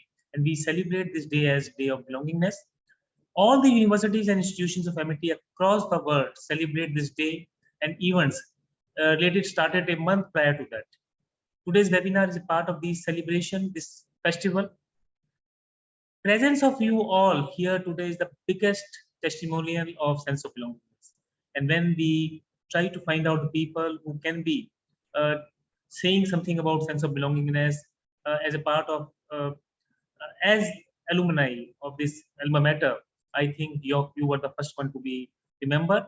On behalf of Honorable Founder President, Dr. Ashok K. Chauhan, our dear Chancellor, Dr. Atul Chauhan, our Vice Chancellor, and all the members of MIT Parivar, I, along with my worthy colleague, Professor Dr. Anupam, welcome you all in this great panel and request you all to just maintain one thing: speak from heart. No, there is no theme today. There is no foundation. There is no limitation, no inhibition. Only one thing. You have to only speak from heart. How do you feel belongingness is? What is belongingness to you? And how do you feel belong to MIT and all of us? Thank you so very much. Zinia, thank you again. You are a great support. Yesterday you were in University IQAC also. So we are highly thankful to you. Totally my pleasure. I'm sorry I wasn't able to join on time. I'm in a very low network area. I was trying to join, but I wasn't able to join from my laptop. So good to see you, with this beautiful T-shirt with India's name. It makes us proud. Thank you so much. Thank you. Same. So, Dr. Anupam, we can now start with, as I have told you, Honorable Vice Chancellor Madam will be joining us late, so she will not be there just now.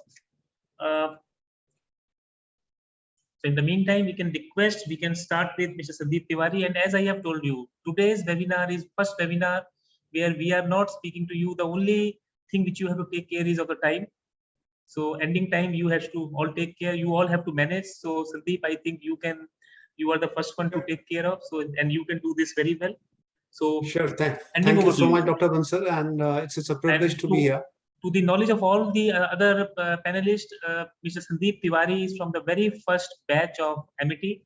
MIT University, as you all know, MIT Business School was the first school of higher education. We started our journey in 1995, and Mr. Sandeep Tiwari joined us in 1995. So he's from the very first batch, passing out in 1997. And that is all, rest is history. So over to you, Mr. Sandeep. Thank you so much, Dr. Bansal. It's a privilege to be introduced by you. And thank you so much for giving this opportunity. As you introduced me, yes, my introduction starts with MIT. And my association starts way back in 1995. That was a time when MIT was to be introduced and the campus was coming up. We were just a batch of 120 odd students. And we were only into the MBA course, which was PGDM course.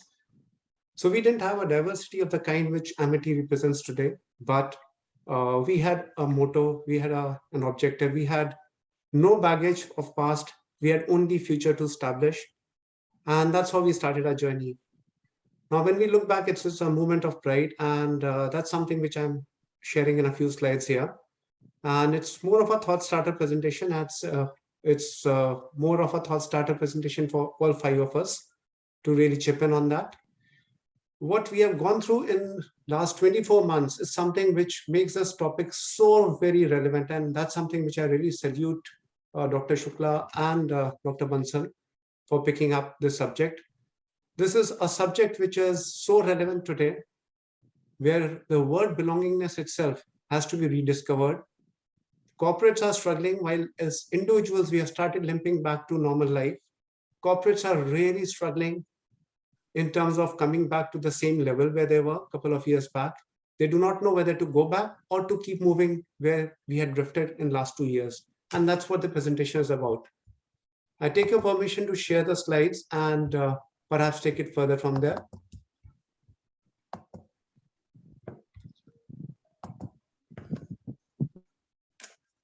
These slides have been put with a perspective of what's the challenge we are all going through when it comes to a corporate world, and how people are really facing in terms of the challenge and what is the impact it is creating for them. When we see a picture which is as seen as this, we just say beautiful. Now, that's what our eyes see. But what people are experiencing is a very lonely world. Now, that's the paradigm which people are going through. And that's something which we need to address. As humans, we are driven by DNA and not by any algorithm. It's not just about networking, it's about connecting. It's about that touch, it's about that feel, it's about emotions. And that's what humans are. For last 2 years, humans got caged while the animals lived free. What a paradigm. We always treated the opposite, and this is what we went through. Well, not everyone was as lucky to have people along in the cage. They were not caged with family. There were some of them who were alone. And just do not visualize India. See the world. That's a bigger place where we all work in. Some survived alone. Some lost their family members and were left all alone. So the trauma was huge. This is something which we never experienced before. And here comes the subject, so relevant, so meaningful, and something which we really need to deep dive and really make things happen in this. So welcome to the corporate jungle, and let's see how COVID impacted the life at offices. Something will look very familiar to most of us, but that's where the beauty is. The technology cat jumped into the action the moment COVID struck. Right from the various networking platforms, the CIO jumped in, made it possible for the organizations to continue functioning, people to network with each other, and all the technology gizmos came into play into our life like never before. It made us feel connected virtually, but yes, it made us feel absolutely connected with multiple devices. We were back into action and we felt very happy. Making the large office team shrink into few pixels of a laptop screen gave us a feeling as if the entire office has come into a laptop, the entire world has come into a laptop, and things are into our control. And we felt quite empowered. People located far away came much closer. That's beautiful. But people who were earlier very close, we used to sit along, now got connected from far away. Now that's something which we didn't realize initially, but it had a huge impact.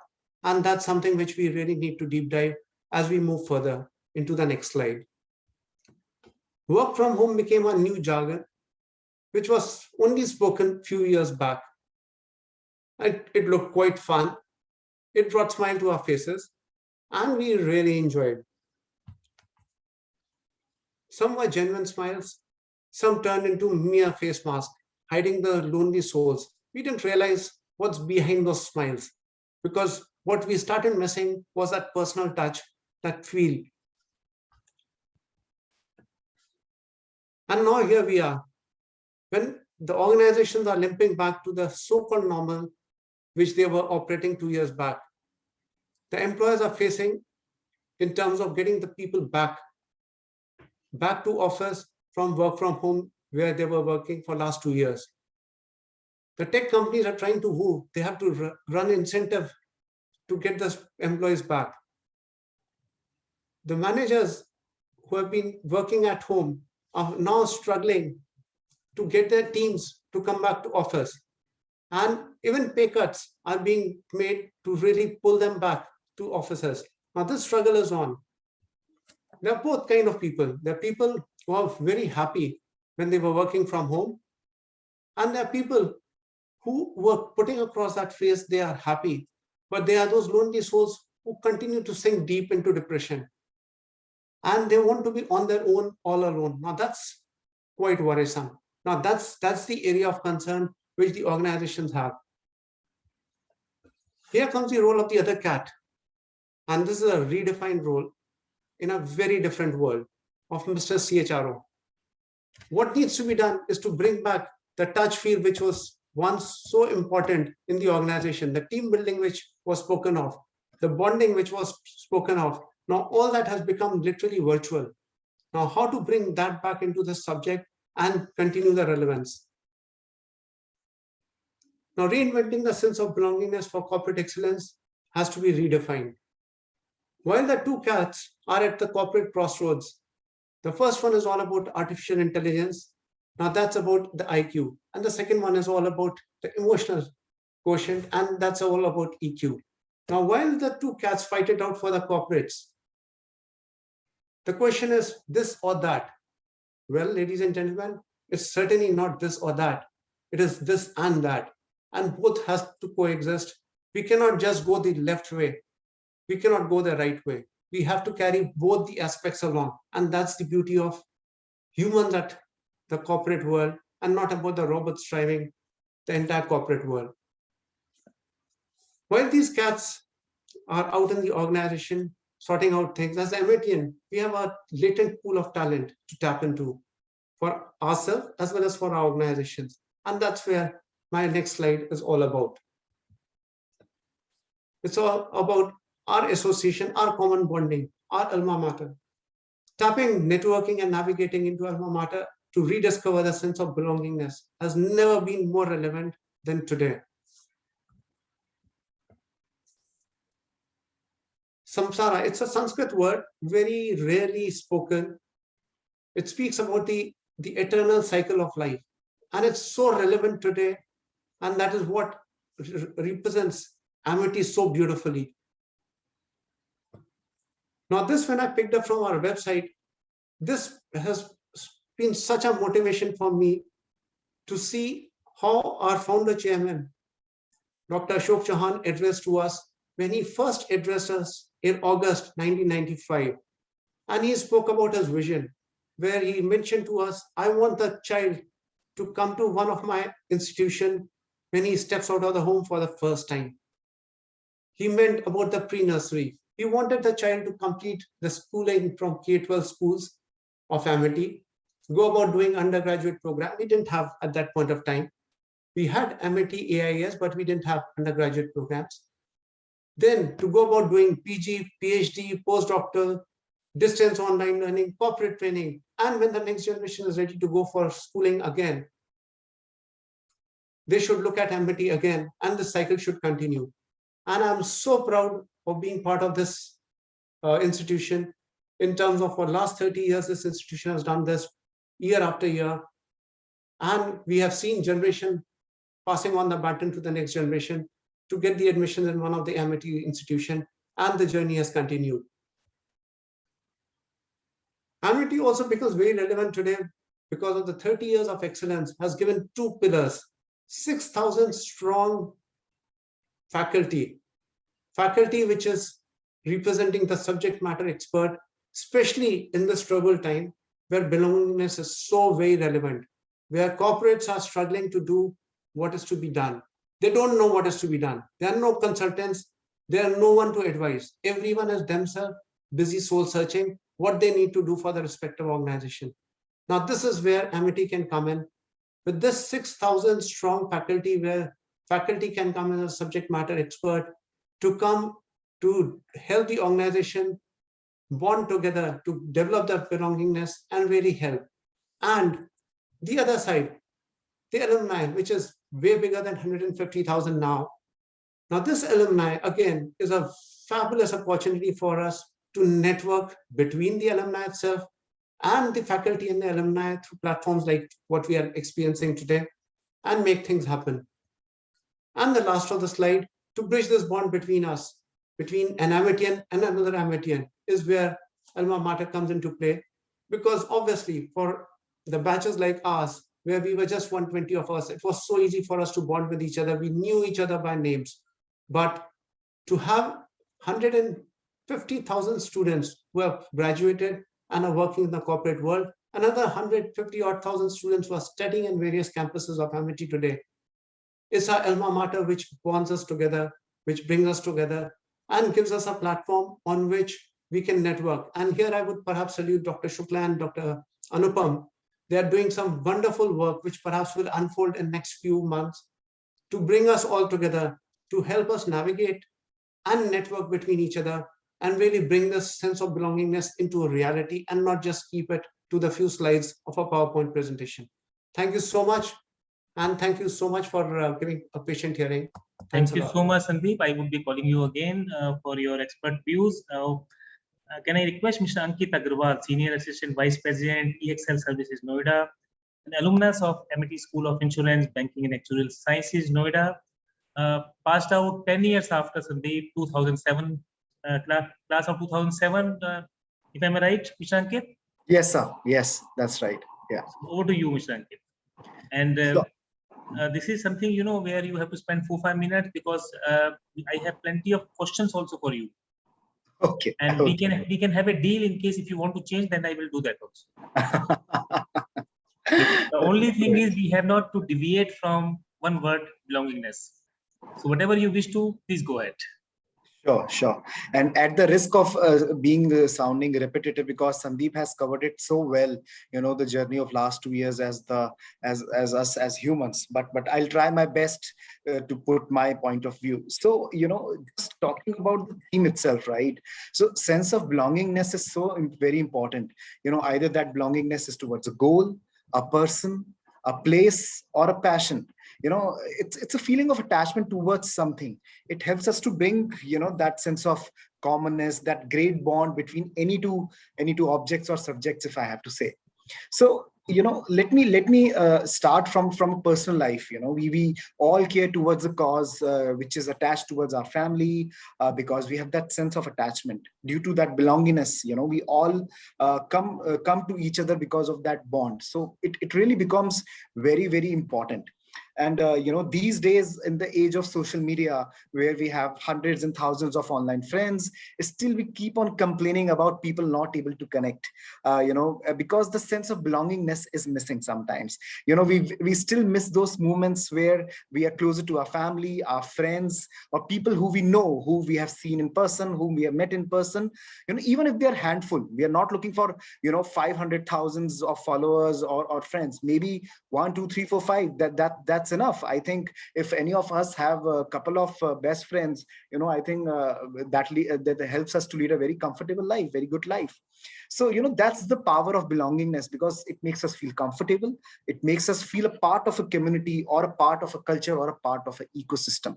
So at a high level, you know, that's how I see belongingness, you know, coming to us, and how we are connected. And since, you know, we are in this forum of Amity's alma mater, we keep on, you know, practically we keep on seeing so many communications coming. We keep on seeing that, okay, some session is happening, some conference is happening. We feel a sense of attachment. Either the subject is very important for us, or as a part of this Amity umbrella, you know, we feel inclined that, okay, there is still something to learn, there is still something to contribute. So that's the feeling of bond, that's the feeling of belongingness, which is connecting all of us.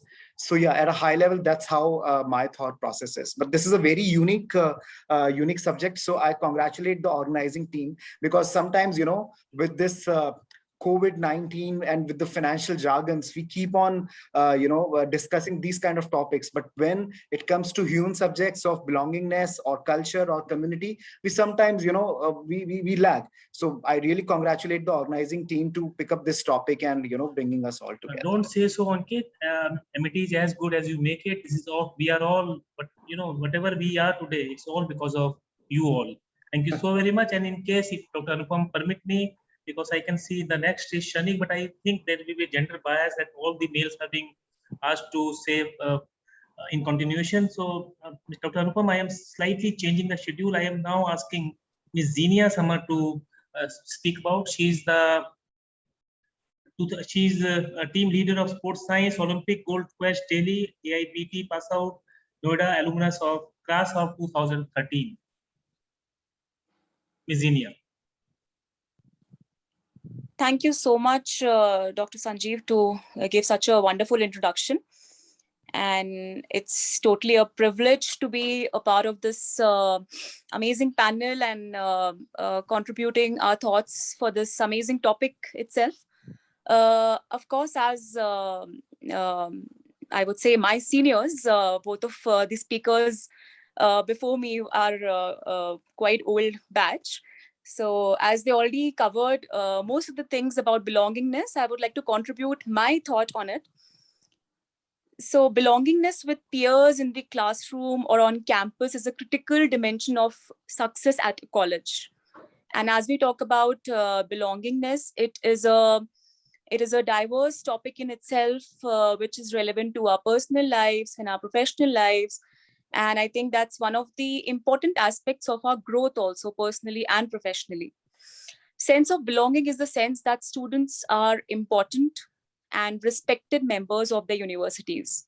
Here I'm talking in relevance to the university, as my experience personally with the Amit University have been really amazing all these years, all these last 9 years post my PG, and how beautifully Dr. Narula and I would talk about Dr. Narula majorly, who have been connected to us, and how beautifully he has always been a part of the journey, my professional success, and to my journey till the Olympics.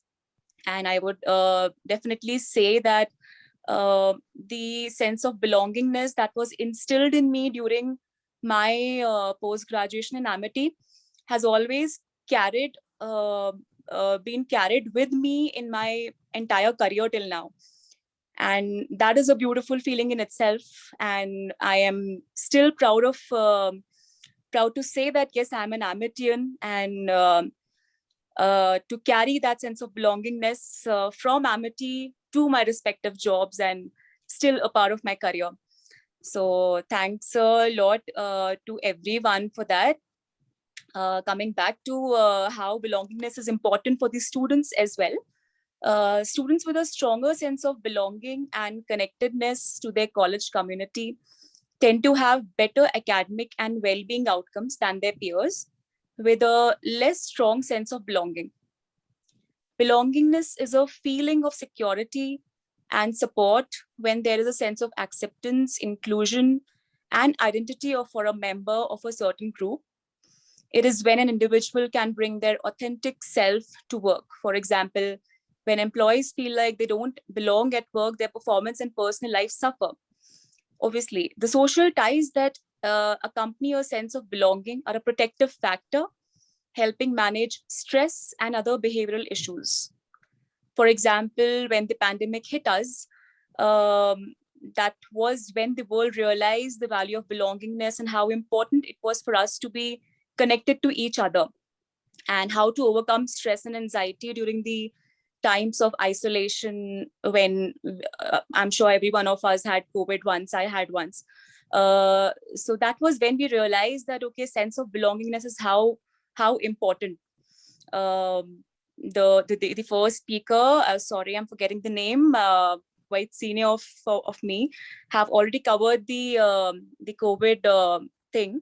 So I would not quit. Yes, Mr. Sandeep. Yeah, so he already covered and talked spoke a lot about the COVID and how COVID changed our lives and how it made us feel that how important it is to be connected to our friends, family, even our work colleagues, our college mates. So it's very important to be connected to the alma mater also. I know people who are not really in touch with the college. They don't have the sense of belongingness to the current work employees, and it reflects in their behavior. So it's very important for a student to be connected to the college, for a college to be connected to the student, and really proud that I am a product of Amity, who is still there with me at every step of my life. So this is how we carry that thing with us. Just to share my experience of Olympics, it was quite different in the sports industry. We were in the lockdown for 7 months post-COVID. In 2020, the Olympics got postponed to 2021. And everyone was quite disheartened because everyone was at the peak of their fitness level. We started our national camps in September 2020, but it was a bio bubble camp. It was no more a normal national camp where we can travel from our home, or we can go out and, you know, in the evenings have our own life. So for 7 months before the Olympics, it was a bio bubble for us. Only one team staying together at one place, aiming for one goal. And it was quite difficult for us to stay away, all of us, including the athletes and the support staff, to stay away from family for so long and be just with that one particular group. But the way how all of us were together for one goal, and of course a positive one for one aim, made us feel that how important it is to connect with each other. During that time, I remember my faculty was in touch with me, my AIPT faculty from Amity. I have been very lucky that my faculty have always been in touch with me, and vice versa. They were always there to support and guide. That these things made us get through that bio bubble thing and get through the Olympics, and obviously come back with medals and with representing the nation. After coming back also, how welcoming Amity have been to me, it was quite overwhelming. So yes, that's how I wanted to share my experience of Olympics and how. Thank you so very much, Zinia. We will come back to you. We will definitely come back to you. So can I request now Mr. Shanik Jain, Shanik, CIO, Senior Vice President, IT, Siemens, Middle East, Dubai, UAE, and Asset Alumni, Asset Noida, BTech, ECE class of 2008. And please forgive me, though you are all very senior people, very experienced, but I will be calling you all by your first name only. So Shanik, over to you, please. So first of all, Dr. Bansal, I think I am honored to be a part of this organization. And I think if you call me anything other than my first name, then that would be already inappropriate because you were my professor. So, you know, as I said, already honored and humbled to be here. So first of all, big thanks for having me. And I think it was lovely listening to my fellow colleagues and, you know, my seniors, my juniors in the batches across, you know, having colleagues join this from the batch of 97. And really, Sandeep, I had no idea that Amity had the first batch start from 97. Because when we really started with 2004, the Amity University in Sector 125, really, it was already very new. And I have to confess, I remember my first, let's say the first year in Sector 125, and I can probably see a lot of attendees today and probably people who see it in the future, they now see this amazing flourished campus, buildings across everywhere, from probably Block A to H and I and Z. But when I joined, it was Block A. And for the 4-year period that I did, I saw the making Block B, C, D, E, F, G, H, and whatnot. right? And sometimes it's interesting when I probably got a chance to visit the university maybe after 2 or 3 years of graduation. It didn't really seem to be the same place that I first came, and I wanted to, like give my partner a little tour and visit to say this is exactly where I used to probably play football. It's like, wait, where exactly is the field now? There is a new building. So I think there is a great sense of pride and achievement that exists in almost all of us, all the Amitians, to see the journey of Amity, right? So I think that's really number one, and probably that is directly associated with that sense of belongingness. You have that sense of belongingness because you also have that sense of pride, and this same exact feeling can really help you a lot. I think my friends have already covered the situation of how COVID left us behind, feeling alone, feeling secluded, and the whole sense of belongingness can probably help you come back. But I just want to touch on one really important factor that I think we all will benefit, agree with, and we all will benefit as we probably move to our corporate lives. What is that one single factor that will help you grow in your corporate life? Is really your network, is really your belongingness to a bigger group. Yeah, you yourself will only grow to a certain level. And I am really, really proud to say that, even today, I am so well connected to some of my friends and, juniors and seniors who are all doing so great in so many places. And we somehow stay connected, maybe, if nowhere else, on LinkedIn. And I receive messages from them when probably one of them is looking for mentorship in another area. And I reach out to them when I'm trying to seek help in another area. And that's really important. That is what is going to help. And I think I had no idea what Sandeep actually put on this slide, which highlighted 150,000 alumni, and probably even growing every year. It's incredible. We have a power to network with a group, which if we can tap on, I can tell you no student in Amity ever has to even wonder if there is going to be a placement situation. That is never going to be a topic of discussion, right? We never have to wonder if where do we go next?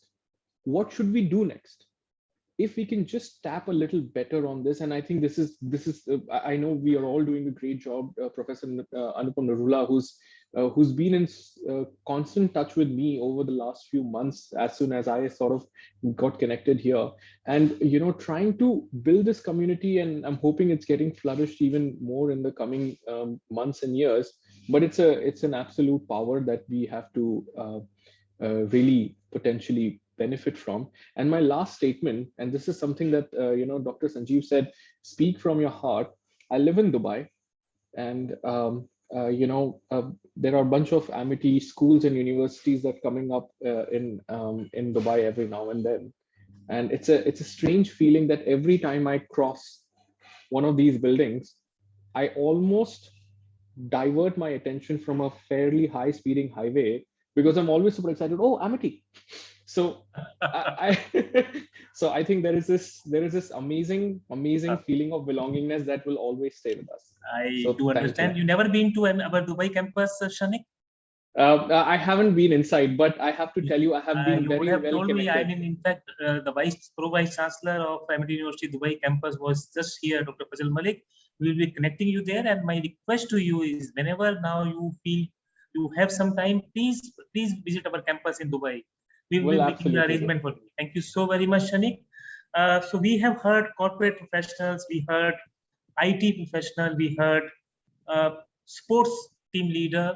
Now this is the turn of our own advocate, Ms. Manisha Chaudhary, managing partner UKCA and partners New Delhi, alumnus of Amity Law School, Noida, BA, LLB, integrated class of 2010. Manisha, when is the most, proud moment for a parent when we say when we introduce our own child, when we introduce our own alumni. This is the most proud moment for all of us. Welcome to Amity again. Over to you. Thank you. It's always a pleasure. So a lot of things have been covered, and I like how you put the lawyer towards the end, so I don't take up all the time just talking, because we love the sound of our voice. We can go on and on. So that's a smart move. But I'll keep it very short because I think we are pressed for time. Belongingness to Amity, I won't even give very lectures on what it means to me. I'll give an example of exactly what happened about an hour back. I had a friend who came in who I've met after 20 years. He was my classmate from school. We met after 20 years. He was in some legal trouble, and he just connected with me on one of our school alumni groups. And he just came in, and we were just talking about how we haven't been in touch for 20 years. But as soon as we sat down over a cup of tea while discussing his matter, and we spoke about all those 20 years in like that half an hour, I saw the time on my phone, and I knew I'm going to start getting calls from Dr. Narula that will you join in on time or not. And at .540, I was like, listen, I have to go. And he's like, why? We've met after so long. I was like, because as you are important to me, there is something much more important, which is from my college, and I need to join in. And it cannot be delayed.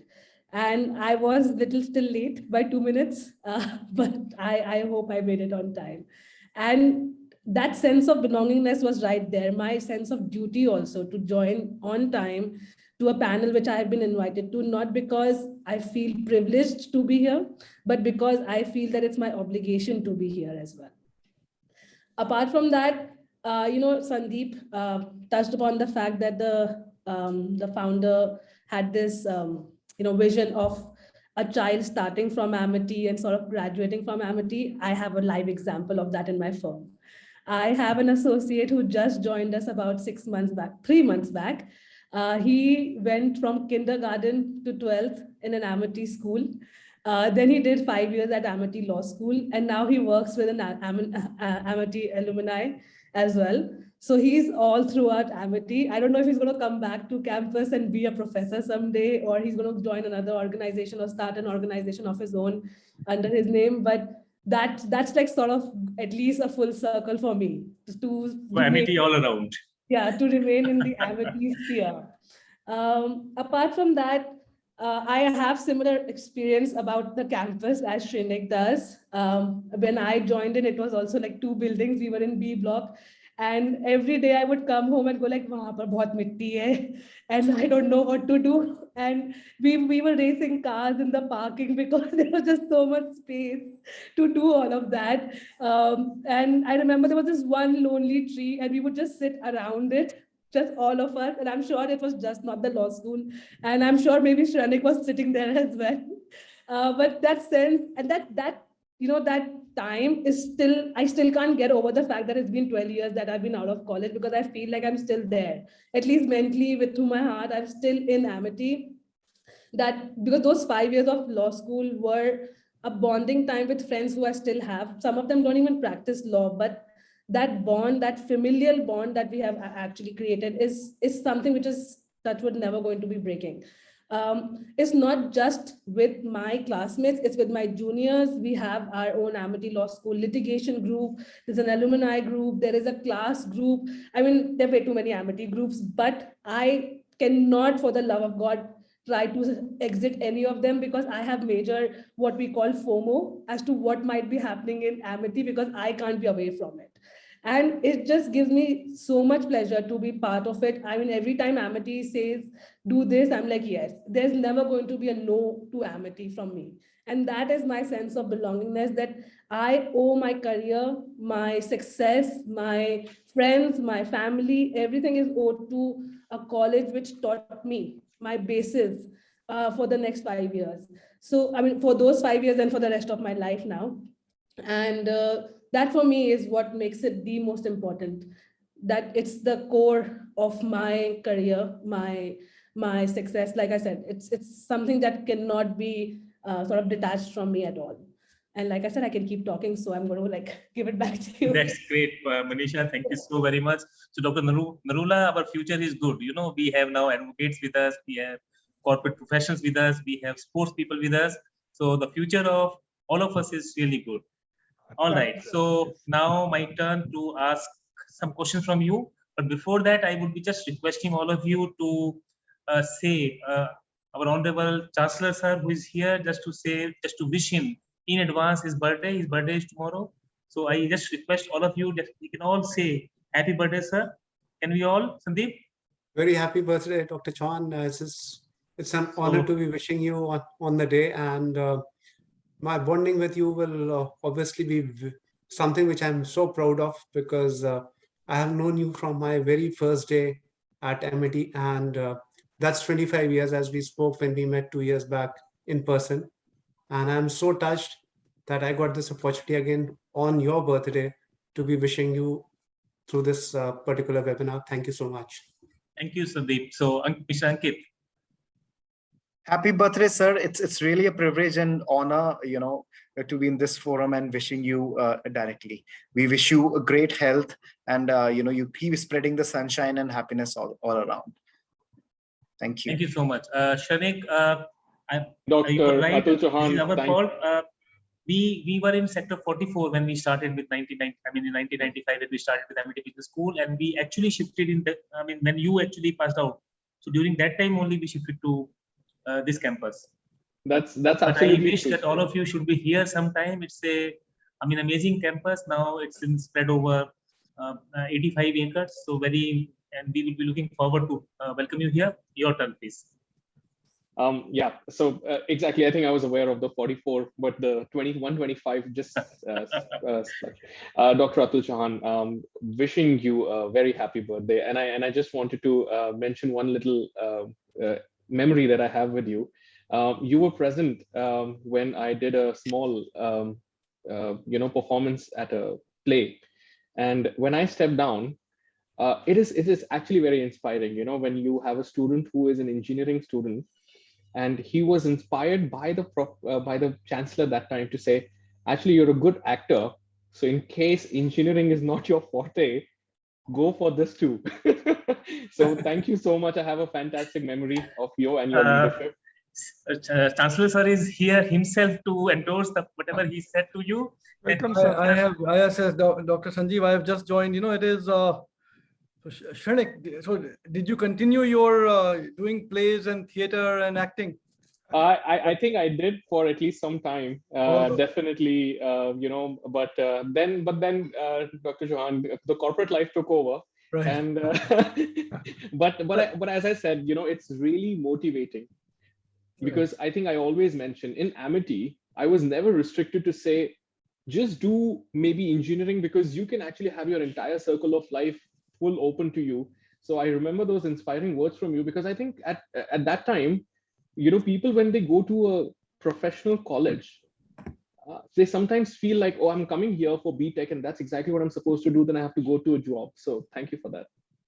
Oh, see, that is the huge benefit of Amity, having such multidisciplinary courses. And Shrenik, I'm so happy that, we got to interact, as all of you know, Amity has grown so much, so one thing, and this whole session is about belongingness. I'm really grateful that the whole Amity fraternity celebrates the occasion of my birthday as belongingness, because that is one of the fundamental philosophies and feelings we all have. But I do miss those days. I can see Sandeep is online, and all of he's the first batch, and Roman, who's also first batch alumnus, was in the session before this. I don't know if anyone was part of that. Yes. But he was mentioning, that at that time I was the same age as all of them, as Sandeep and Roman and all of them, and we were really growing. And at that point we could interact and spend time.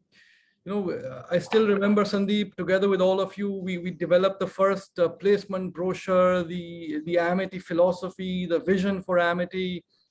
And, all the students, there were 120, then 240 students, with this one vision of Dr. Chauhan, that I want to create something extraordinary for young people within our country. And I think, whenever I listen to alumni from the first few batches, they always say at that point, we never understood or, maybe we were too young to really believe that, what is Dr. Chauhan saying? We are in a small building on 2 floors in Sector 44 campus, and Dr. Chauhan is sitting here and standing in front of us saying that Amity will be one of the largest, one of the best academic institutions. We will have students studying right from the age of 3. Now in Dubai, Shernik, I heard you are from Dubai. We have in Jumeirah Islands, we have a preschool where we have children from the age of 40 days. We have about 100 kids because when both parents are working, they need a place where they so within the Amity family, we now have children or students from 40 days to postdoctoral, and Manisha, as you were saying, this whole circle of the Amity family, we have thousands and thousands of families where the children have joined from nursery, they have gone to higher education, they have married each other, the parents are part of Amity, and since now many years, because the Amity is now 25, 30 years old, we have so many of them whose children are coming back to Amity and studying with us. So it's all this feeling of belongingness. And I think the greatest happiness, so Dr. Sanjeev, Dr. Anupam, it is, you have organized under the leadership of Dr. Shukla so many sessions today. I've tried to come in all of them. So many campuses have organized so many things. It's quite overwhelming. I've tried to be everywhere, but this session, has put the biggest smile on my face, because when I see family members like Sandeep and Ankit and Zaina, Manisha, Shernik, and how well they're doing in life, and how passionate they are about their time at Amity, how passionate they are now about helping Amity and helping Amity grow. I think that makes it absolutely all worth it. It is, and these campuses have physically grown. Sandeep has seen, you saw at that time Sector 44 grow from 1 floor to 2 floors, then to 1 whole building, and then Shernik and Manisha have seen Sector 125. I still remember it was during those days, it was a weekly, every Saturday I used to spend on the construction site, going up and down, ensuring that the quality of the buildings are absolutely right. And then Zaina, I don't know, you must be younger than all of them, so I'm sure the campus was built. Excuse me, Zaina?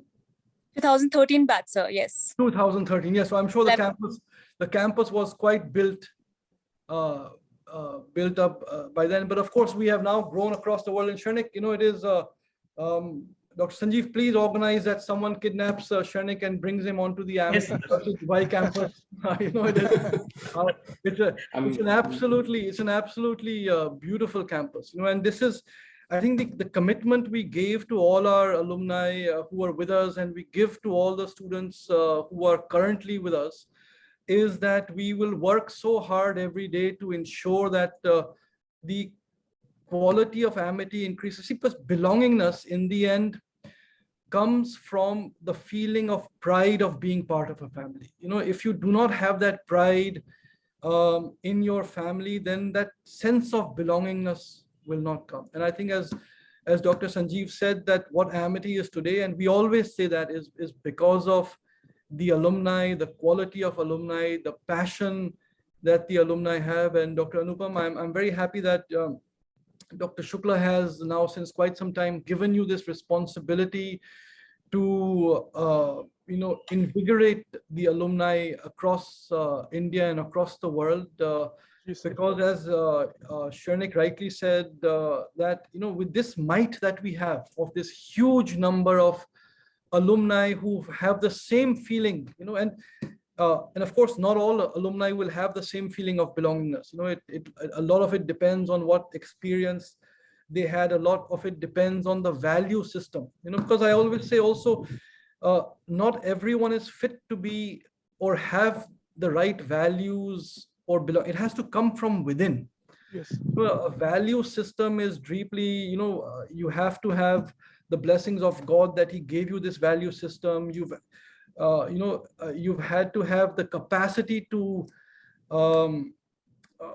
imbibe the value systems that other people have given. So not everyone will have the values, but across Amity, we have a huge percentage of them who share this feeling of belongingness, and that is our biggest strength. So to everyone online today, thank you so much for being here and for the wishes that you gave. One more second, sir. Just one more second. Manisha, Okay. your turn. You wanted to wish, sir. Manisha. Wish you a very happy birthday, Dr. Chauhan. I mean, I hope your vision goes even further than what it is right now. And of course, the sense of pride and amity it's never ending for me. Zinia. Good evening, sir. Very happy birthday to you. Many, many happy returns of the day. It's totally my privilege to actually wish you on this mode. And I would, apart from wishing you the best of health and happiness in the coming years ahead for you, I would like to thank you personally for giving us such a good, strong base for our careers. I can say for me, for a sports physio, I don't think so I have come across the better faculty than we have in Amity still. So thank you for that, and thank you for providing that strong base which has made me what I am today. Thank you so much, sir. No, thank you all of you. And we are so proud that that you are helping our country in the field of sports. And I always tell it to all our universities across the country. Sports is such an important area and something we need to focus further on. And I look forward to the day when we have Olympic athletes coming out of our universities.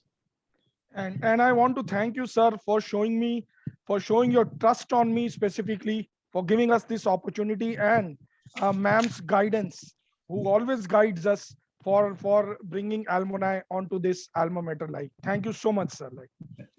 Respected ma'am, we have missed your words of wisdom, so I request you to conclude the session, ma'am, please. I'm so happy and delighted to see our alumni right from the very first batch who have really contributed immensely in building this Amity Education Group, because it was their trust in Amity that when the very first batch they has joined, and they actually build the processes, they build so many things. And I remember the first event of the Amity Business School was happened, the trends, the youth festival with Sandeep Tiwari and Piyush Jain, and everybody have worked for that. And how they arranged the sponsorship, how they brought the euphoria and all those things they have done. And same way for the placement, how the whole team, Akanksha Bhandari, Sandeep, and everybody worked and ensured that every single student of that first batch is placed. And I remember that when they used to go for placement to the various companies, and the companies we asked us, what Amity Business School, we have not heard about it. And today the Amity is everywhere. Everybody knows what Amity is. So this is which brand Honorable Chancellor has created as per the vision of Honorable Founder President. But that brand has been strengthened by each one of you, because you are unique, not only in your performance, but you are unique in your value system. And those value system which has come from the family, but those also have been strengthened by the way the very strong value system is provided in the Amity University. And the softer skills, which now the UGC or others have been talking about the softer skills, and Amity have been right from the very first year, the foreign language and the behavioral science and the communication skills, which today the corporate world is speaking so much. And so I think that our Honorable Founder President was way ahead of anybody else to think of the education, what kind of education need to be provided. And always he believed that how to bind the people, how to bring everybody together, whether it is we are talking about the human values celebration, whether we are talking about the Sangathan, bringing together, whether you're talking about the belongingness, or whether we are talking about the innovation, everywhere, how to bring everybody together. and that's what is the Amity family. And that's what the Amity family is spreading its wings through its alumni, through its all kind of things. I'm so happy that from the various parts of the world, whether it's Canada or UAE and all, you all are here on one platform to celebrate the belongingness, on the celebration of Honorable Chancellor. So thank you very much, Honorable Chancellor, for guiding us, for supporting us, and leading us with the truly, the true examples to be how to be the good human being. The first of all is important to be a good human being. If you are a good human being, then only you can give the true performance to your organization. So thank you so very much, sir. Thank you, ma'am. Sir, on behalf of all these wonderful alumni of yours, all the co-panelists, Dr. Lakshmi, Ms. So I Neha. want to appreciate all the alumni, the coordinators, and especially the Anupam Rula, the way their teams are working, and and the kind of the bonding they have built with the alumni at the shortest possible notice, that all alumni are ready to be here. Yes. So it is only and that's what is the family is together. So Anupam, you are doing a very good job, but our expectation from you are very high.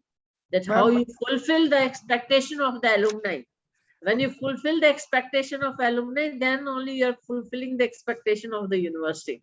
Sure, ma'am. Under your guidance, Chancellor Sir's guidance, we are moving. So Lakshmi and everybody, Kritika. Thank you, ma'am. Happy birthday in advance, sir. Thank you so very much for being there. Dr. Narula. Thank you, sir, for inculcating the feeling of belongingness in our Amity family. We wish you great health on your birthday. Thank you, sir. Ms. Neha. Wishing you a very happy birthday, sir. Dr. Lakshmi, Dr. Neha, thank you so much. Very kind of you. Thank you so very much, sir. Dr. Narula.